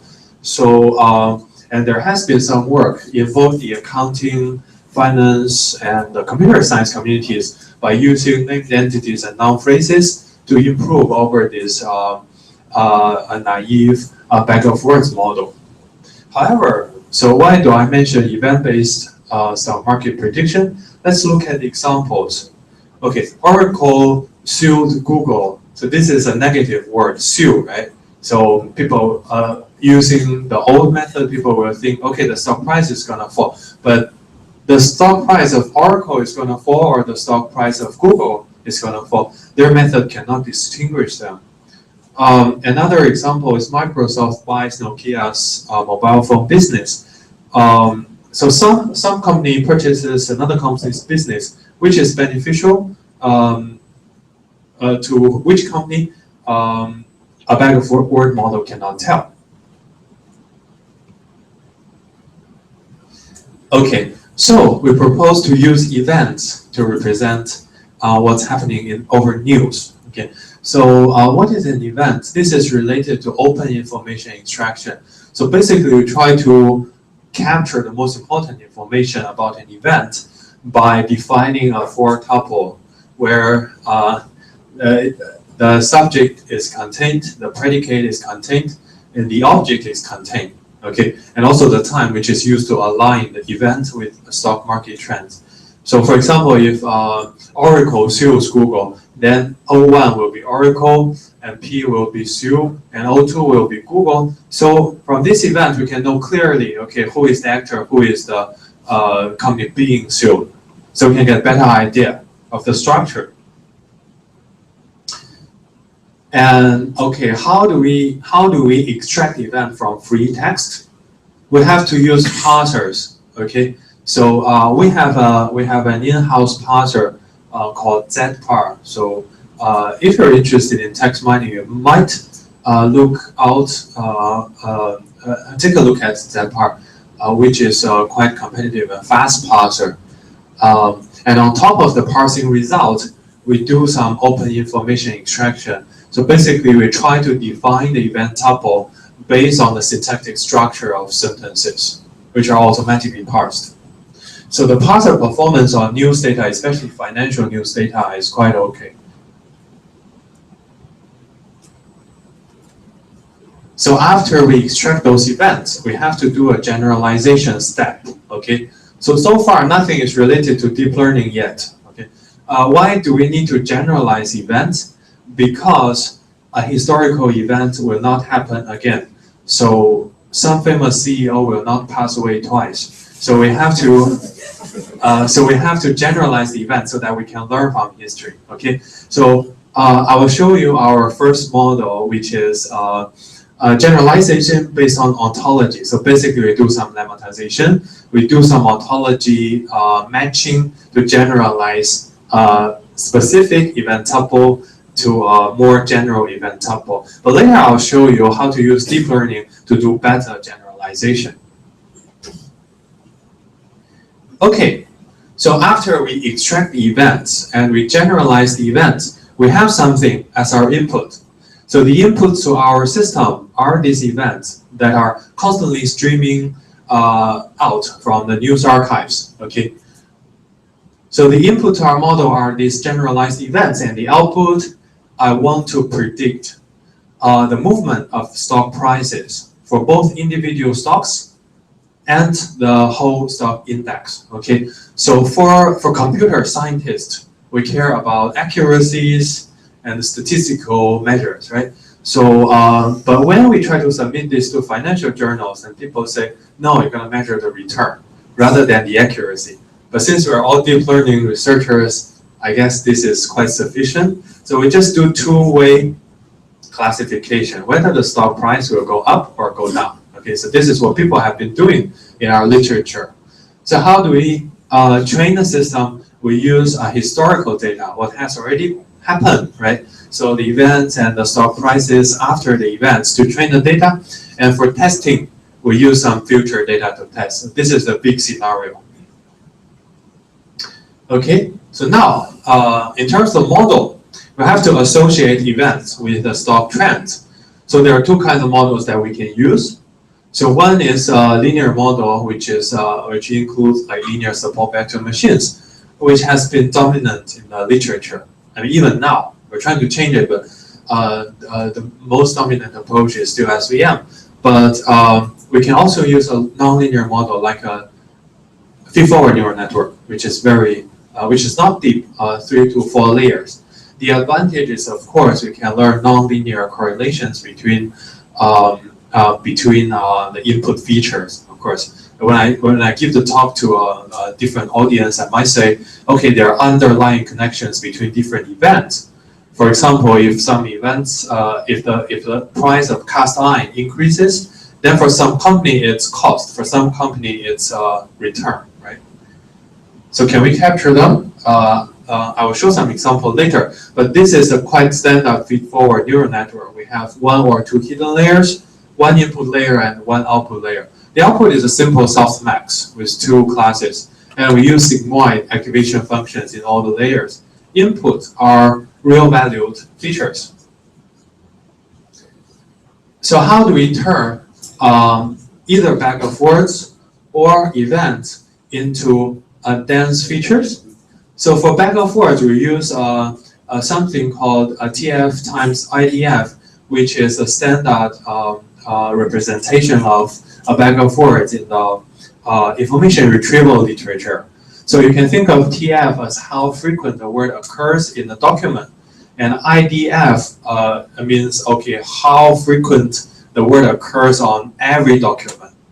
Okay, so IDF is inverse proportional to the frequency of the word over all documents. So if a word is frequent in this document but not frequent on all documents, then this word will have a high value in the feature, okay, in the input feature. For events, okay, without using deep learning representation learning, we just use the generalized event tuple. And as most of you probably know, we have to back off the features. Okay, so the original feature is Microsoft buy Nokia mobile phone business.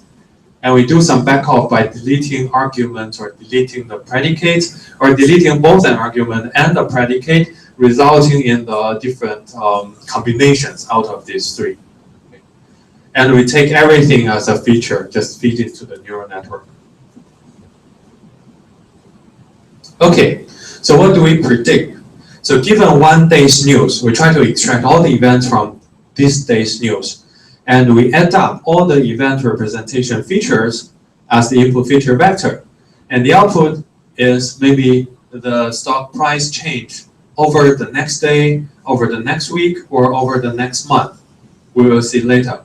And our data are collected from Reuters and Bloomberg. Okay, so Reuters news is abundant. We collected less than 500,000 pieces of news from 2006 to 2013.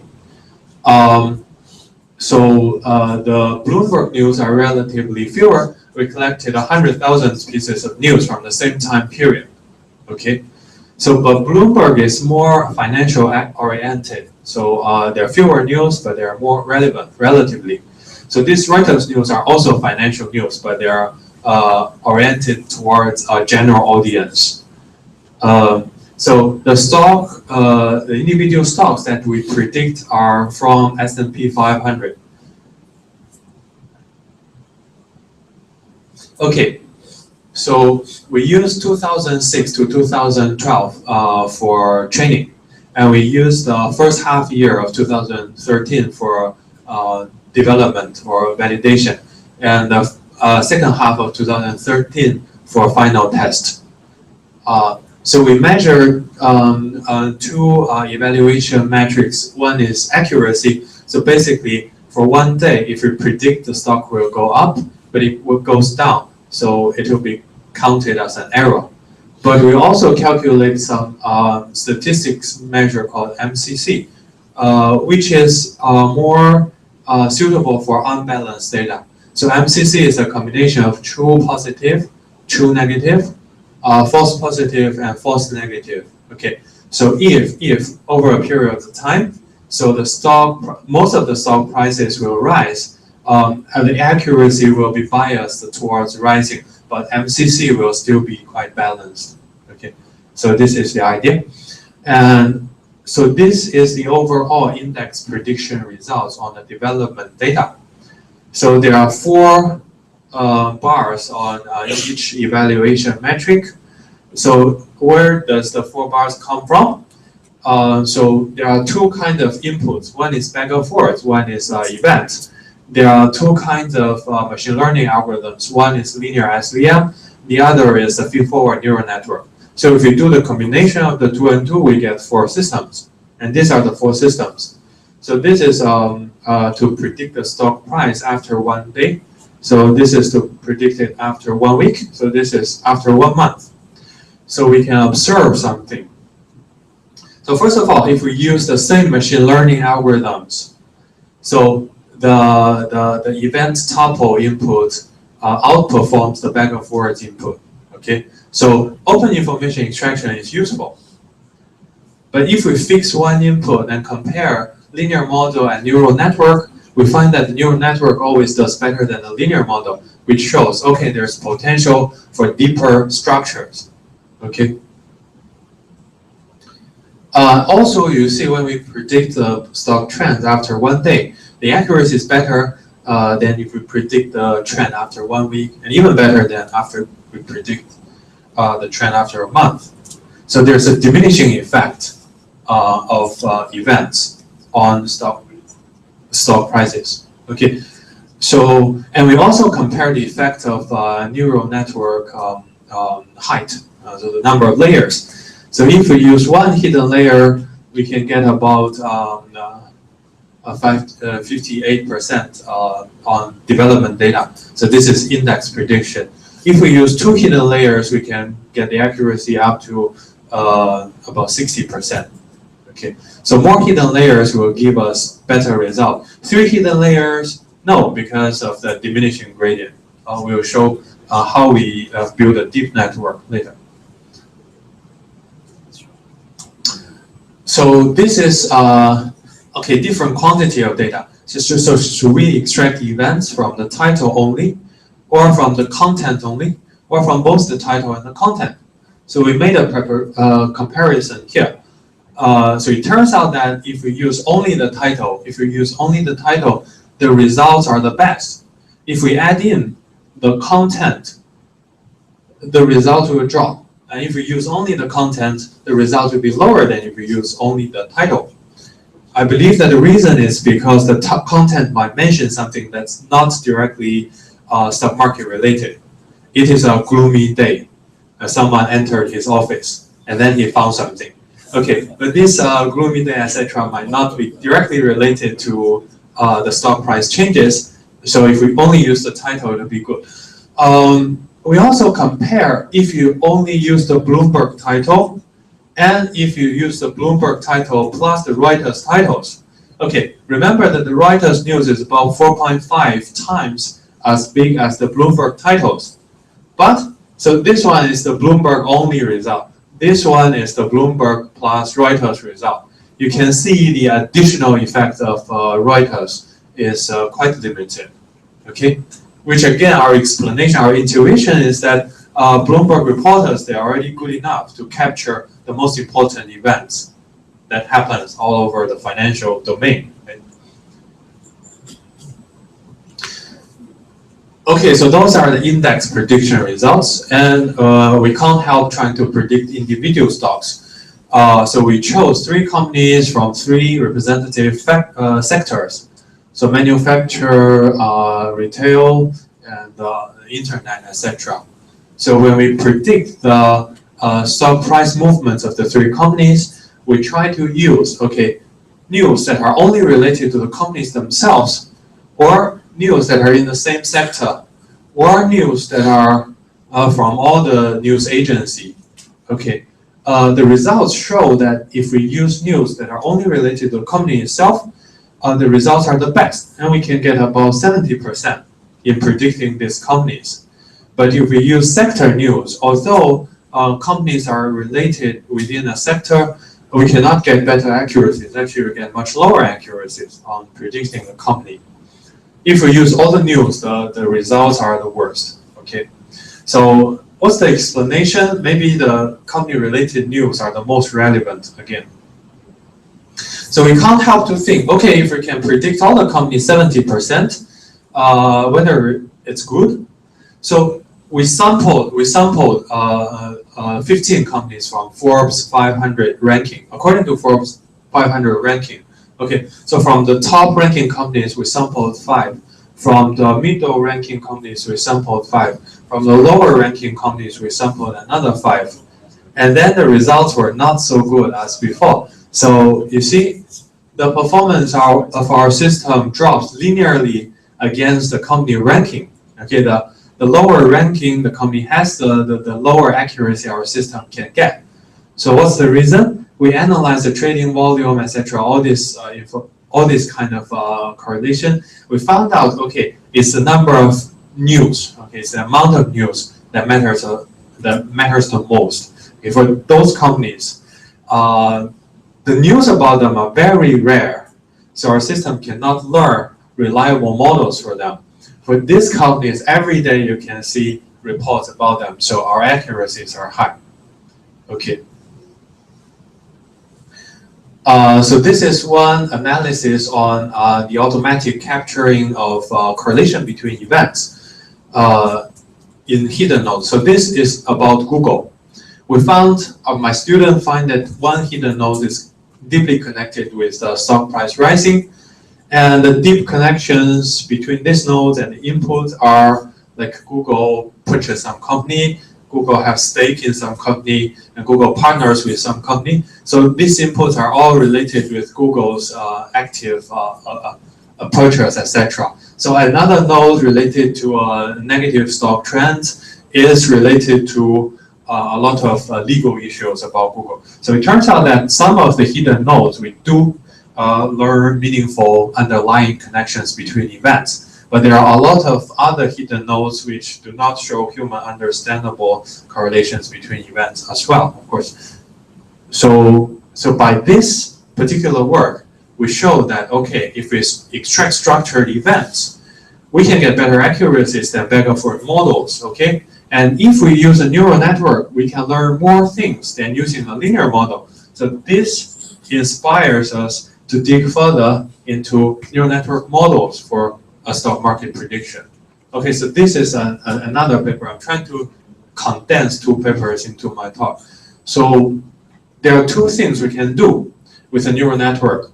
The first thing is we can do better generalization of events. We try to put all the events into a vector space to do representation learning so that similar events can have closer distance between each other, so that we don't worry about the sparsities of events anymore.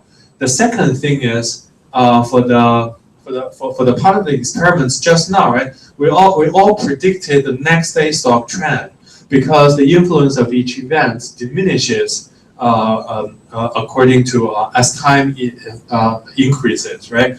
So, but can we accumulate the effects of different events over longer term history into the stock market prediction system? We can think about some neural network structures to do that. So the first thing is event sparsity. Just to repeat, Microsoft sues Barnes and Noble, for example. This is a legal suit. One company sues another. There can be many similar events. Okay. So for the diminishing effect is, we do draw the stock market price against something that happened to the company, and you will see that when we visualize these effects, they are very obvious. So normally the effect of each event will be the strongest soon after the event happens in the news, and then it will diminish quite quickly. Okay. So event embedding. So how do we put events into a vector space so that each event have the same dimensionality? So there has been people working on knowledge graphs. They try to embed entity relationships in knowledge graphs. And what they do is they try to use a neural tensor network, okay, which takes the predicate as the tensor. Okay. This also is deep-rooted in computational semantic research. So you normally want to take the predicate as the tensor, and you want to take the two arguments as the normal vectors. Okay, and you do a tensor composition, and you get a vector triplet. So this is what people do in knowledge graphs. So what is a tensor? Okay, so everyone knows this is a normal feed-forward network. So tensor is just like a second-order polynomial combination. The advantage is that you can combine each element in this vector with each element in this vector, so you can get more combinations. Okay, so our tensor network is a little bit different from the other network. This is partly because I firmly believe that all the things should live in the same dimensionality, be it verb or noun. Okay, so as a result, I combine the subject and the predicate first using a tensor network. Okay, and then I combine the predicate and the object using a tensor network, and then I combine the two results using another tensor network. So I get a very, very thorough combination between these vectors. So, so in each combination, so basically we just do a standardized tensor network. And how do we train it? So basically we try to corrupt an event by altering one element in the event and taking the corrupted event tuple as a negative example and the original event as a positive example. So we train according to this loss function. So, okay, I forgot to mention that these vectors, they represent the words or phrases of each element in the event. So a word vector, word representation learning is beyond the scope of this talk. So basically you can think about we can learn the representation of words automatically, okay? Okay, so when we train the neural network that encompasses longer term effect, we can use different structures. So for example, we can use a convolution plus pooling, and we can also use gated recurrent neural network structures such as LSTM, etc. So for this paper, we chose to use a convolution neural network. Okay, so we put the one-day events together as before, connect them with the hidden layer and the output layer. But when we talk about events over the past week and over the past month, the way we deal with them is we order these events into a sequence, and then we do a layer of convolution actions over this sequence, and then we do max pooling over these convolution results. Okay, so quite standard. So, and we put the historical event over a month in a similar way. Organize them day by day, do a 3 to 5 day convolution, and then do a max pooling to select the best features. And then we combine all these feature vectors together, put that into the hidden layer for output. Okay, so this is convolution pooling. So now we get more different systems, okay? So this is a backward model, so the past good models. So this is our model, so the model I introduced in the first half of this talk.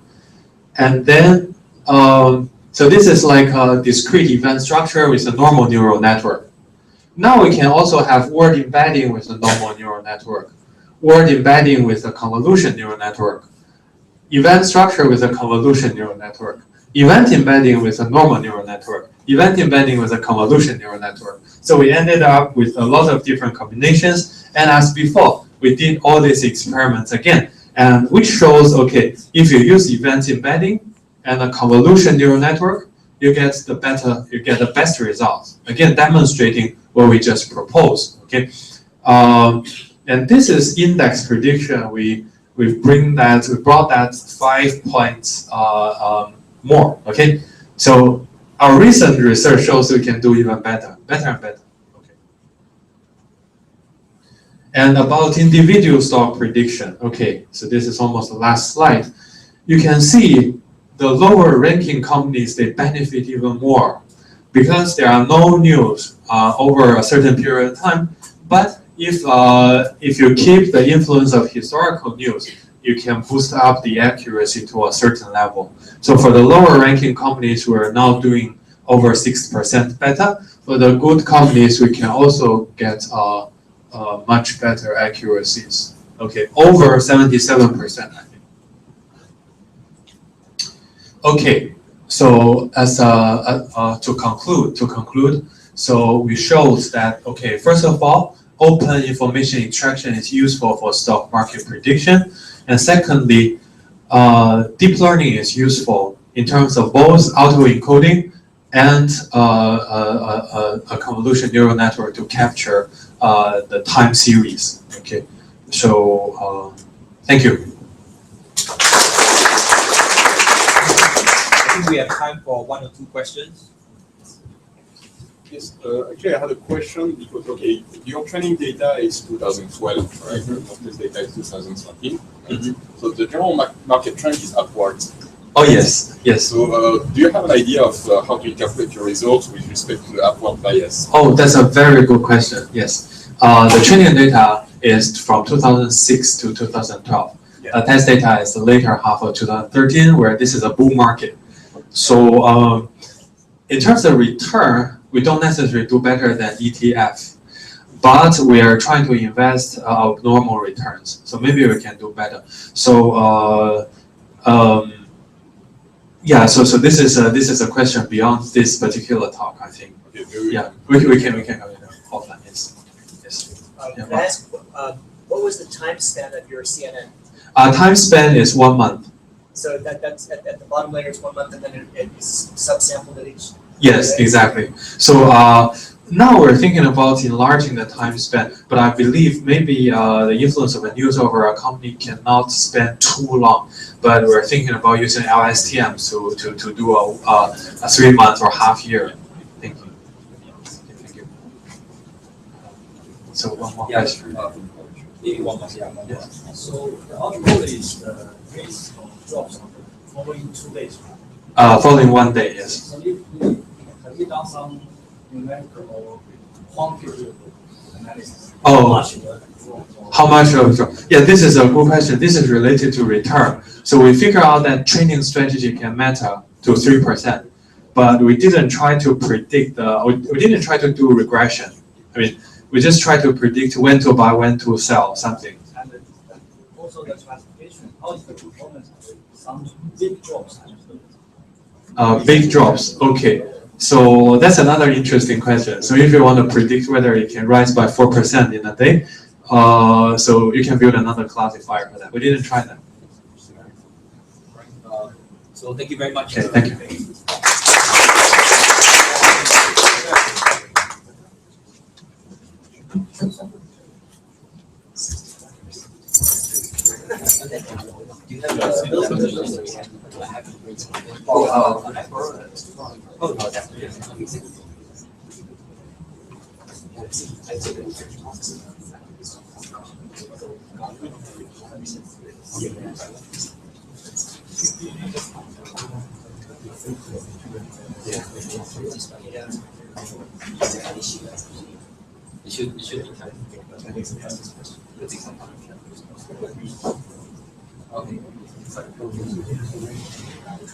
Okay. Thank you. So it's my pleasure to introduce Dr. Jiwen Lu from ADSC. He's going to be speaking on deep metric learning for visual analysis. Good afternoon, everyone. I'm Jiwen Lu, research scientist for ADSC, and the title of my talk is Deep Metric Learning for Visual Analysis. So first, I will introduce some visual analysis exemplars, like visual recognition. For example, like face recognition, we want to determine whether the person is the person he claimed, or whether the person a pair of face images from the same person or different person. Another visual recognition example is person verification. We want to identify a person across 2 cameras, which are captured for different views. Another example is object recognition, or also called the image classification. We want to recognize what's the category of the image.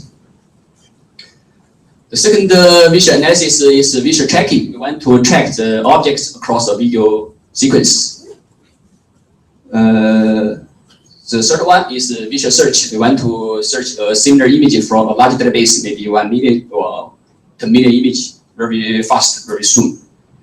So in this visual analysis applications, we fundamental problem is how to identify or how to compute the similarity of a pair of images.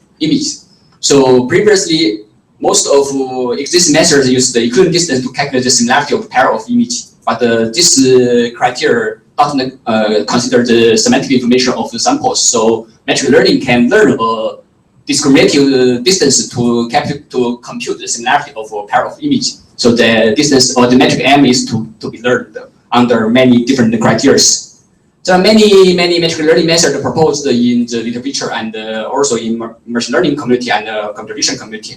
Here I just introduced two examples, and I think these two methods are very popular. One is large margin nearest neighbor machine learning, also called AIM, and here is this method is strongly supervised to say we need to know the exact label information of each samples. For this samples we can construct many triplets. One sample, two samples for the same class, two samples for the different class. This method proposed in LEAPS and is a very popular method in machine learning. The second method is information theoretical machine learning. Is a weakly supervised machine learning. This method is published in ICML 2007 and is also the best paper candidate. This is a weakly supervised. That's to say, for this setting, we just know whether the pair of images from the same class or different class. We don't know the exact label information of the samples. Now I will introduce our approach because recently deep learning is very hard, so we consider use to learn distance metric under the deep learning framework. In our approach, our motivation is most existing machine learning methods are linear, and this type of method can't explore the nonlinear information, especially for visual data. Maybe some kernel-based machine learning method can address the nonlinear relationship of samples, but sometimes they can't explicitly obtain the metric function.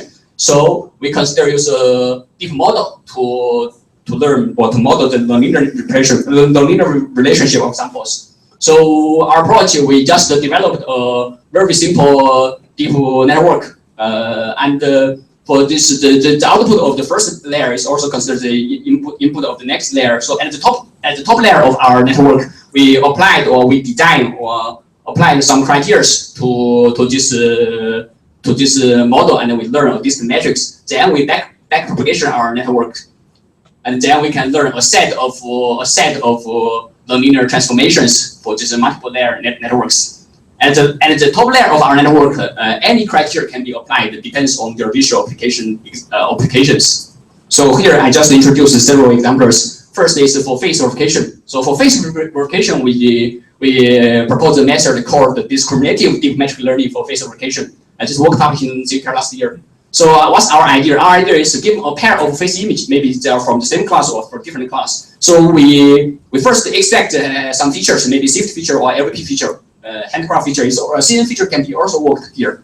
Then we can map these features layer by layer. So at the top layer of our network, we can apply the large margin criteria at the network. Then based on this criteria, we can do backpropagation and update our deep model. Then we can train our model. So give a new pair of test image. We just use our network. We can compute the similarity of the face pair.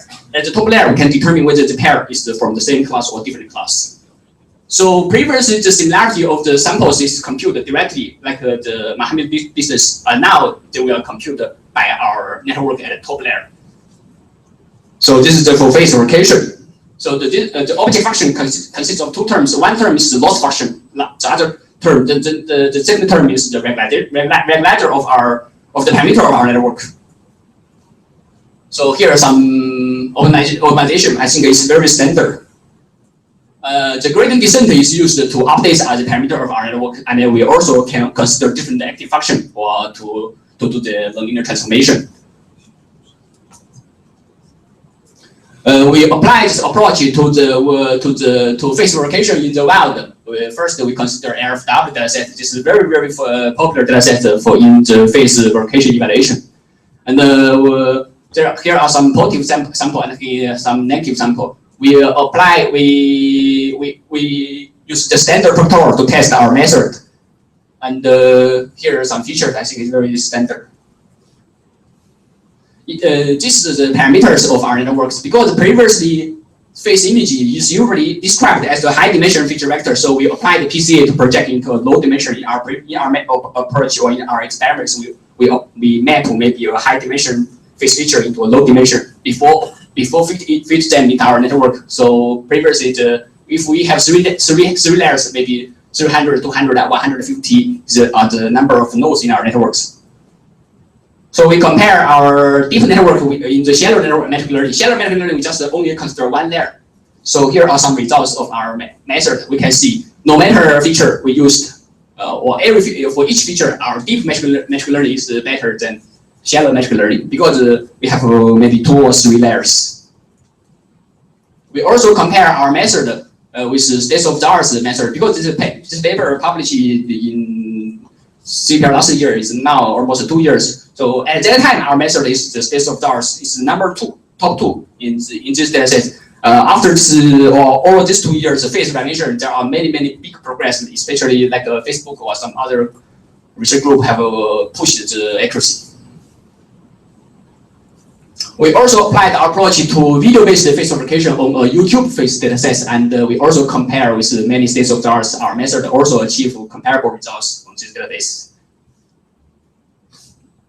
This year, we also extend our DDMR paper in another work use the transfer learning setting. This morning, we have a transfer learning talk. So our DDMR method also has a limitation. Why? Because we just applied the metric learning for the training set and then train our DDMR in the training set and then applied in the testing set. We consider the training sample and the test sample are captured from the same data set. But in some real application, especially cross dataset visual recognition, like cross dataset face recognition or cross dataset person verification, sometimes these 2 datasets are captured for different environments. There should be some distribution difference. So it's desirable to employ our method DDMR to apply to train a distant metric in one dataset and then apply it to another dataset. So transfer learning is a good solution. That's the reason we consider to combine our DDMR method and with transfer learning. So this year we published a paper in CPR and then we combined our DDMR method with transfer learning. So we have two dataset domain. One is source domain, another is target domain. So here is also the same, or it's also similar to our DDMR network. But we have two domain. Previously in our CPR last year, we don't have this part, but now we have this part. So in our optimization criteria, we have 2 objectives. One is the transfer learning techniques, another is deep metric learning techniques or optimization criteria. So under this framework, deep transfer metric learning, we propose 2 algorithms. One is strongly supervised deep metric learning. So here here SB or SC and SB like between class or within class variations at the top layer of our network. W and D are the parameters of our networks.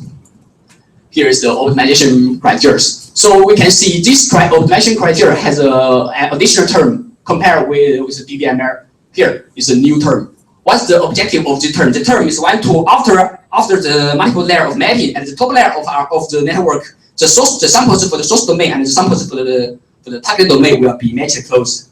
That's to say, some information learned for the source domain can be transferred to the target domain. So this is some mathematics I can skip. Optimization criteria and the active function is the same, and it's the same as those used in our CPR paper last year. We also extend our method into another setting called the deeply supervised transfer metric learning. Because in our DDMR work, we haven't considered the middle layer or the output of the middle layer. So we also enforce or constrain. We also want to explore the output of the information and the hidden layers, not only the top layer. So that to say, we consider the output at both the top layer and the hidden layers to train the distant metric. We conduct the cross dataset face verification. I think this the target domain is the RFW dataset. The source domain is for a large dataset like called the WIPE and deep reference. This dataset has more than almost 99K images of near to 3,000 people. and we do the same or extract the same features for the image, for each face image, and then we can apply the trim or distance metrics from one data set and apply it to another data set.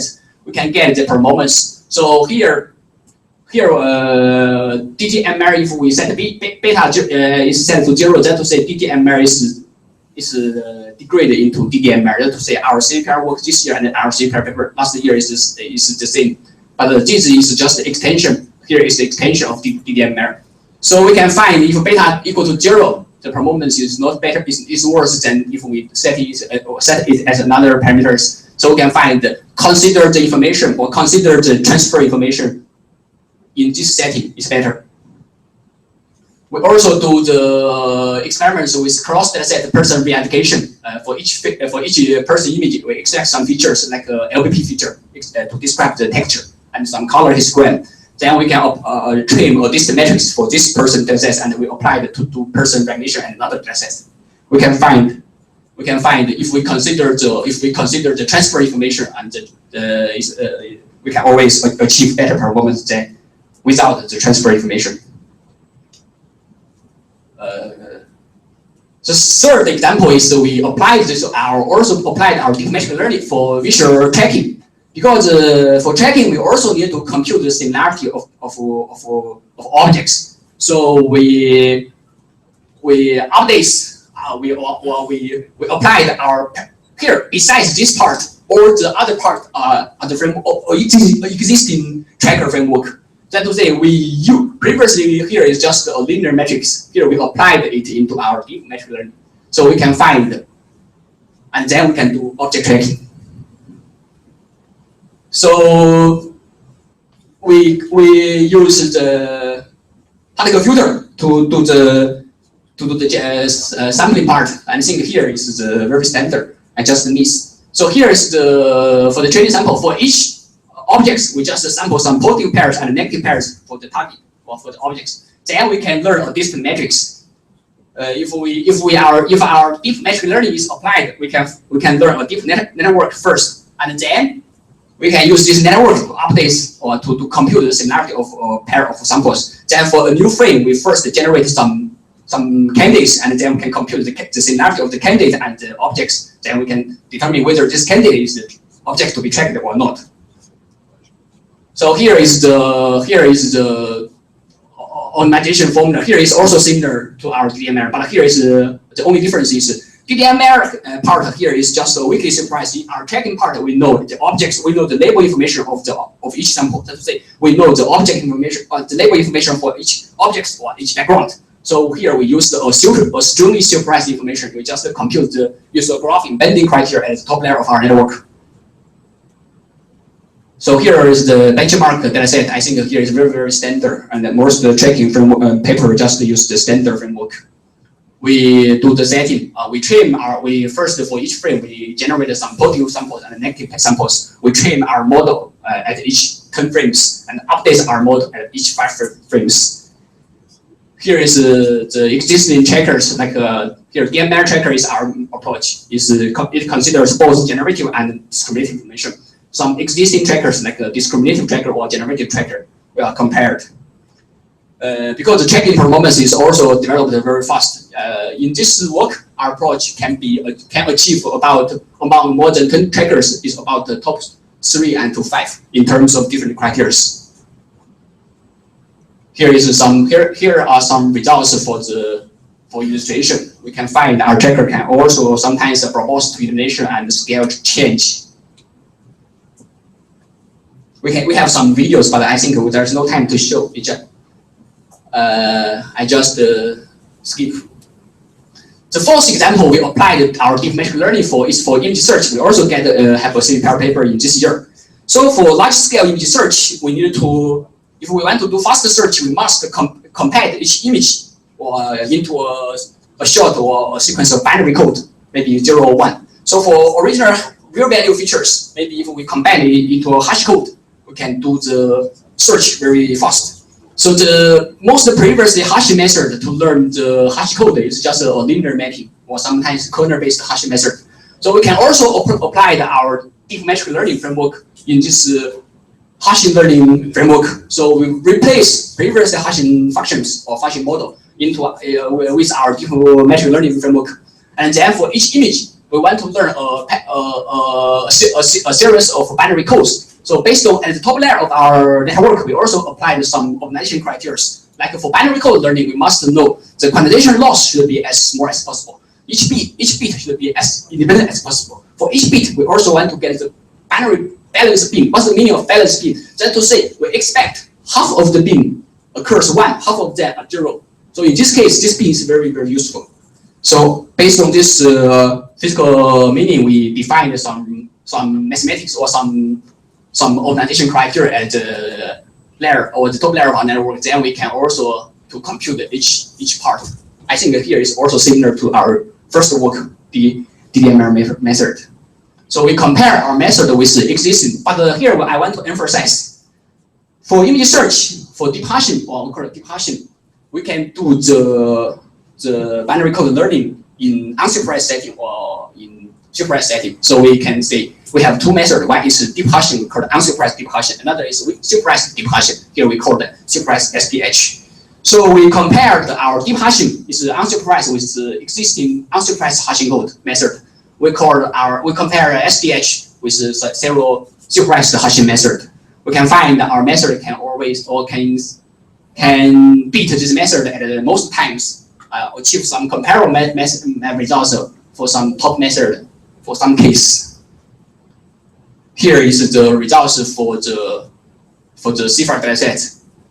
Here is 16 bits or 32 or 42, 64 bits applied. We can find our method can always achieve good performance.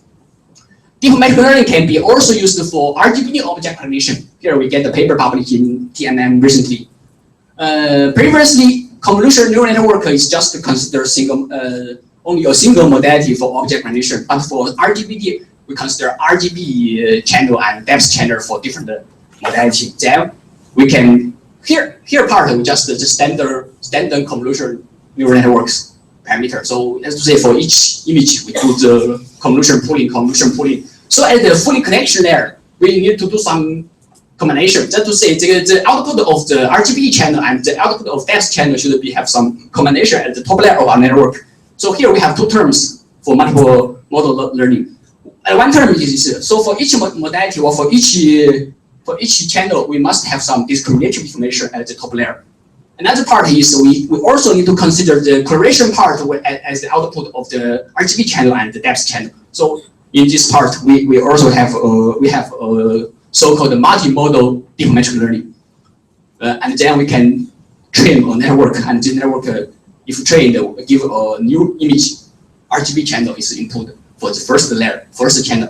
Depth data is fed to the next layer. We can get the feature, and then we can do the object recognition.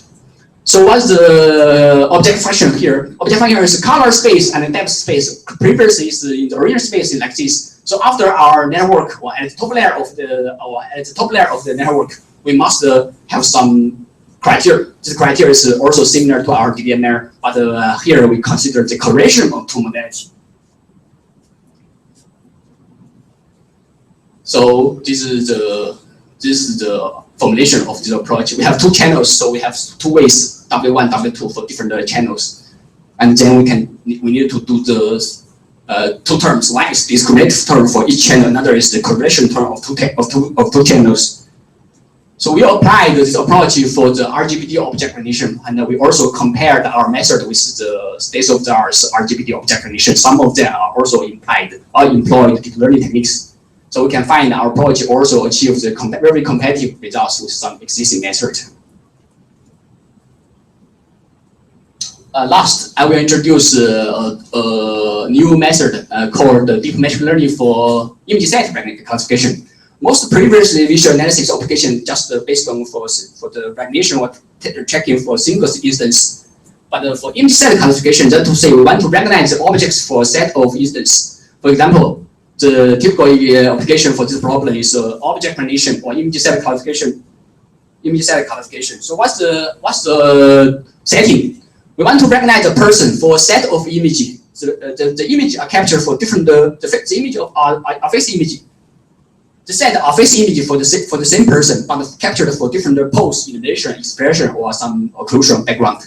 Just to say, we want to recognize the person for a set of images rather than a single image. What's the application? The application is for a typical application for this is video-based face recognition. For example, in the surveillance scenario, we can capture a face video for the same person, and then we can detect face images frame by frame. Then we can have a set of face images, but this face image may be captured for different intonation, expression, or pose. So we didn't do any other pre-processing. We just consider this image as the image set. Then we want to recognize image set classification. So for image set classification, we also applied how to apply our deep machine learning approach to this framework. So this year we also get the paper in CVPR. So how did we do? We model each image set as a manifold. So what we want to do at the top layer of our network. So for each class, we design a deep network or design a feed-forward network. At the top layer of our network, we must apply some criteria to separate different manifolds. So what we want to do is we want to maximize the margin of different manifolds. So this is the illustration of our approach. At the top layer of our networks, or given for one sample in the class or in each class, we can identify some neighbors for the same class. We can also identify some neighbors for different class. So in this case, if we don't consider the nonlinear mapping, originally some interclass could be the distance could be larger, or some interclass the distance should be similar. So what we want to do, we want to identify these neighbors, interclass neighbor and the interclass neighbors. So we want to learn this mapping. At the top layer of the network, we want to enforce a margin. That is, we want to maximize the manifold margin between different manifolds. So the samples for the same manifold will be pushed as close as possible, and the samples from different manifolds will be mapped as far as possible. This is the optimization criteria. I think this deep machine learning approach is applied for each class. To say our network is learned in a class-specific setting. So we also applied this approach to image set classification. We applied in different video-based face recognition application. We also compare our method with some popular method in this domain. This method also published in CVPR or PAMI.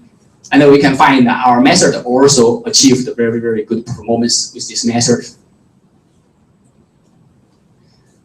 So from this different visual analysis application, we can find the deep machine learning method is very effective for many visual analysis application. In this talk, I just show its application in several high-level visual analysis application like recognition, tracking, search, or some. Maybe I believe it can be also used for object detection. I believe this techniques can be also used for some low-level visual analysis like image resolution, image registration.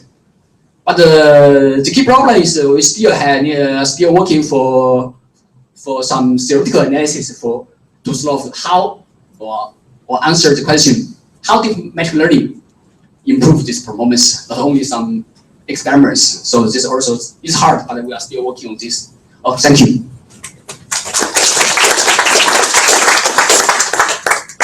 Questions?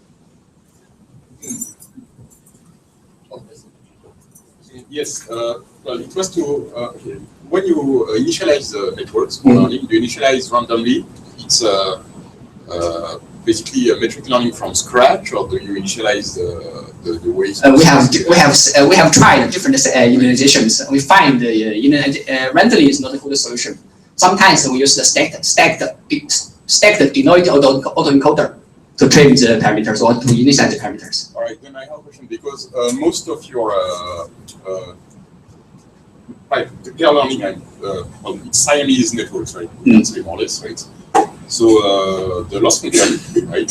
I see that you are trying to bring as close as possible the similar samples. Samples? Yes, like the way the loss function is made. Yeah. Okay, you try to bring the similar samples as close as possible. Right, so similarly to what Jan LeCun is doing, right? Except that the dimensionality of the space is very high here, okay? And I have a feeling that if you try that in a very high dimensional space, you are going to break the space. Okay. Right. So for high dimension data, right? Yes. Yeah, it's hard. Why? Because for high dimension data, because you can find in our setting, most of them we apply the PCA first. For high dimension data, because it's a very challenging to estimate the parameters of the networks for high dimension setting. Okay, so basically, what's the dimensionality of the vectors on which you are doing the Several hundreds. Several hundreds. Yeah, several hundreds. Yes, and the loss function is largely similar to what the Jan LeCun is doing, right? Similar, yeah. Yes, and it works on several hundred. Works. Because we have an experience of doing that and it didn't quite work, so we did something else. What setting you are working? But it's not exactly the same problem. Okay. We are doing that on networks initialized on ImageNet, like. ImageNet. But we do RVMs, stacked RVMs, Okay. right? On ImageNet, right? Okay. And then we do fine tuning for instance retrieval. Fine tune. First, you get the parameter for ImageNet, right? We apply this for other application. I think the problem is the same. We do unsupervised learning Unsupervised. with ImageNet, right? So stacked RVMs. And then we fine tune the stacked RVM using some pair or triplet based fine tuning. Okay. But then we figure out the Jan LeCun's loss isn't actually applicable because the dimensionality is too high. Yeah, right. So, but it seems you are doing actually the Jan LeCun loss. Similar. So, CNN, yeah, CNN, right? so it was a bit interesting. Yeah. That's not what we observed. We have time for questions. Any more questions? So this is maybe a higher level question, but so this is the first time I've seen deep metric learning, and it's very interesting to see. But on the other hand, all of the talks, Jan LeCun's work, for example, is on learning deep representations. And usually, often the target for a deep representation learning is to bring two things that have the same category close together. Right. So what is the advantage that you get by explicitly learning the metric Right. opposed to just Right. learning the representation? Very good question. I think most of researchers asking the same question. Why we need to separate them, right? Previously, when we do this project, we went to do for CNN framework. We still have. I think it's somehow similar to a black box. First is the convolution pooling, then fully connection, softmax. So what we want to do is we first divided the networks into two parts. First part is convolution pooling, stop. Second part is just the fully connection. So we fit this first stage use the headcraft feature. Because previously I worked on face recognition, I find for face recognition, deep learning is not a must. So when we replace this convolution pooling with some handcraft feature, we just tune the second part. We can get good performance, also comparable to CNN. So let's say the one key advantage of our approach is we only have a very limited parameters compared to the Jan LeCun's work. Because the Jan LeCun's work, the convolution pooling, these parameters are also need to extract. So that's to say, in their framework, the master is a very big data, and this data also need to be labeled for CNN framework. In our case, we can do unsupervised, weakly supervised, and strongly supervised.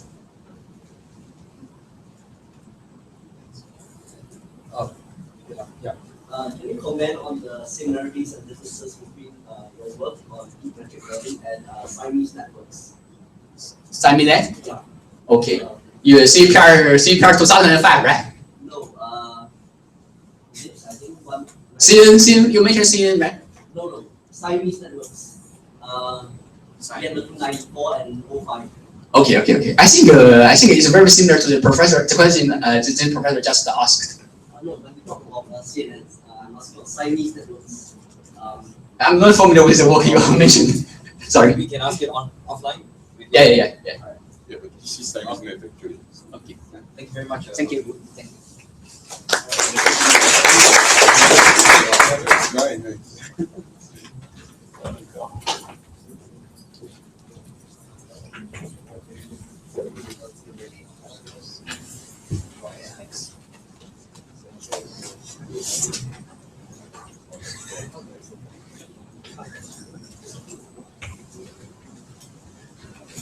Thank you very much.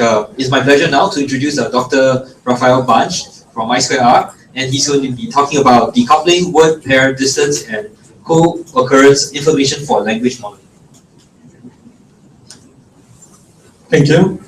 Good afternoon. Well, I will be presenting some recent work we have been doing on language modeling, and specifically on how to decouple information from word distance from word occurrence. As probably some people in the audience is not familiar with language models, let me start talking about a little bit about natural language. When we produce natural language, can be a speech or text, we are basically combining a different set of fuzzy and ambiguous grammatical rules in order to produce the the information. But we know what with language we can basically represent anything, and there is millions of possible combinations that we can generate with language, but not any sequence of words is valid from the language point of view. If we start looking at some regularities in language, the first thing we will notice is that there are some words that occur very frequently, like for example, the and a. There are other words that are not so frequent in language, but they can be repeated in the text. And there are words that are very, very infrequent, like in this case, handwriting, unigram, or sparsity. So if we pay attention in more detail to these repetition patterns and we plot word frequencies against word rank in a log-log plot, we're going to see that the distribution follows something that is quite similar to a power law distribution. And this is universal for any language. If you take any language in the humanity and you do this kind of analysis, you will see basically the same kind of distribution. And where basically you have there very frequent words at the top of the chart, some frequent and infrequent words that are basically content words with more meaning, and rare words. But notice also that the frequent words are very small in size, related to the number of letters that they contain. If you do a plot now of the size of the word in number of letters against the word rank, if you do a cost plot of this, you're gonna find something like this. So you will be basically realizing that very frequent words are very short. Infrequent words basically doesn't have any size preference. You can find them all around the sizes. And there is also the fact that there are not frequent long words. Also, if you look at the repetition, at the sequence, let's say we pay attention to the letter D, to the word D, in a sequence of text, you will find that the length intervals will change for each repetition of the word. Well, it happens if you plot the frequencies of these length intervals, you will find also a similar behavior to the frequency of word. And this is responsible for some properties that are called intermittency and burstiness, that is related how words appears in the language. So basically all these are properties, and when we want to do language modeling somehow, we need something that is able to reproduce these properties. If we talk about what is language models, basically it's an attempt to capture these regularities and represent these regularities in language by using some mathematical tools.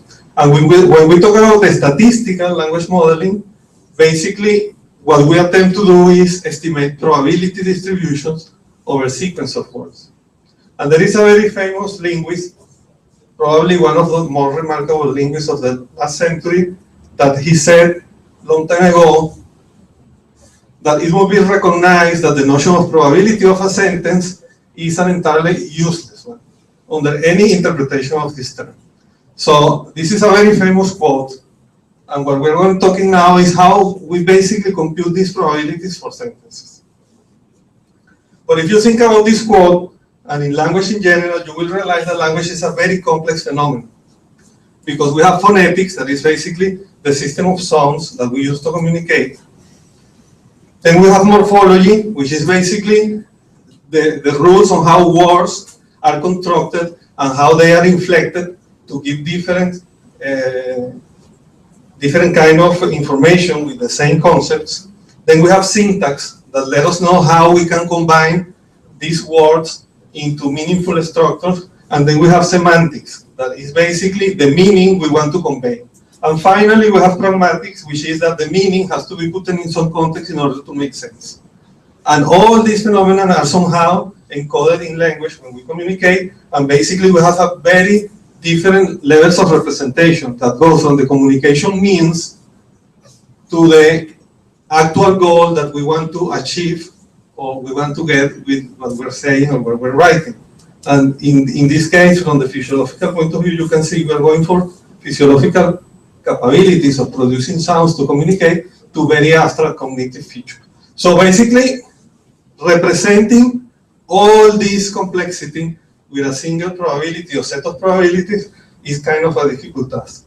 So basically, Chomsky is right in the sense that statistical language models do not explain the linguistic phenomenon. We're just observing. We can use a statistical language model to observe and mimic this linguistic phenomenon. And basically, what we're answering when we are training a statistical model is the why, but not the what. So let's talk a little bit of how we can compute a probability for a sequence of words. Let's consider we have a sentence or a sequence of words, and we want to compute the probability of that sequence of words occurring in natural language. Basically, we can apply the chain rule of probability, so we can express this probability as the probability of the first word times the conditional probability of the second word given the first one times the conditional probability of the third word given the first two, and so on. And these factors we call, depending on the size of the chunk of text that we're paying attention to, we will call unigram, bigram, trigram, and so on. So notice that by this formulation, there is a strong Markovian assumption on how we compute probabilities for language, which means the word that is occurring at some point in time depends on the previous sequence of words that we observed before. So basic n-gram models include what is called the unigram model, which basically is the product of probabilities of single words occurring. Bigram model goes for the probability of a couple of words. We want to represent the probability of a sequence of words as the product of probabilities of conditional probability of one word, each word given its previous word.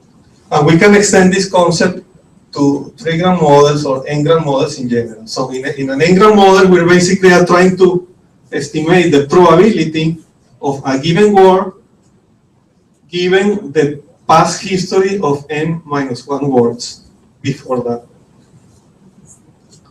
So estimating n-gram probabilities in practice is very simple because we use maximum likelihood estimation, which is basically if we want to estimate the probability of the word language given that the previous one is dead, we simply will need to count how many times we see the language in the text and divide by the number of times we see the word dead. And this will give us an estimate of that particular bigram probability. In general, for any n-gram probability, we basically do the same.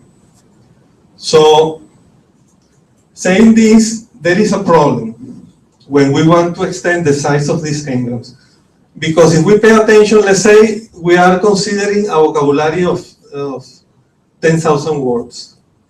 If we want to estimate probabilities, well, for unigrams, of course, we need to estimate the probabilities for these 10,000 words. But if we go to bigrams, these numbers increase geometrically. If we go to trigrams and fourgrams. So the number of model parameters that we need to train are huge when we extend the size of the n-gram. But the problem is when we see real data, and remember the original property that we saw, the C-flow, how there are events that are repeated a lot and other events that are very rare. So when we look at data, basically the number of observed events is much smaller than the actual possible parameters for our models. And this situation becomes worse because you can say, okay, I can increase the size of the data, so I will see more events. That's true, but by increasing the size of the data, you are also increasing the number of unigrams. So this will grow faster. And actually, for estimating reliable probabilities, you don't want to observe events only once. You want to observe events several times. So the most time you want to observe the event, this score will start to drop depending on the size of your data. So the problem is how we assign probabilities to these unseen events. So for solving this problem, something that is called smoothing is created. because if we want to estimate, let's say with a bigram model, the probability of a sentence, and we have an unseen event, which probability should be 0, then this will make the full probability equal to 0, right? So basically what we do with the smoothing is we want to take mass from seen events to assign to unseen events, so that we can assign to unseen events some probability mass and avoid this problem of 0 probability.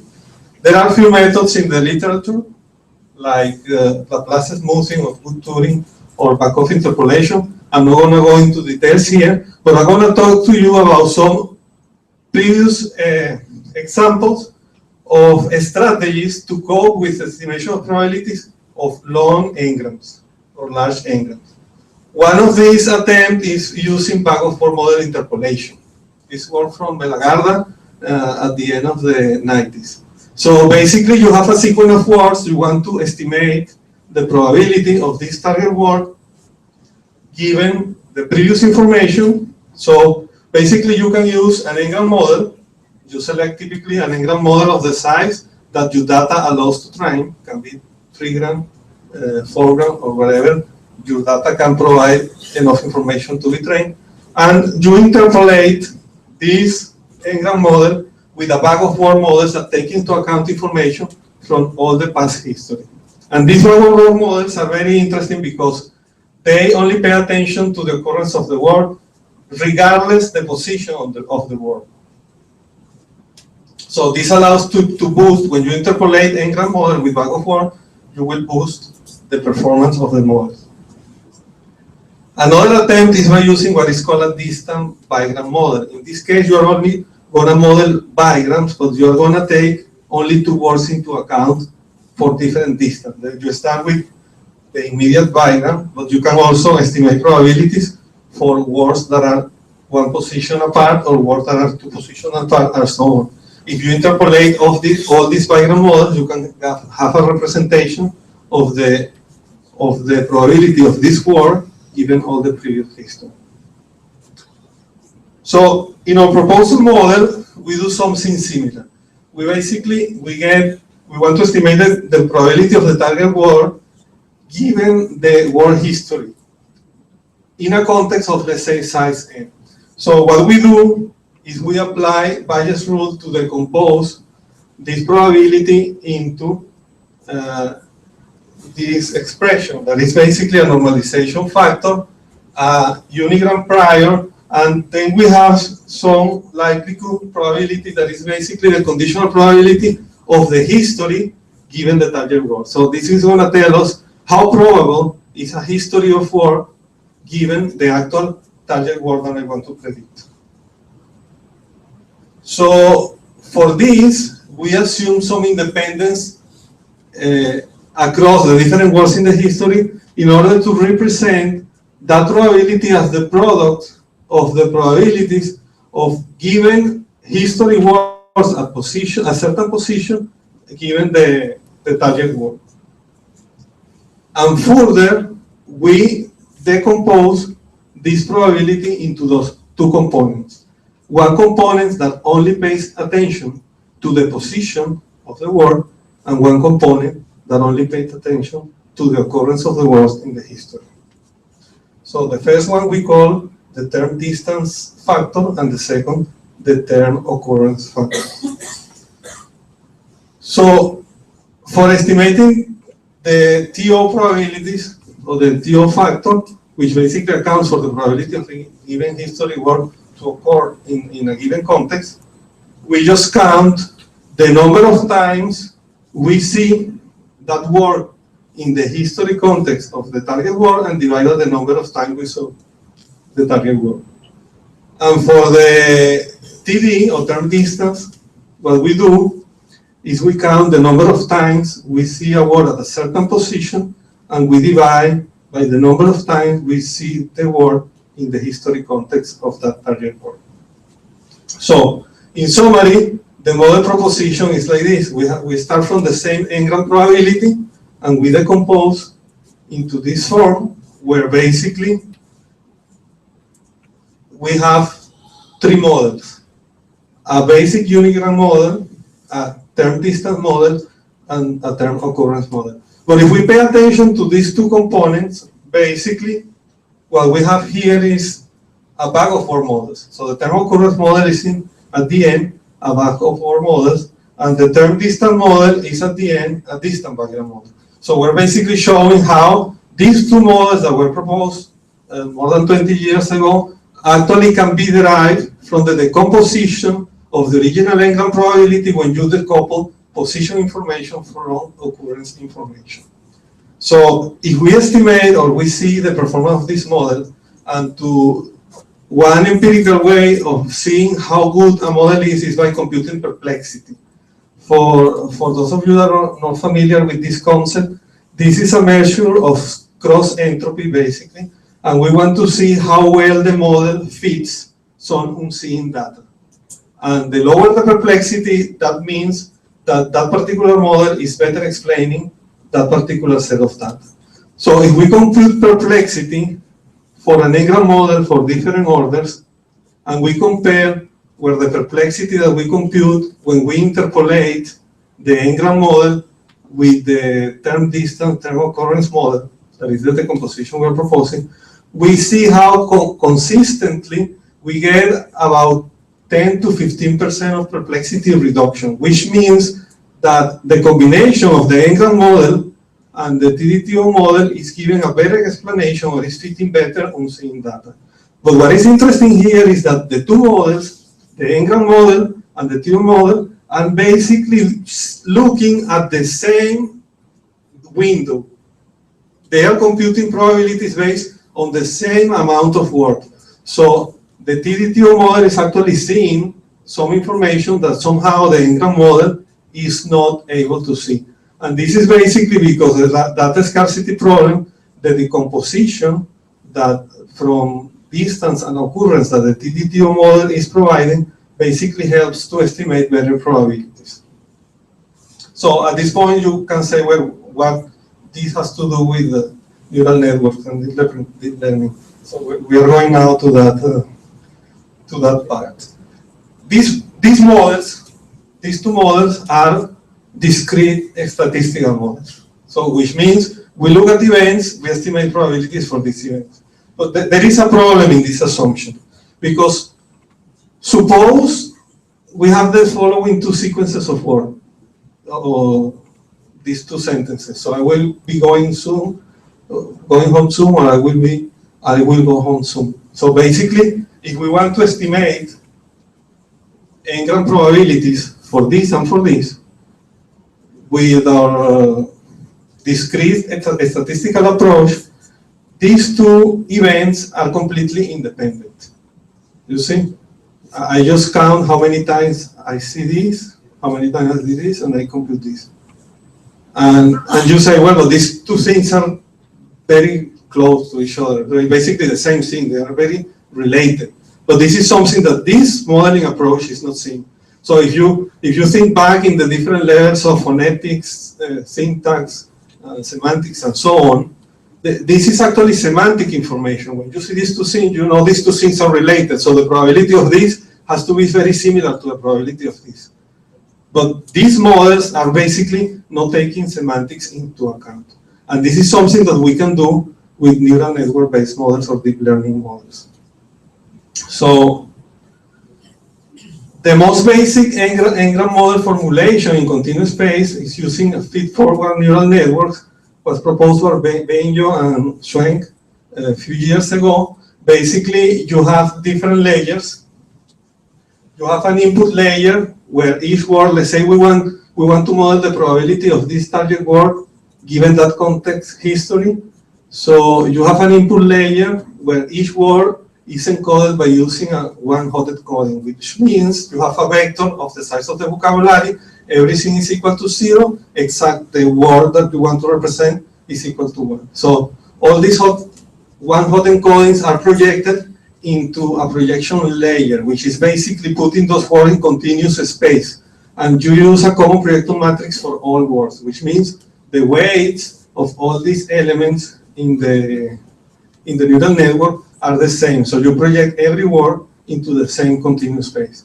Then we have a hidden layer where you combine all these things, and an output layer using a softmax function, because this allows, if you train the output, this output is of the size of the vocabulary again, and if you train this network to be able to let you know what is the word at the output, so you will be training a network that will be learning the conditional probability that the engram intends to model. So let's pay a little bit of more attention to these projection layers, because this is where the main advantage of using this kind of model is, regardless or with respect to the discrete statistical language models.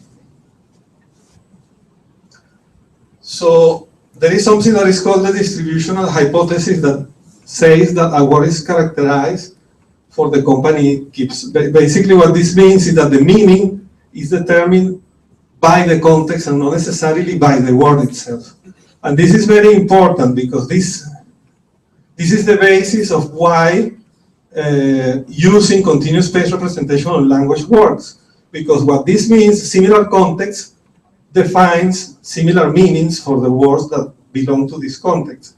So continuous space represents semantic similarities by using proximity or distance, right? So things that are semantically similar or related in continuous space will be close to each other. And this allows for better smoothing capabilities of the model, because this is a problem of smoothing. What we are doing here is basically building the models on a mathematical framework that allows for a better smoothing of the models. Because anyway, it doesn't matter the amount of data that you have, you never will see enough data in order to train a complete engram model. And another advantage of the continuous space is that there are no constraints to the Markovian assumption anymore. So these are some examples, real examples of semantic maps constructed with words. In particular, this for this embedding, the networks were trained with the Bible, with the text from the Bible. It's about 30,000 sentences. And when you project some words, this is a selection of 16 words, you will see this kind of representation. And if you don't pay attention too much, well, it seems like a random distribution of words. But if you pay attention in detail and you start looking some associations, you will realize that the map is organizing the words in such a way that living things are to the right and non-living things are to the left.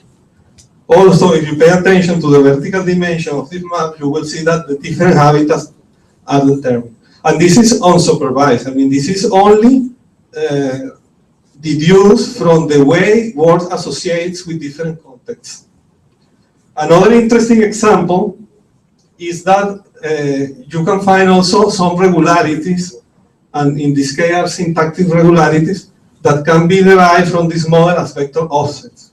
If you pay attention to the embeddings of these words, you will find something like this, where you will realize that the gender can be changed by offsetting these words representations, and also the plural to singular are responding to some offset separation. So basically this allows to do things interesting like this. If you have a representation for king and kings and queens and queen, you can represent queens and kings minus king plus queen, things like that.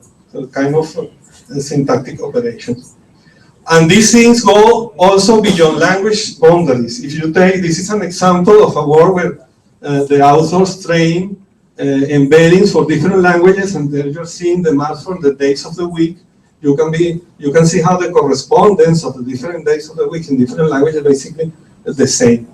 And if you do with the months of the year, we also find similar structures, which means that these semantic representations are beyond language.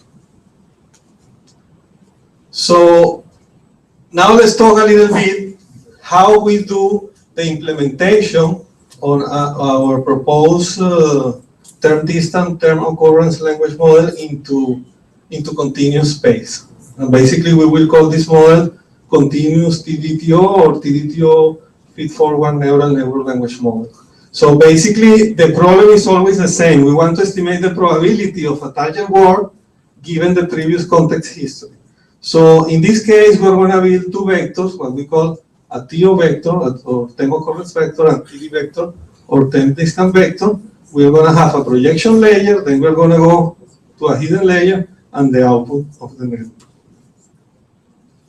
So basically, the approach is the same as the standard feed-forward neural network language model. The only difference here is that we don't use one-hot encodings in the input layer. For TO encoding, we're using normalized bag of words, which means in this vector, that is the size of the vocabulary, everything is 0 with the exception of the words that are present in the context. We have a values of 1, and then we divide by the number of words.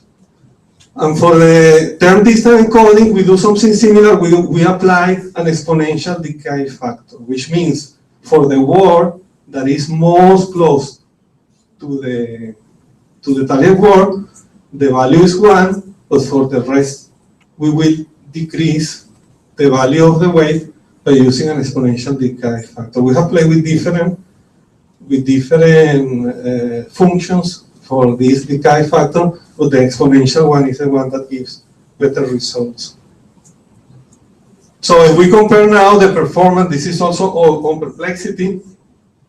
If we compare the performance of the original discrete implementation of the TDTO model with the neural network one, we're going to see how we achieve an interesting perplexity reduction. Basically, this becomes more evident when we go to larger word history lengths.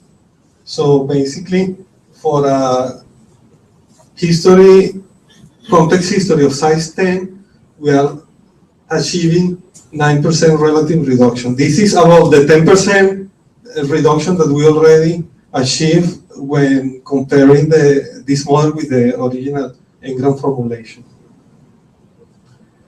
And if we evaluate this on a task, and this particular speech recognition rescoring task, which means we have a speech recognition system that produces some m-best list of output, we are using this model plus the acoustic fiction just to re-rank the m-best list and see how much we can improve the word error rate. And if we compare the original formulation of the TDTO model with the neural network-based one, we also observe a significant reduction of the error rate, that in the case of a Windows of history of size 10 is around 11%. So when we compare our model proposition with the original formulation of the neural network language model, we can see that both models perform similarly. Basically, we are not gaining too much. So the gaining of using the TDTO decomposition with respect to using just a normal neural network model for training the engrams is not in the performance itself, it's in the implementation. Why? Because for the conventional feed-forward neural network language model, you need as many inputs as the size of your engram. But by decoupling the distance and the occurrence in what we call the TD vector and the TO vector, it doesn't matter the size of the history context we're modeling, we are always using only 2 input vectors. So when you see the number of computations that you have to do when you want to train or when you want to execute for a particular engram size, you will see that this will grow linearly with the order of the engram, while this formulation will remain constant. So if we compare the execution in seconds of the models, we can see how basically for the TDTO model, we have a flat performance over time, so it doesn't matter the size of the engram order, the time of seconds of the execution is always the same, but for the original formulation of the neural network language model, as it grows in size with the engram order, the amount in seconds taken for execution grows linearly with the size of the engram.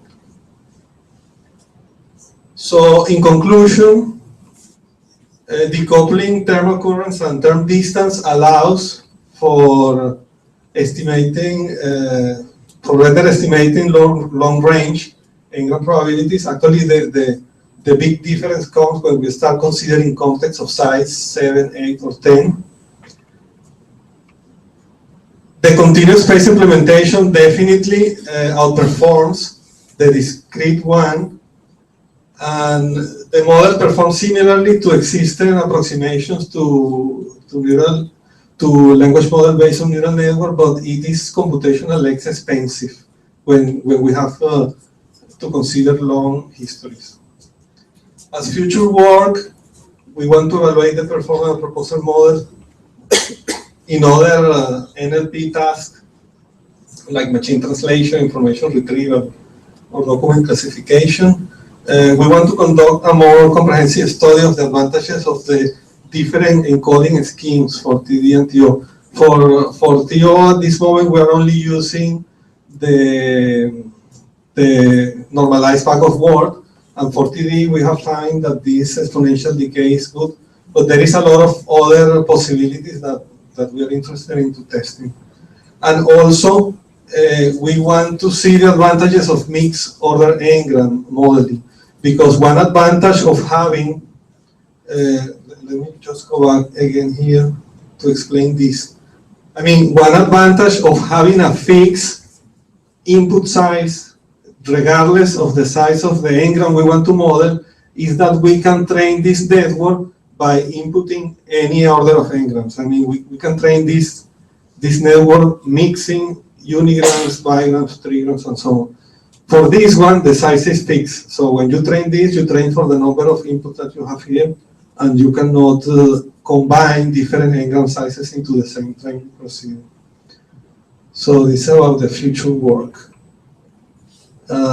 This work is the main research topics of Seiyuan Chong from the Nanjing Technological University, and this is doing in collaboration with Professor Seiyuan Chong from Nanjing Technological University and Professor Haishu Li from the Institute of Infocom Research.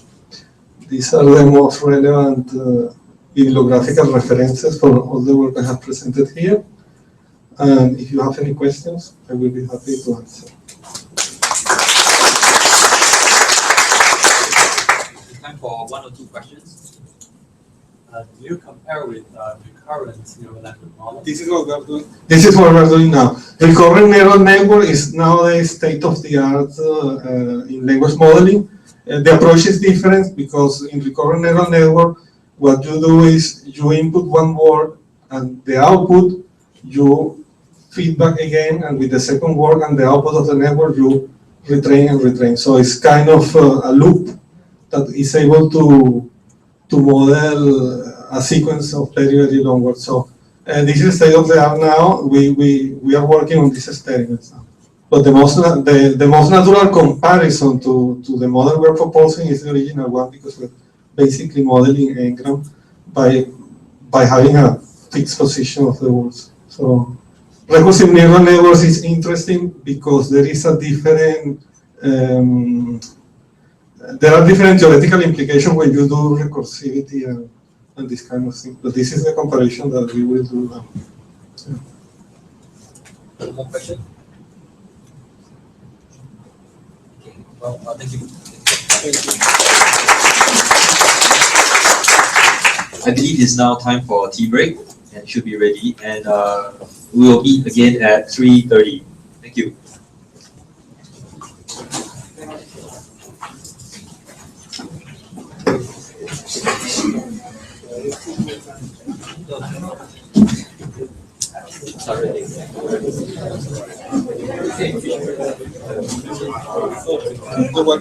Yes. I need to learn more about one of my students. One of your license.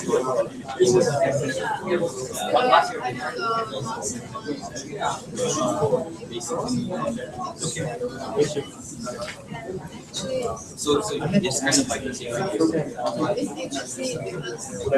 Energy flow.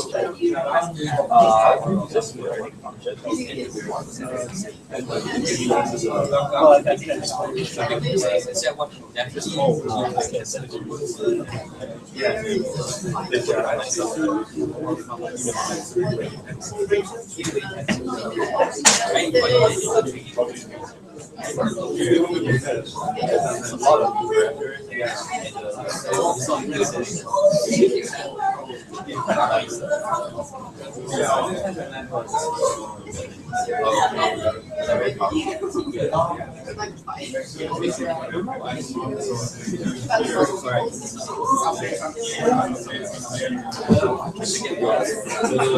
said all the time.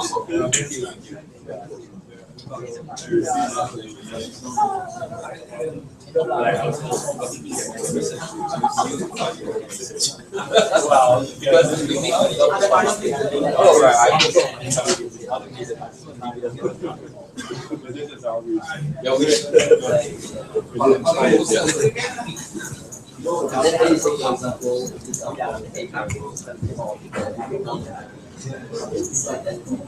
the weird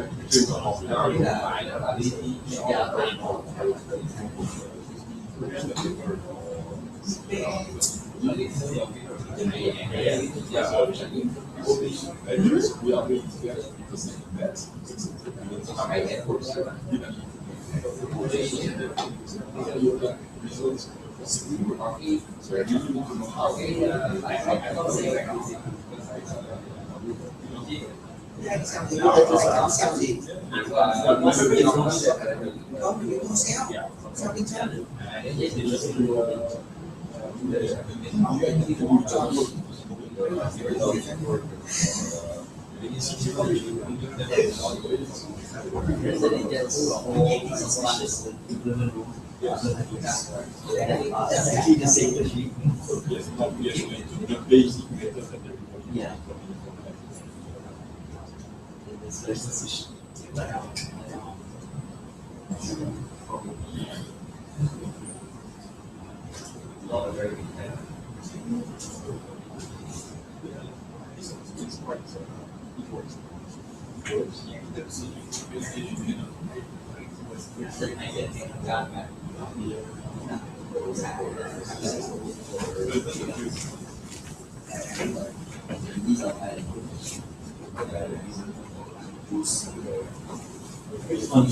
Based on this kind of receipt, it should not work.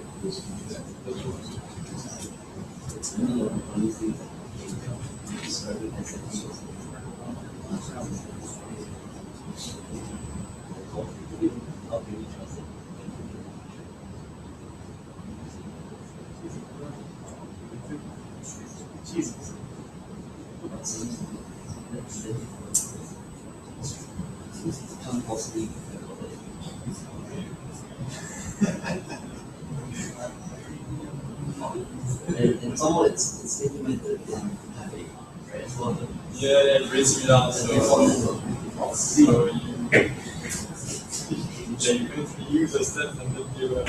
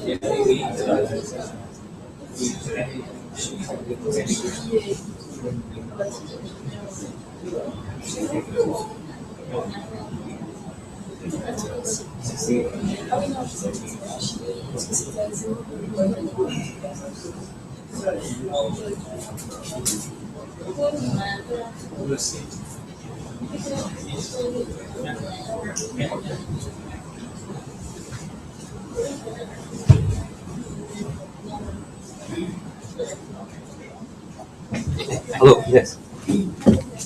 几点开车？3点半。来那个 7进来吧。对对对。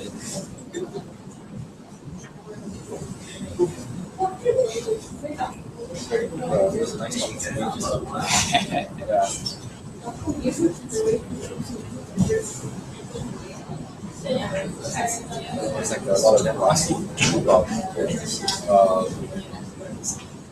yeah, kind of metrics and with other qualification.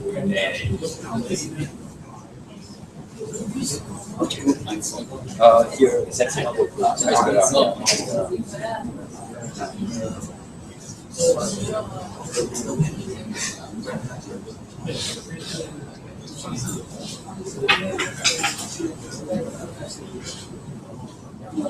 So you collaborate with yeah, mostly corporation. Some from is my former business. Another is from technically. I think my situation I see. Maybe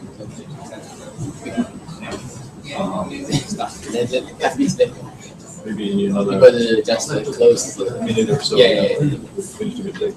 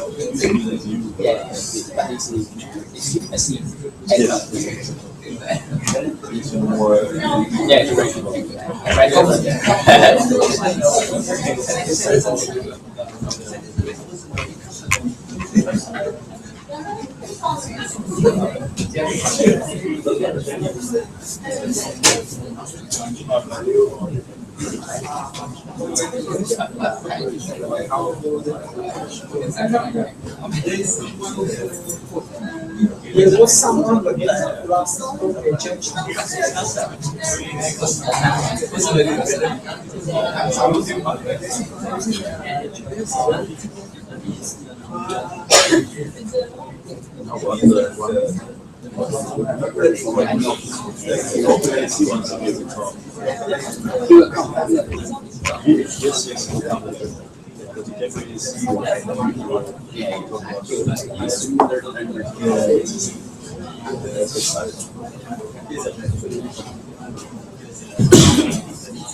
Good afternoon.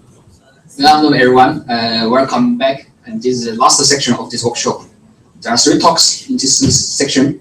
The first one is from Dr. Sao Weilin from iSquare, and the title of his talk is Deep Learning for Sensor Networks. Thank you very much. First, I want to thank the organizers for inviting me to give me a chance to talk about this today. A bit of a warning first, which is that firstly, I'm not actually an expert on sensor networks, nor am I really trained in deep learning. My background is actually from mathematics, and I was looking more at statistical learning theory and things like that. So that's kind of my interest in all this. So you're going to see a little bit of that flavor in today's talk. And also, during my postdoc, I had the opportunity to work at Stanford with Andrew Ng's lab. So he's a very busy man, so I only got to meet him once during that 1 year that I was there. But the interesting thing is that his lab is very big. They have more than 20 students and postdocs, and they work very independently. So they meet him maybe once in a group meeting and things like that. But all his students are working on different things, and a lot of the work I see here is inspired by what are the things that they are doing over there.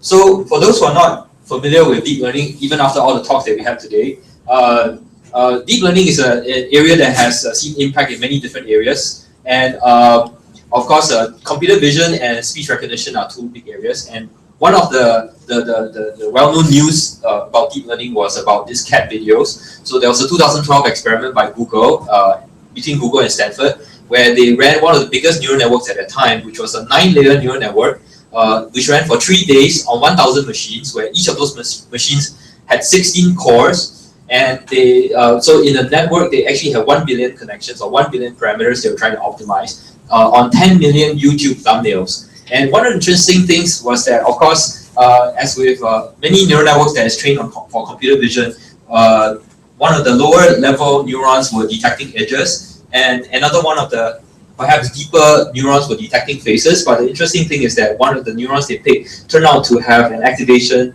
that looks like this, which looks like a cat. So this is how they knew that there are many cats in YouTube videos.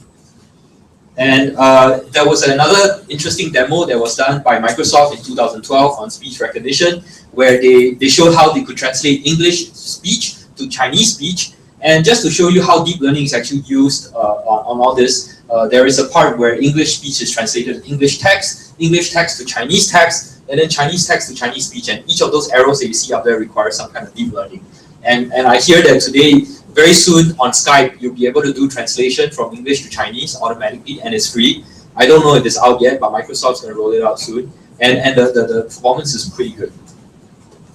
So deep learning is a biologically inspired multi-layer neural network. So often you see pictures that look like this. And here, this is an example of a feed-forward neural network where you see that you have an input layer, usually consisting of pixels in computer vision, and then you start to have a first layer neurons, which is a sigmoidal linear combination of the zeroth layer and so on. And I think the powerful thing about deep learning is the fact that it's unsupervised most of the time, which means that you could have lots and lots of data that you just download off the internet. It doesn't have any labels, and you can train your neural network to do some kind of recognition. And for an example, in face recognition, you could typically learn a 4 or 5 layer neural network where the first layer will be learning things that look like edges, and the second layer will be combinations of those edges on a larger scale. So you start to see eyes, nose, and mouths, and then at a high layer, you start to see faces. So for instance, this face could be a prototype of Alice, and this face could be a prototype of Bob, and that's how Facebook does face recognition. And so one general thing that you start to see is that deep learning is able to pick up higher order features as you go down the network. So the natural question is, when we come to sensor networks, how can we use the features when it comes to unsupervised learning? How do we use higher order intelligence to come and do some kind of intelligence for sensor networks? And of course, I imagine most of you have never actually worked on sensor networks, so let me give you a bit of background. So my group is called Sense and Sensibility. We are one of the A-STAR research programs that looks at how to build sensor systems for smart cities. And we have various different projects. We started about 3 years ago. In that time being, we have, for instance, one of our biggest projects is in the Jurong Lake District. There's a test bed of sensors that we're working with IBA.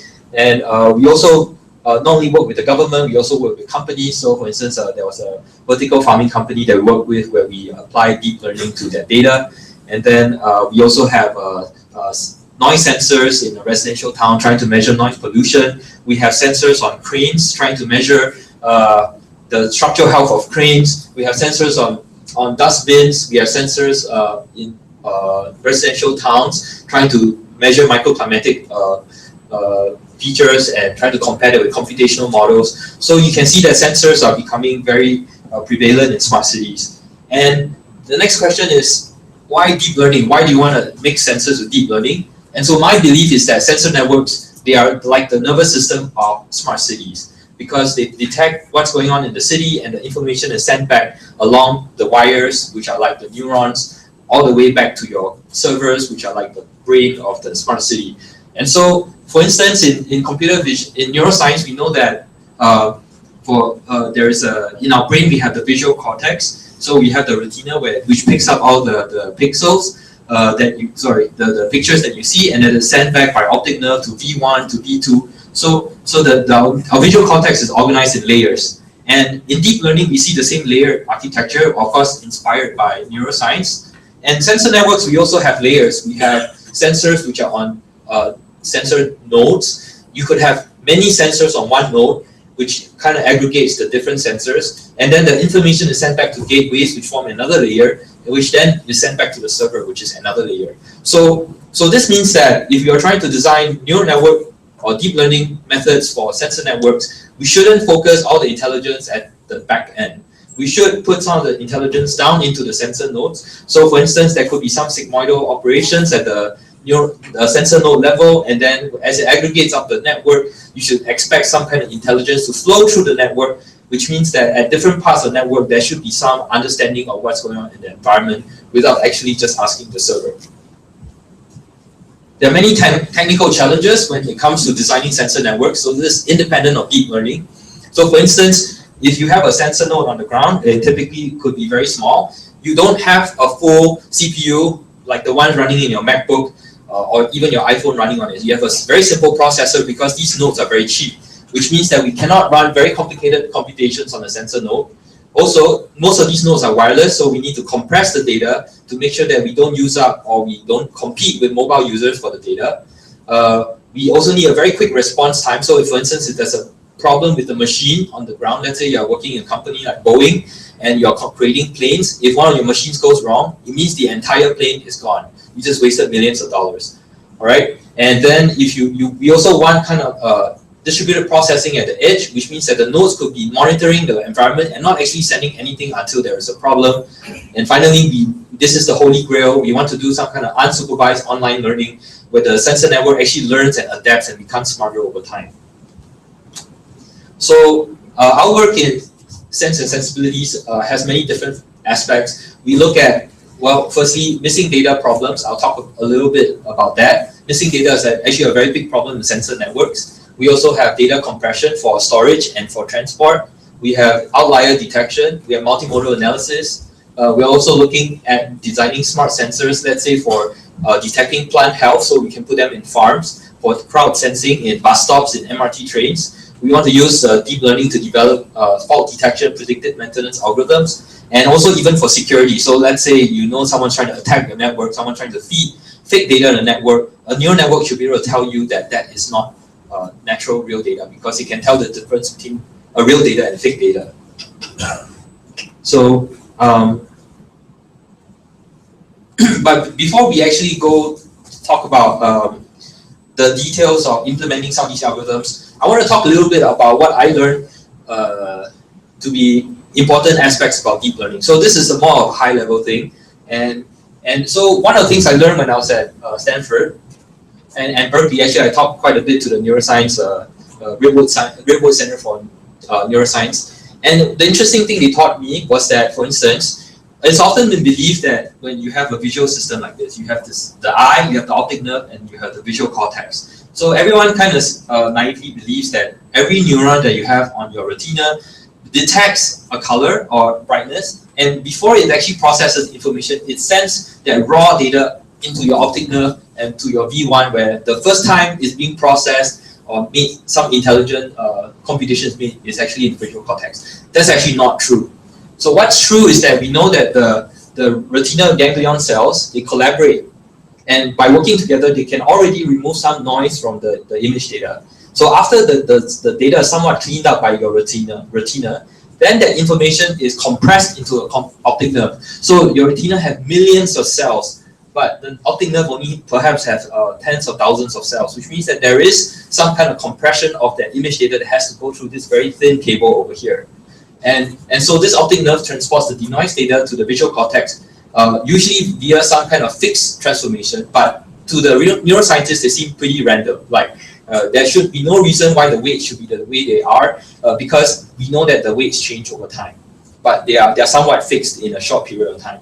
And after the information is sent over, the visual cortex will fuse the different data streams from different parts of the retina or different from your ears and your muscles and things like that to find higher order features and events. So for instance, there's a part of the visual cortex that looks at motor movements, and it combines messages from your muscles to do that. So we in machine learning and in comms, we already know about something like this. It's called compressed sensing. So compressed sensing tells you that the input is sparse in some known basis, then it can be reconstructed from any random projection. So what this means is that the images that you see on your eye, they are already somewhat sparse in some basis. So for instance, the basis of edges. And then what happens in the optic nerve is some kind of random projection. And then after that, it somewhat gets that even in the random projection, that's all the information that you need about the picture is already in there. All right. So this is a somewhat different view of deep learning. So I'm going to explain a little bit more about that. And so okay, what I'm interested in as a mathematician or statistics person is the fact that data is often lying near some low-dimensional manifold and high-dimensional space. So your data points could look like this, and then the goal of the computer is to learn the structure in the data. So the structure of the data often looks like this low one-dimensional manifold. All right, and what it means to denoise the data is to say, okay, I have this point that's near this manifold. So when I observe this, I'm going to move this green point towards the line. So after these points have been observed, all of them should start to gravitate towards this line, so they get cleaned up. And after they get cleaned up, I could do anything I want with the data. I could compress it, I could do a random linear projection, but here's an example of, let's say, what happens if I projected the data, then you could imagine that this manifold gets really warped up. So now if you look at the original data points, if I didn't clean it up, it would be very hard to uncover the structure in the data. But if you actually had cleaned it up to the black line, then you can still somewhat see the structure even if you have compressed the data. So this is really what is going on when you do compressed sensing. And so deep learning the data is going through this whole process of cleaning and compressing and cleaning and compressing. All right. So for instance, at each layer there should be some kind of learning in order to clean the data. But in between layers, you really have some information that's flowing through the network, trying to fuse different kinds of data together. So I'm going to give you an example of this later on in one of our projects with data compression. But first I'm going to talk about missing data. So why do we care about missing data in sensor networks? And the reason is because if let's say for my sensor node the battery dies, then you're going to have a large block of data that's going to go missing. Or if let's say I have a gateway that is connects to several sensors go down, then you could have several sensors all dying out, and over a period of time, which creates this kind of a structure in the missing data. So missing data structure doesn't look like this. This is what happens if you have random missing data. But in sensor networks, you have structured missing data, and that is a problem. So for instance, if I'm going to take my data and I'm going to train a neural network to look at this data. So if you have a sensor node that always goes down, so you're going to get maybe a 0 value. You decide that, okay, the data is missing, I'm just going to fill it out with some value like 0. Then what the neural network is going to learn is that 0 is normal. 0 is a part of the statistics of the data. It's going to learn that what it's supposed to see is 0. All right, so you're going to see a lot of these, what I call, basically the neural network will start to learn the structure that's in your missing data, and that's not what you want. So how do you overcome this problem? All right, so this is actually a problem that you also see in Amazon, in Netflix data. In Netflix data, people watch some movies and there are other movies that they don't watch. There's a lot of structure in what is missing from your data set. So we actually use the Netflix neural network architecture to learn sensor data. So what they use in that paper by Hinton is a conditional restricted Boltzmann machine. And you notice that if you do that, then for instance, when I'm training my neural, so here's an example of the typical 8x8 image patches that's used to train deep learning for computer vision. And what we did was that we masked out many of the pixels in the 8x8 patch and their structure in the masking. So I either masked out the bottom 1/3 or the top 1/3, and I hope that the features that's learned will look a lot like edges. And indeed it does. So in many of our earlier experiments where we didn't use the conditional RBM, we learned features that had masked out features in them, which was not good. But by using the conditional RBM, we start to recover edges. So they learn to glue together features. They see maybe a top edge and a bottom edge. You glue them together to form a full edge.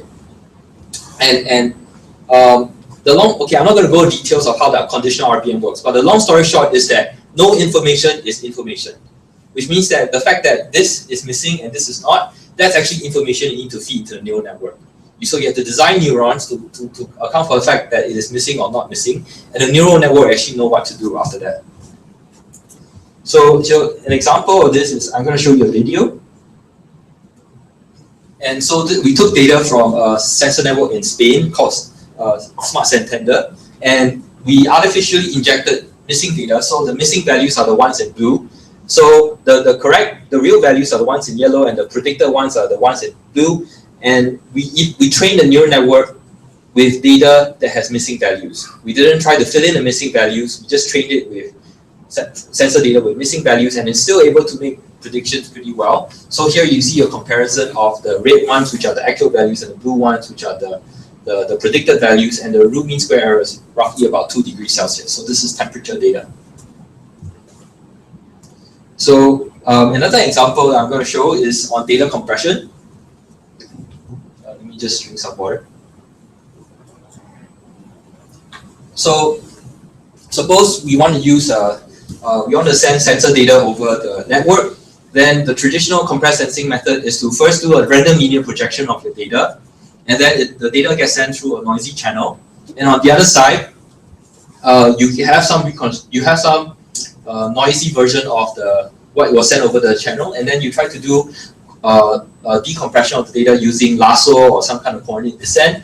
And so this part here tends to be computationally very expensive. So if you for instance, if you try to do this over a sensor node, this could be very slow.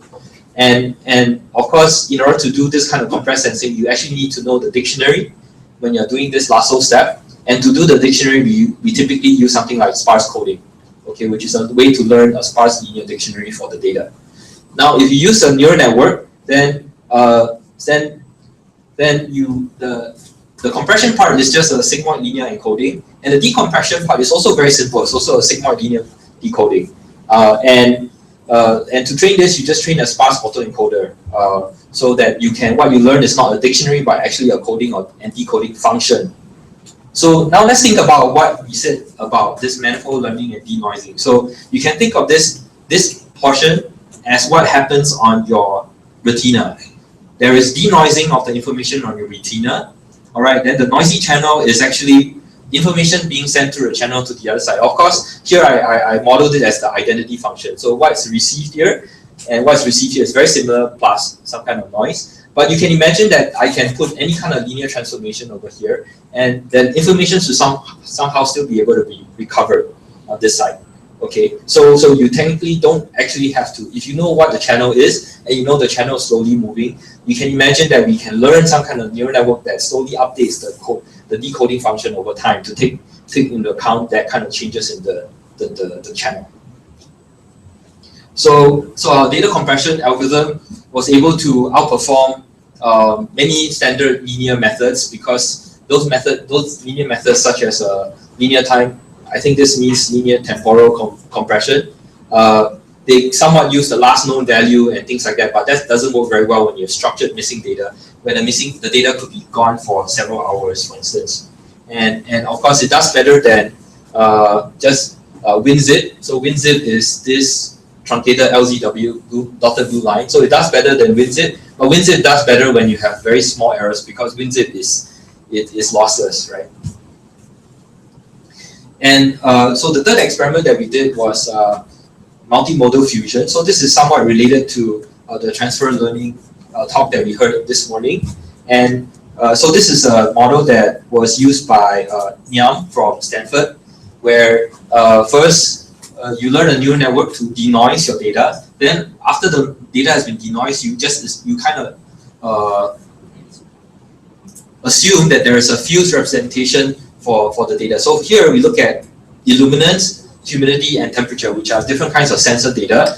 But you imagine that a fused representation could be, for instance, whether there's a thunderstorm or it's a hot day or anything like that happening in the environment that affects all these kinds of sensor readings. And of course, when we did this project, we actually wanted to do it for our farming company. And instead of predicting temperature, we wanted to predict plant growth. So given the readings in the greenhouse, can we predict the plant growth and then optimize the greenhouse to increase the crop yields? Unfortunately, we didn't have a lot of plant data because they actually sent students in to measure the plants one by one. So we didn't actually have a lot of growth data. So we switched it out and we replaced it with temperature instead. So what we did was to train a 5-layer neural network. All right, so you can see the neural network has 1, 2, 3, 4, 5. So we trained the neural network with 5 layers on fully observed data with light, humidity, and temperature. And after that, we told the neural network, okay, I'm only going to give you light and humidity, and then you have to predict the temperature. So this is where the neural network has no idea of what is the time series for temperature at all. And here you can see that it's able to predict the ups and downs pretty well. It may not get it exactly, but it's still pretty accurate. So we're quite happy with our result here. And the last thing I want to talk about is something called deep reinforcement learning. So I'm going to show you this video. I don't know if you hear the sound very well from my laptop, but I'll try. Okay, so there is a company called DeepMind that was bought by Google last year for $400 million. The founder, Demis Hassabis, was trying to apply deep learning to reinforcement learning. And here he wanted to write a generic algorithm that can play different kinds of computer games. He didn't want one algorithm to play Space Invaders, another one to play Breakout. He wanted to have a generic algorithm. And the assumptions that he makes are very simple. He assumes that there's a screen of pixels. There's some action space left and right, in this case. And finally, there's an objective that you have to optimize, which is the score in the corner of the screen. All right, so I'm going to play the video now.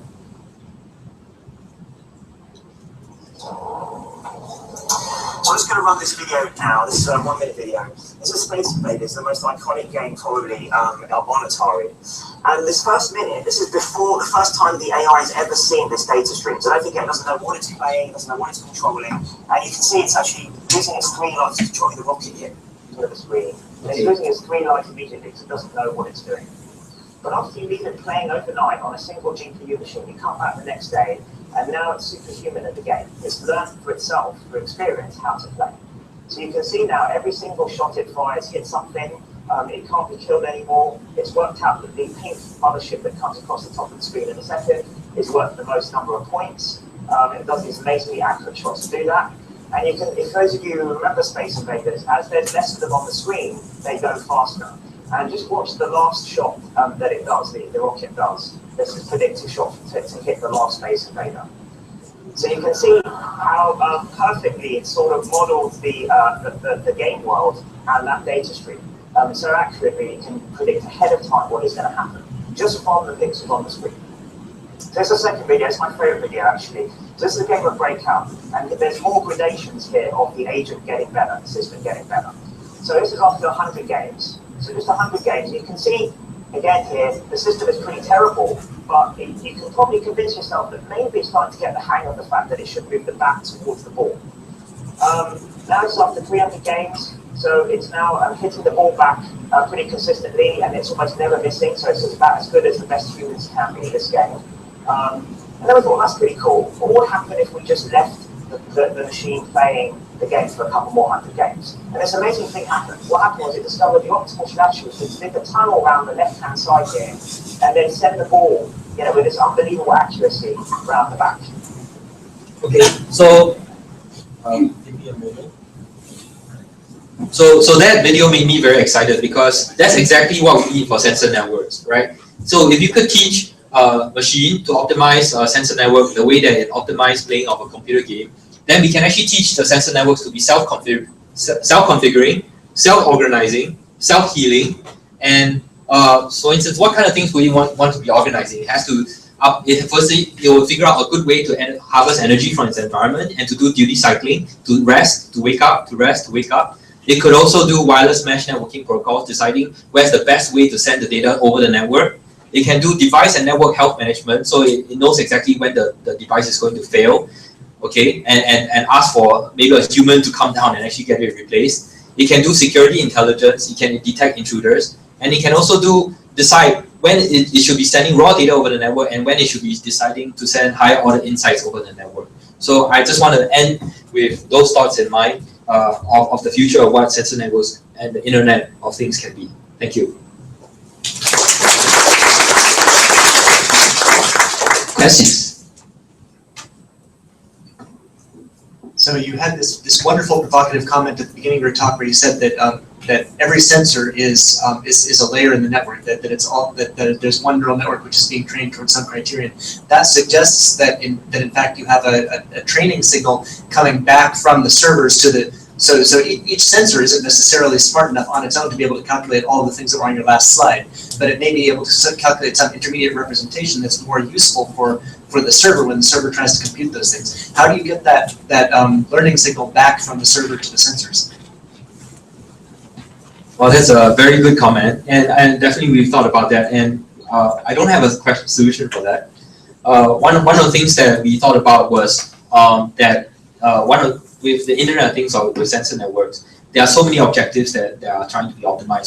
So we have it becomes very tricky. So for instance, let's say I may want to know very accurately what is the temperature reading on the ground, whereas another person may be more interested in just knowing when there is a fire. So which signal should we be sending to the sensor to be optimized? And so, but yet our brain seems to do it quite well. There are many objectives that the human body is trying to achieve, but yet it's able to somewhat learn good features that are seemingly well for many of these different objectives. So that's one of the things that we want to achieve.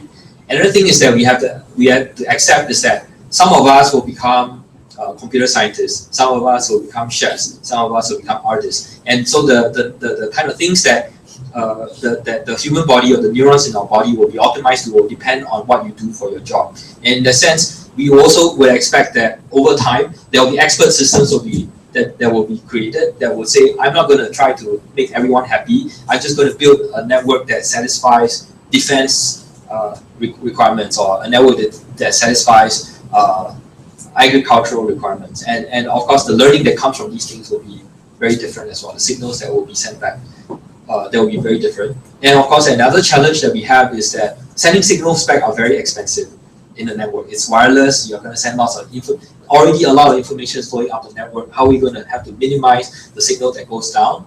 And so one of the things is, let's say we look at deep learning today, we are trying to do parallel deep learning.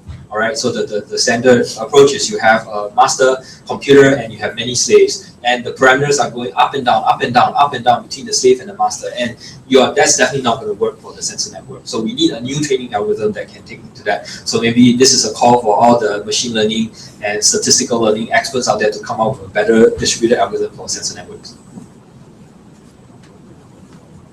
Let's thank the speaker again and welcome to the next slide. Thank you.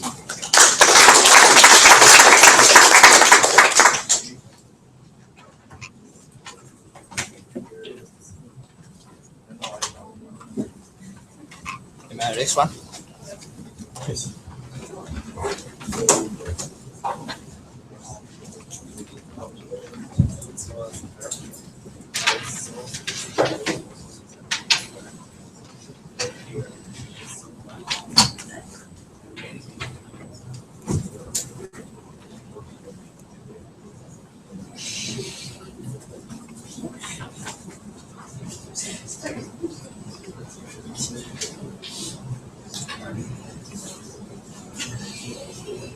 The second talk is from Professor Stephen Hoy from SMU, and his title is Deep Learning for Image Recognition and Retrieval. Thanks. It's a pleasure to give a talk here. My name is Stephen Hoy. I joined SMU last year, and before that, I've been with NTU for 7 years. So my team has been doing machine learning and application to a variety of data analytics. In this particular talk, I will talk about large-scale deep learning and its application to image recognition and image retrieval. Obviously, we are now in a world of rising of visual content with more and more visual on the internet, particularly in the social level, and with less text. If you try to look at the most popular social media with the fastest growing rate, top 4 of this social media, Snapchat, Pinterest, Instagram, these are all image or video related content. Even for the Facebook, there are a lot of content that are related to image and video.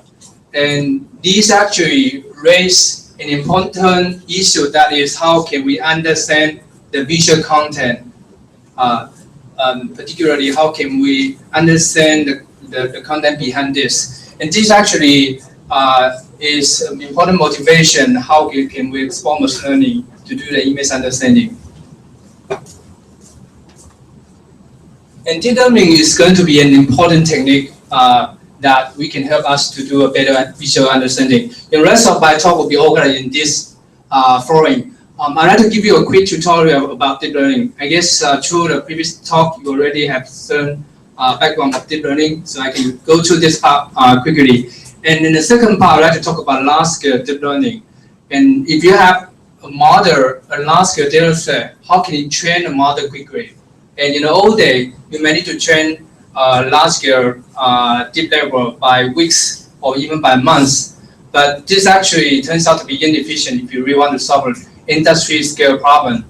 So, and I'd like to talk about a different approach that we consider GPU-enabled solution to do large-scale deep learning training. I think in the morning we showed some talk using a CPU-based distributed deep learning, but in our approach we're going to consider a different approach using GPU, and that will give you a significant advantage when you do a large-scale training. In the second part, I'd like to talk about certain application applying deep learning to do visual understanding. In particular, I'll talk about certain application that we do the image recognition and image retrieval. Some of the research is pretty similar to the deep machine learning as this talk before, and we took a different approach to solve some of this problem. And I'd like to discuss some of this ongoing research. If you have any question, don't mind to raise and we may discuss. So me do a very quick survey in case some of you may not be familiar with computer vision and deep learning. So we try to look at a conventional approach to do computer vision. The typical process will be in this way. Given an input image, the typical process is we're going to extract feature, say it's feature, HOG feature, this feature, to represent the image. And then you're going to build a classification model based on the feature representation. And then you can do the detection, recognition, and so on. The problem with this kind of typical approach is that the feature extraction extracted usually require domain knowledge that is typically hand graph and suboptimal. And the classification model basically on top of this feature. The interpretation may not be completely optimal. And usually the feature extraction is seldom be changed when you build a classification model. And that is a major limitation of conventional computer vision approach. And the idea of deep learning based approach is we're going to replace the feature extraction part. Instead of using the hand graph feature, we use the machine learning approach to learn the feature automatically from data. In the same time, we're going to apply deep learning to build a classification model, detection model from the data directly. And more importantly, is deep learning provide you an end-to-end solution that, given the image pixel, image directly, you can directly learn the classification outcome, detection outcome directly from the deep learning model. And there's little requirement for the domain knowledge in order to design the framework. And in fact, you can apply the similar framework, the same for different types of application when you want to solve another domain problem. And we're going to show some application that whenever you compose similar framework, you can actually solve the many applications in an extremely efficient way. Just a very quick introduction for deep learning. I guess many of you are familiar. I'll go through this part very quickly. In fact, deep learning is kind of a family of machine learning algorithm, and it's definitely not new. It's very hot, very popular recently. But in fact, the earlier day can be dated back to the artificial neural network in 1980, even much earlier.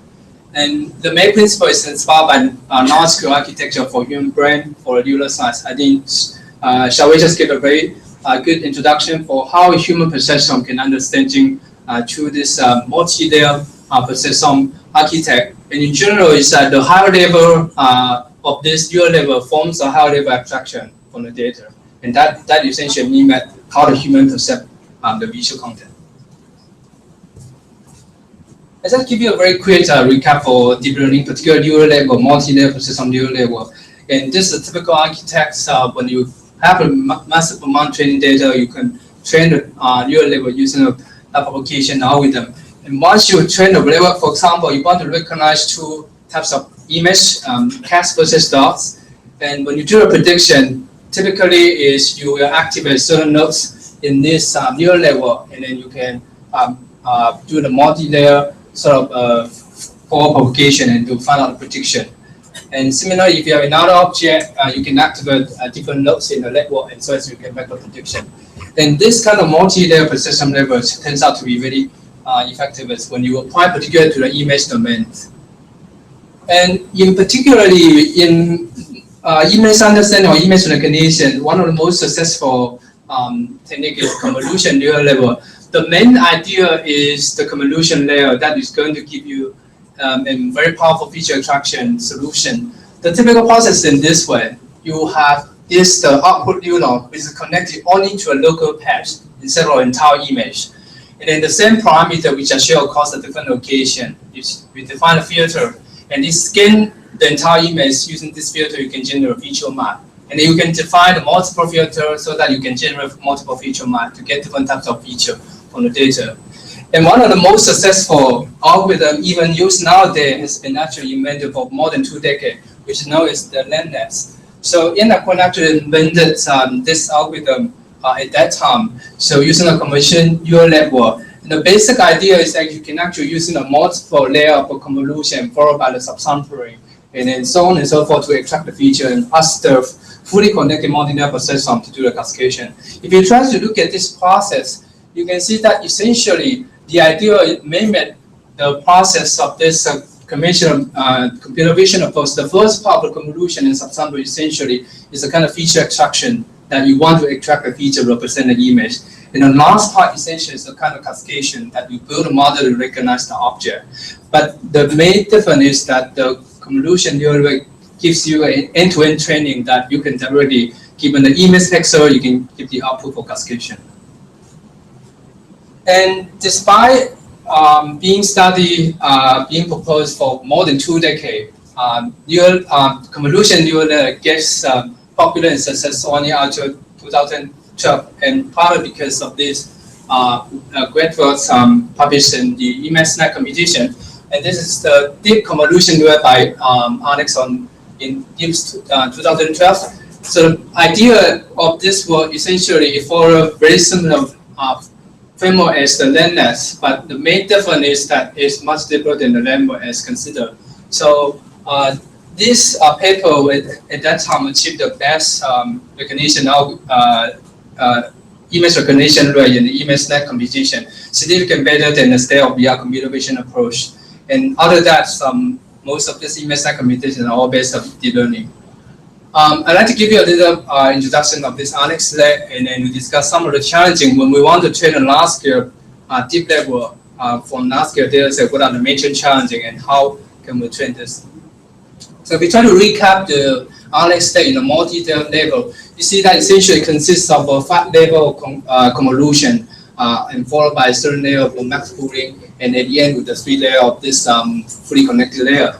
So if we try to analyze the model architecture, you'll see that essentially the model has a lot of parameters, but the most parameters essentially focus on this fully connected layer. This is a major number of parameters. Well, if you want to look at the computation cost, the top 5 of convolution layer took most of the computation costs. And if you try to look at the level, essentially it has more than 60 million parameters, and the computation cost will take almost 800 million of those. If you train this on a modern GPU, at that time when Alex did this, it took around 5 to 6 days, almost a week, using 2 of the state-of-the-art GPU at that time. And this is just Alex there, and there are also many others latest models being proposed for convolution neural level. Some of level can be even go to 16 layer, even 19 layer when you train a very deeper neural. And this definitely takes much longer time. It maybe takes weeks, months in order to train a good model on a large scale data set. And that actually brings a huge challenging is how can we train a bit level efficiently if we want to train a large scale data set. If you are not just to only focus on 1 billion data, maybe 10 million data, maybe 1 billion data, how can we train a large level? So in the last summer, I visited some internet company in mainland China. Their image scale is in tens of 100 billions. So how can you train a model in 100 billions of scale data? And that actually causes a huge challenge when you work in an internet company. So next, I'd like to discuss some of the principles that we consider from a GPU-based solution, how can we train a model even in a lab scale solution.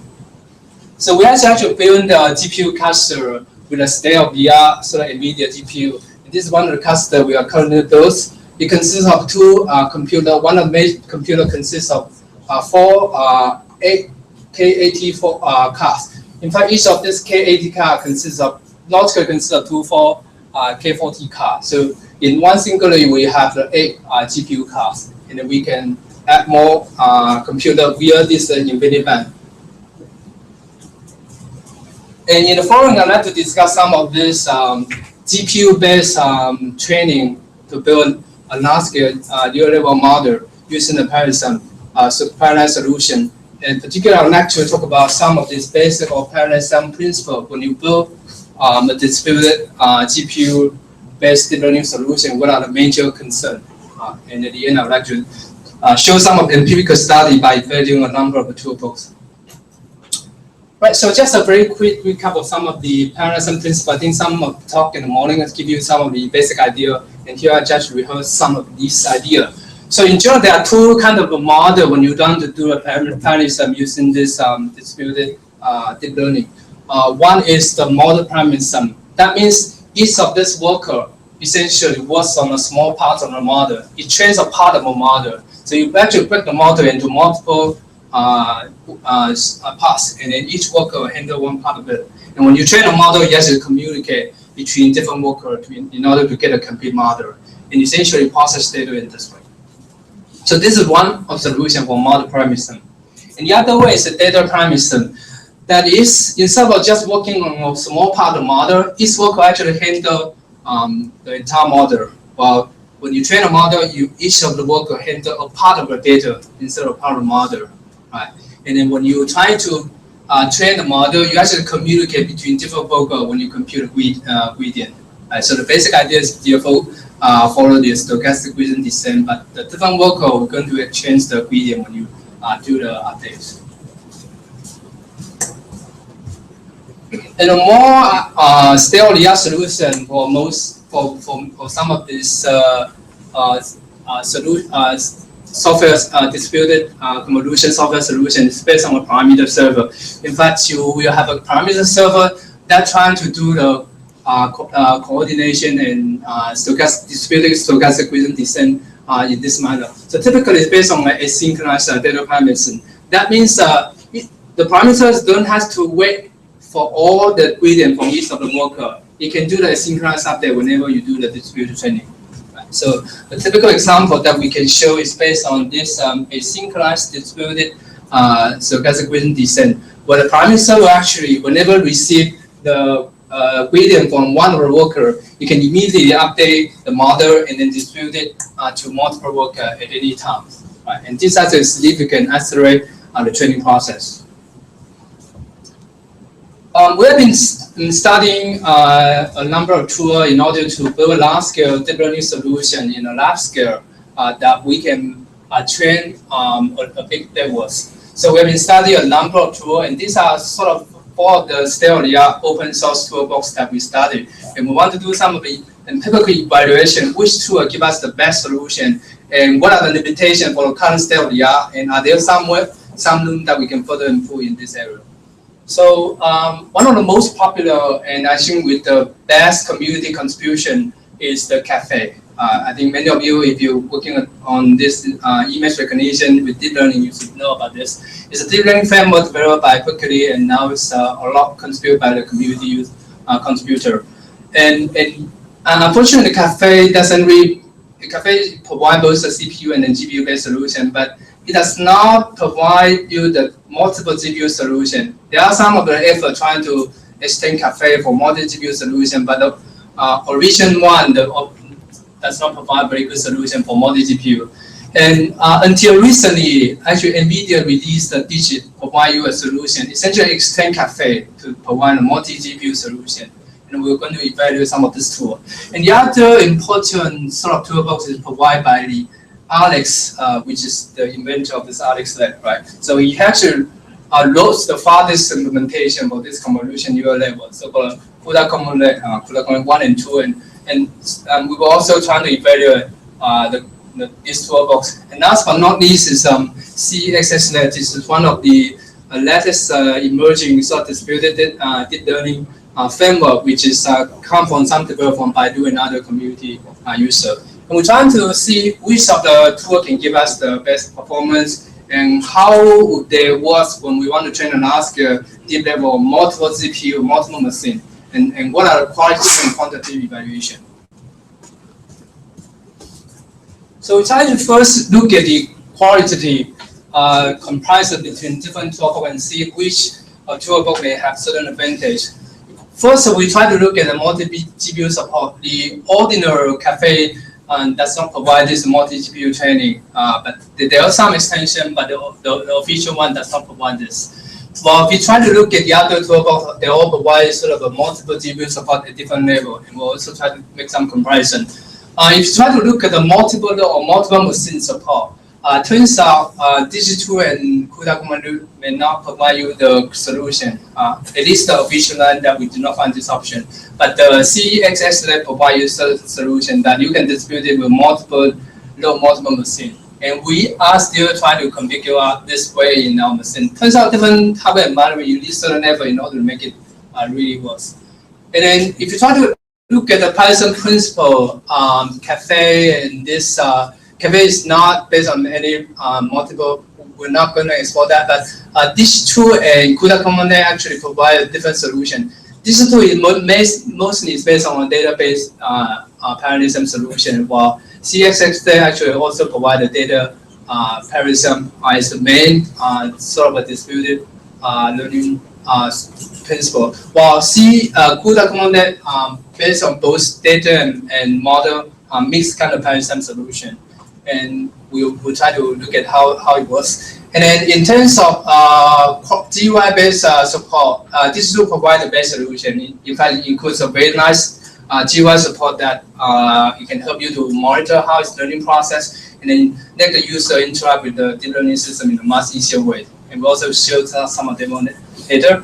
And then in terms of code quality, I have to say is the Caffe and Digital, they are both provide pretty good code quality, and many community users contribute in this tool. And CXLA also is a very good framework. It provides a very nice code quality in terms of overall design. While and CUDA Common Net probably is the hardest one, which you can read the code quality, and it's very difficult to maintain and update if you are not expert in this area. But it actually has certain advantages. In terms of community support, Caffe has the best community for the contribution. And documentation also, Caffe and Digit and CXLA provide you the good solution. So these are some of the qualitative evaluation for different toolbox. And I'm also very interested to learn about this signal framework that provide additional things to complement to this existing tool. And if they can provide sort of GPU support, we'd love to learn about it. So I'd like to show some of this quantitative evaluation for different toolbox and see how they can scale up to a large scale when we train with multiple GPU. So we try to compare this different tool by training RxSet on ImageNet dataset using multiple GPU and see how this framework may scale up.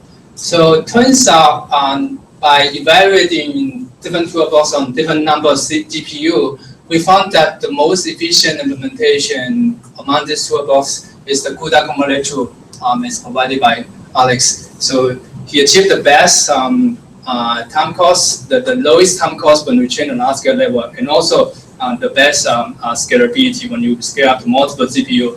And CXLA also achieved a pretty good speed up when you want to scale to multiple GPU. But in terms of time cost, it's actually much lower than CUDA Common Net tool. One of the main reasons behind this is RxSet's implementation, one of the fastest convolution component when you did this convolution URL level. I think that is the key, the difference between this CUDA Common Net tool and then the other component. In terms of this distributed learning or parallelism solution, the main principles are mostly quite similar. There's not much major difference, but CUDA Common Net tool does provide certain different because it actually mix the data and model parallelism when you build a model. In fact, RxSet tried to design very good parallelism, which you actually can put the model parallelism more on this fully connected layer, because fully connected layer you have the most number of parameters, while the convolution layer you have this number of parameters, which you have much more computation costs. So actually, RxSet tried to mix the model parallelism for this fully connected layer and data parallelism for this convolution layer, and that's some innovation that he did in his work. And we also have certain observation that even many of this state-of-the-art has provides certain parallelism solution for multiple GPU, but there's still a large room that you can further improve. For example, when you work on this 4 to 8 GPU, there's still a large gain that you can get for the speed up to 8 GPU. The largest speed up is so far we can achieve by CXLA is only 5.6 something.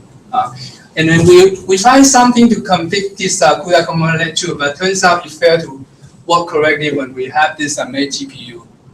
And even for this CXL on this 8 GPU, the accuracy is actually much lower than the other setting. And that means even you achieve a very fast speed up, but in reality you may not be able to give you the best performance. And that I have to say is the state-of-the-art still has a large room when you do a large scale deep learning training. And so far, if I have to make a suggestion, the best setting that we can work is using the 4 GPU. That will give you the best speed up, the best trade-off in terms of speed up and accuracy when you want to build a large scale deep learning model. All right, so these are some sort of typical evaluation that we do for large scale deep learning. evaluation. We are now also building some of the multiple machine toolbox that we can scale up to multiple machine, multiple GPU, and some of ongoing work that we are still doing. And the next part, I'd like to talk about certain applications that we apply deep learning to do image understanding. Whether to build some application for image understanding, and one of the interesting projects that recently we were on is on Singapore full image understanding. And in fact, this solution can be easily built by just applying any of this convolution neural network solution on the data sets we can correct it. One of the motivations that motivate us to do this task is that we are exploring social image on this internet, and we found out that full photo is among one of the most popular topics shared by Singaporeans on the social media. And it's very interesting that if you are able to recognize a full photo in the granular level, and we may be able to understand whatever the content there. So we have been built a large-scale data set which consists of multiple categories. In fact, it consists of 9 major categories and more than 96 subcategories, including 96 of most popular Singapore food, as we can study. And we crawl the data set for major search engine and then label this data set by human being. And at the end, we get a data set around 100K full photo to train this model.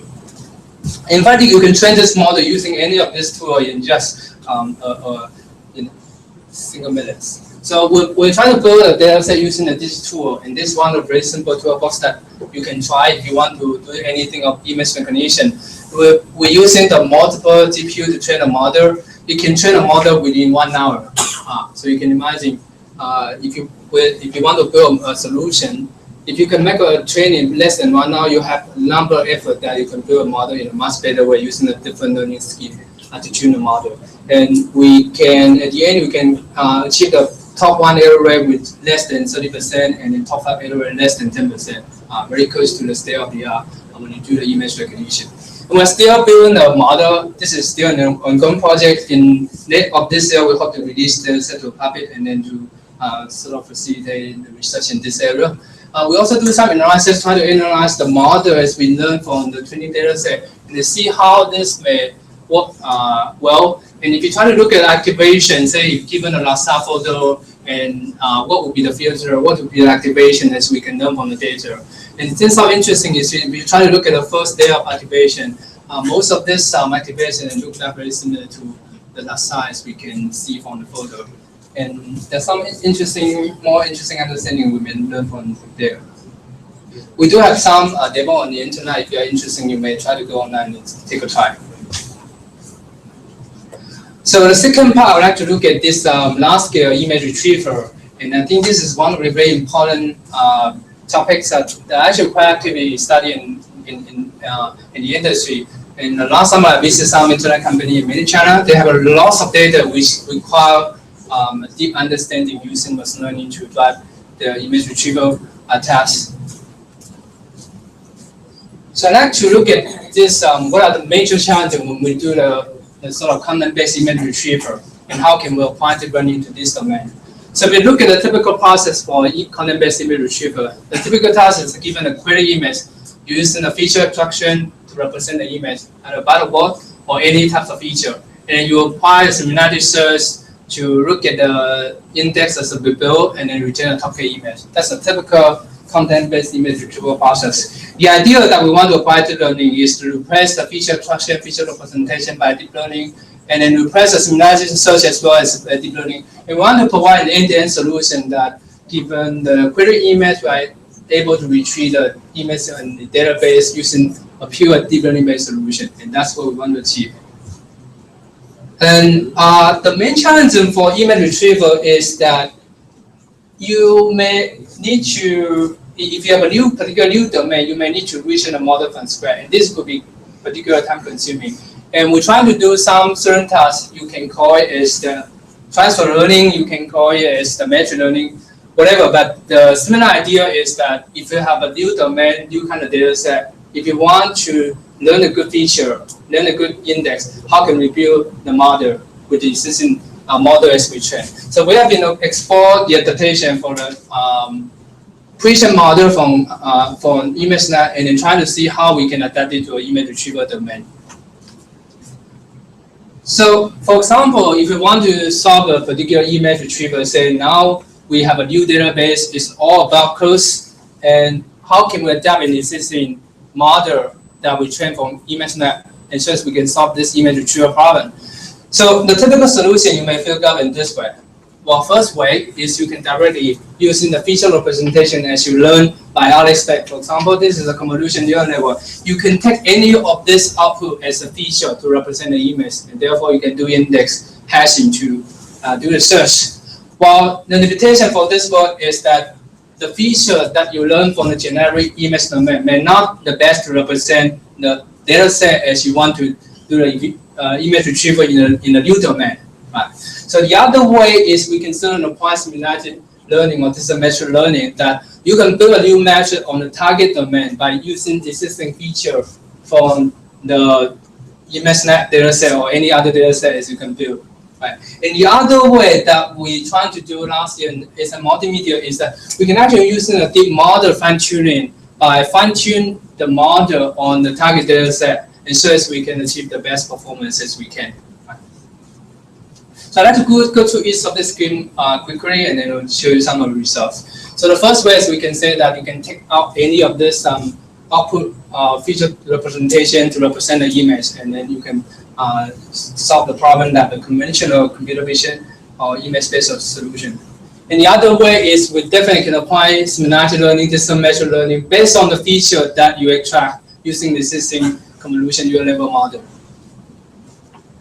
And the third scheme is that we can do a deep fine-tuning. You can say this is deep machine learning or deep transfer learning. Doesn't matter. But the idea is that we need to fine-tune a level such that we can take advantage of the new domain data as much as possible. Right. So in general, there are two ways you can do a sort of deep fine-tuning. One way is if you have the label data available, you can simply do a model fine-tuning based on mostly exactly the same solution as convolution neural network. Right. So for example, if you have the class label available, then you can definitely retrain the model from scratch with the fine-tuning. And the other way is, what if we don't have the label data? If we consider completely new domain, a new data set, you may not necessarily have the label data. You may merely have certain wikidata label data. Right? For example, wikidata data meaning that I may be able to give you some certain side information, tell you that the two objects are similar, more similar than the other object. Right? And can we take advantage of this weak label data and retrain the model? And we do have certain solutions that we can actually incorporate this sort of side information, trying to fine-tune the convolution neural network model and then to improve the performance as much as we can. So as a comparison, the main idea for the deep learning solution with application to image retrieval is we can actually consider three schemes. Either it's direct feature representation output or similarity learning based on existing deep feature, or we can do the deep model fine-tuning based on either way of the data you can make available. Either it's based on side information if you don't have strongly class label data, or if you have the class label data, you can do simply the model retraining from the existing model you have. So we have been doing a lot of this evaluation by comparing different schemes, and this is just some of the partial results that we can show. And this is one of very popular data set for Paris object retrieval. And the state-of-the-art solution using the conventional sort of battle web solution mostly goes to this 0.6 or, but there are also some other scheme that you can use in a local feature to boost the accuracy. But we compare the most popular solution, that is battle web solution. We will see that if we simply using the direct output without any fine-tuning, simply based on the feature that you learn from ImageNet, you are barely comparable to the best of this battle web feature. But when we're using the similarity learning, we can significantly boost the battle feature as compared to without the similarity learning. Finally, if we do the model fine-tuning, we can boost the performance to the state-of-the-art as we can solve the problem. That means the solution can actually can be learned a significant better feature than without exploring the deep fine-tuning. And the last but not least problem is when we do a large-scale image retrieval, it's very important that you need to index this feature, deep feature, so as you can scale up to a large-scale database. So we have been applying a different hashing scheme to encode the deep feature into binary code, and so as we can speed up the search. So we have exploring different types of hashing scheme, including product quantization, semantic hashing, and some of the combination that we can address on large-scale image search. So in this data set, we explore on the 2 million of images and then build the solution. And we can see that by exploring the hashing-based solution to index the deep feature, we are able to achieve the state-of-the-art performance very close or even slightly better than the deep feature without the indexing, simply by a linear scan. But while at the same time, we can reduce the time cost by more than 50 times in terms of these searching times. We have a demo, and I think you can visit this website too if you are interested to explore this image search. And basically, you can upload any image, and then you can do. Maybe I can do a quick demo. Do you have that? Okay. So you can go to this website and then say, for example, you can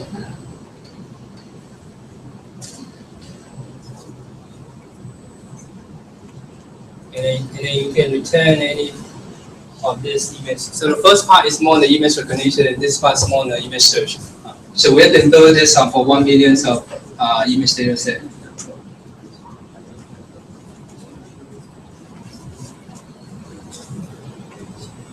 All right, so that's the end of my talk. So this talk, I mainly talk about large-scale deep learning, and then followed by 2 major applications. Yeah. Let's next speaker. One more question. I think I can ask one question. Okay. No question.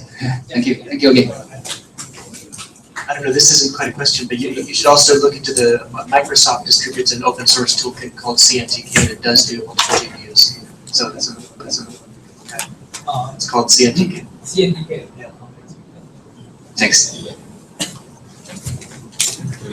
The last talk is from Professor Guangbin Huang from NTU.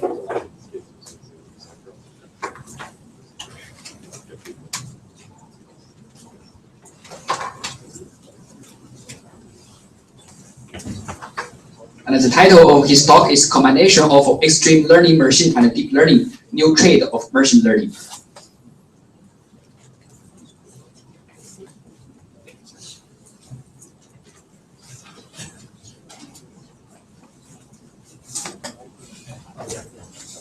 Okay. Thank you. I think the time just nice. I come here from my class. Okay, so I didn't attend the other talks the whole day. I think those are very exciting. I only listened to the last. It's already give a very good introduction to deep learning. So in this case, I won't introduce anything on deep learning. So today's topic mainly on how can we combine ERM and deep learning. So in the first part, I will give a brief introduction to ERM, and then many of us are using convolutional neural networks. So from theoretical point of view, I think there is lack of some theoretical proof. Actually, ERM can give the so-called fundamental support, theoretical support, to prove why convolutional neural network or convolutional node is reasonable. Okay, and I also show some comparison between the ERM and deep learning, and find the combination of these two. And can we shorten the training time from days to minutes, and still can get a state-of-the-art result, etc.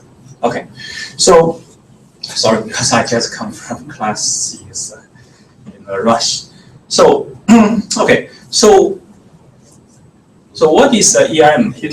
Before I introduce the ERM, so I want to give a brief introduction to the history of the neural networks. Actually, deep learning ERM are belonging to so-called multi-layer feed-forward neural networks, or in general perception. So perception was proposed 60 years ago. So there is a very well-known person whose name called Rosenblatt, who Actually, I think he's a great biologist and also great dreamer. So 60 years ago, when the first computer produce, he already have the dream. The computer can help, so-called the perception can help computer, walk, talk, see, etc. 60 years ago, very few people believe it, or say this guy is crazy. So a lot of fighting even, so, but now we know that that dream is realized.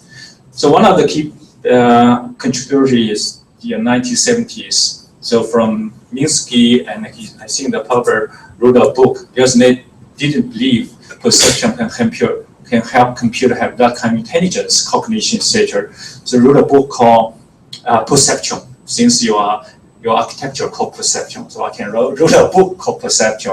So in that book, he give a common example using XOR problem. So that means multi-perception, since multi-layer perception can handle this kind of that. So just give us very simple example. So two-layer perception. So input layer and output layer. Then turn out they can't solve the XOR problem. So simple problem can't be resolved by the perception. So how about the complicated cases? So then the whole world, feel dizziness.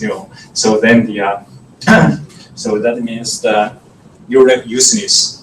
So then AI also useless, right? So then AI winter. So that is happening in the 1970s. But of course, later on, after the BP actually also, according to Webdick's book, BP seems to have proposed in 1960s. And then, Paul Robertson proposed in 1970s. But more important is the 1980s, right? Is that from PDP group. So that helped the neural network revive from the 1980s. But now we know neural can do a lot of things, right? Deep learning, especially not deep learning. So ERM actually is developed from the single hidden layer and then moved to the multi-layer. I call hierarchical layer instead of multi-layer. So later I will explain what's the reasons. Let's look at the single hidden layer. Single hidden layer, of course, you have the sigmoidal network, RBF network, and many others.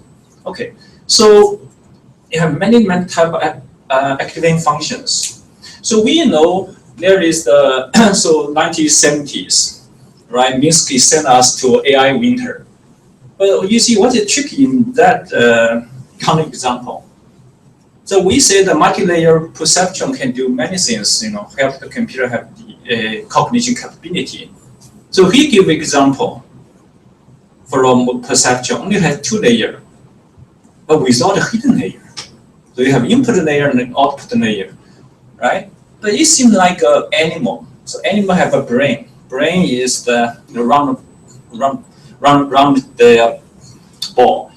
They have input, eye, and ears, nose, output cortex, etc. But inside is empty. No central neural system. No hidden neurons. That means empty brain. Can that brain work for many things? Nothing, right? So actually that fighting actually finally disclosed one fact. So that means hidden layer is so important. So people realize the hidden layer is so important. So then in the 1980s, so almost all the research team working on the how to tune in the hidden layers, even not deep learning. The whole world try to find the algorithm to tune in the hidden neurons, right? So there are so many types of the networks in the end.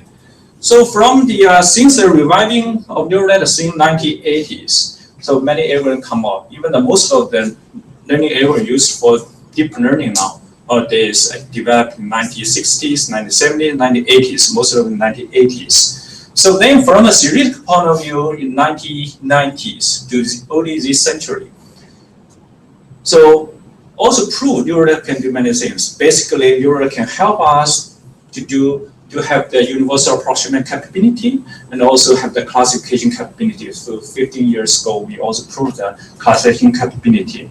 So unfortunately, these two series only tell the existence of such a network which can have the universal approximation capability and classification capability. They do not tell us what algorithm we can use, right? So only the existing issue.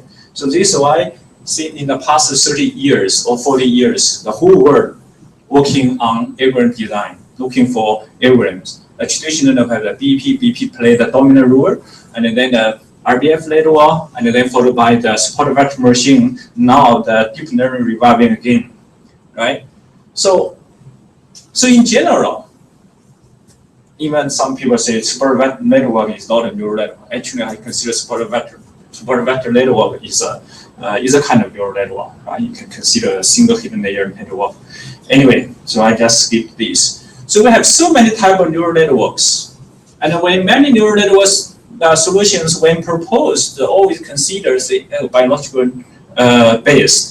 learning base. Actually, to my observation, there are some diverging between the traditional learning methods and the biological learning. Okay, so biological learning, we know the brain are very stable in a wide range of the neural size, because although we have 100 million neurons, actually it's module based. So each module have the 10 to 10,000 neurons. We do not fear we are not stable in, right? The brain is very stable and easy for parallel implementing biological implementing protein carbohydrate is like hardware. But we know that traditional machine learning methods are very difficult to the parallel implementation, the hardware implementation, and also very sensitive to the network size, parameters, etc. So brain actually not sensitive to parameters. We don't use a brain. We never tune the parameters in our brain, right? So, and the most critical things, traditional learning methods are always greedy in best accuracy. We are human, actually is I call soft intelligence. We are actually not greedy in accuracy. So in you see a lot of people always compare. I get a 98% accuracy now, right? So you only have this 97.9. You know, I have 0.1% higher. I feel happy. So if we have the same accuracy, they are not submit a paper for publication for consideration. But brain actually do not work in that way, as long as the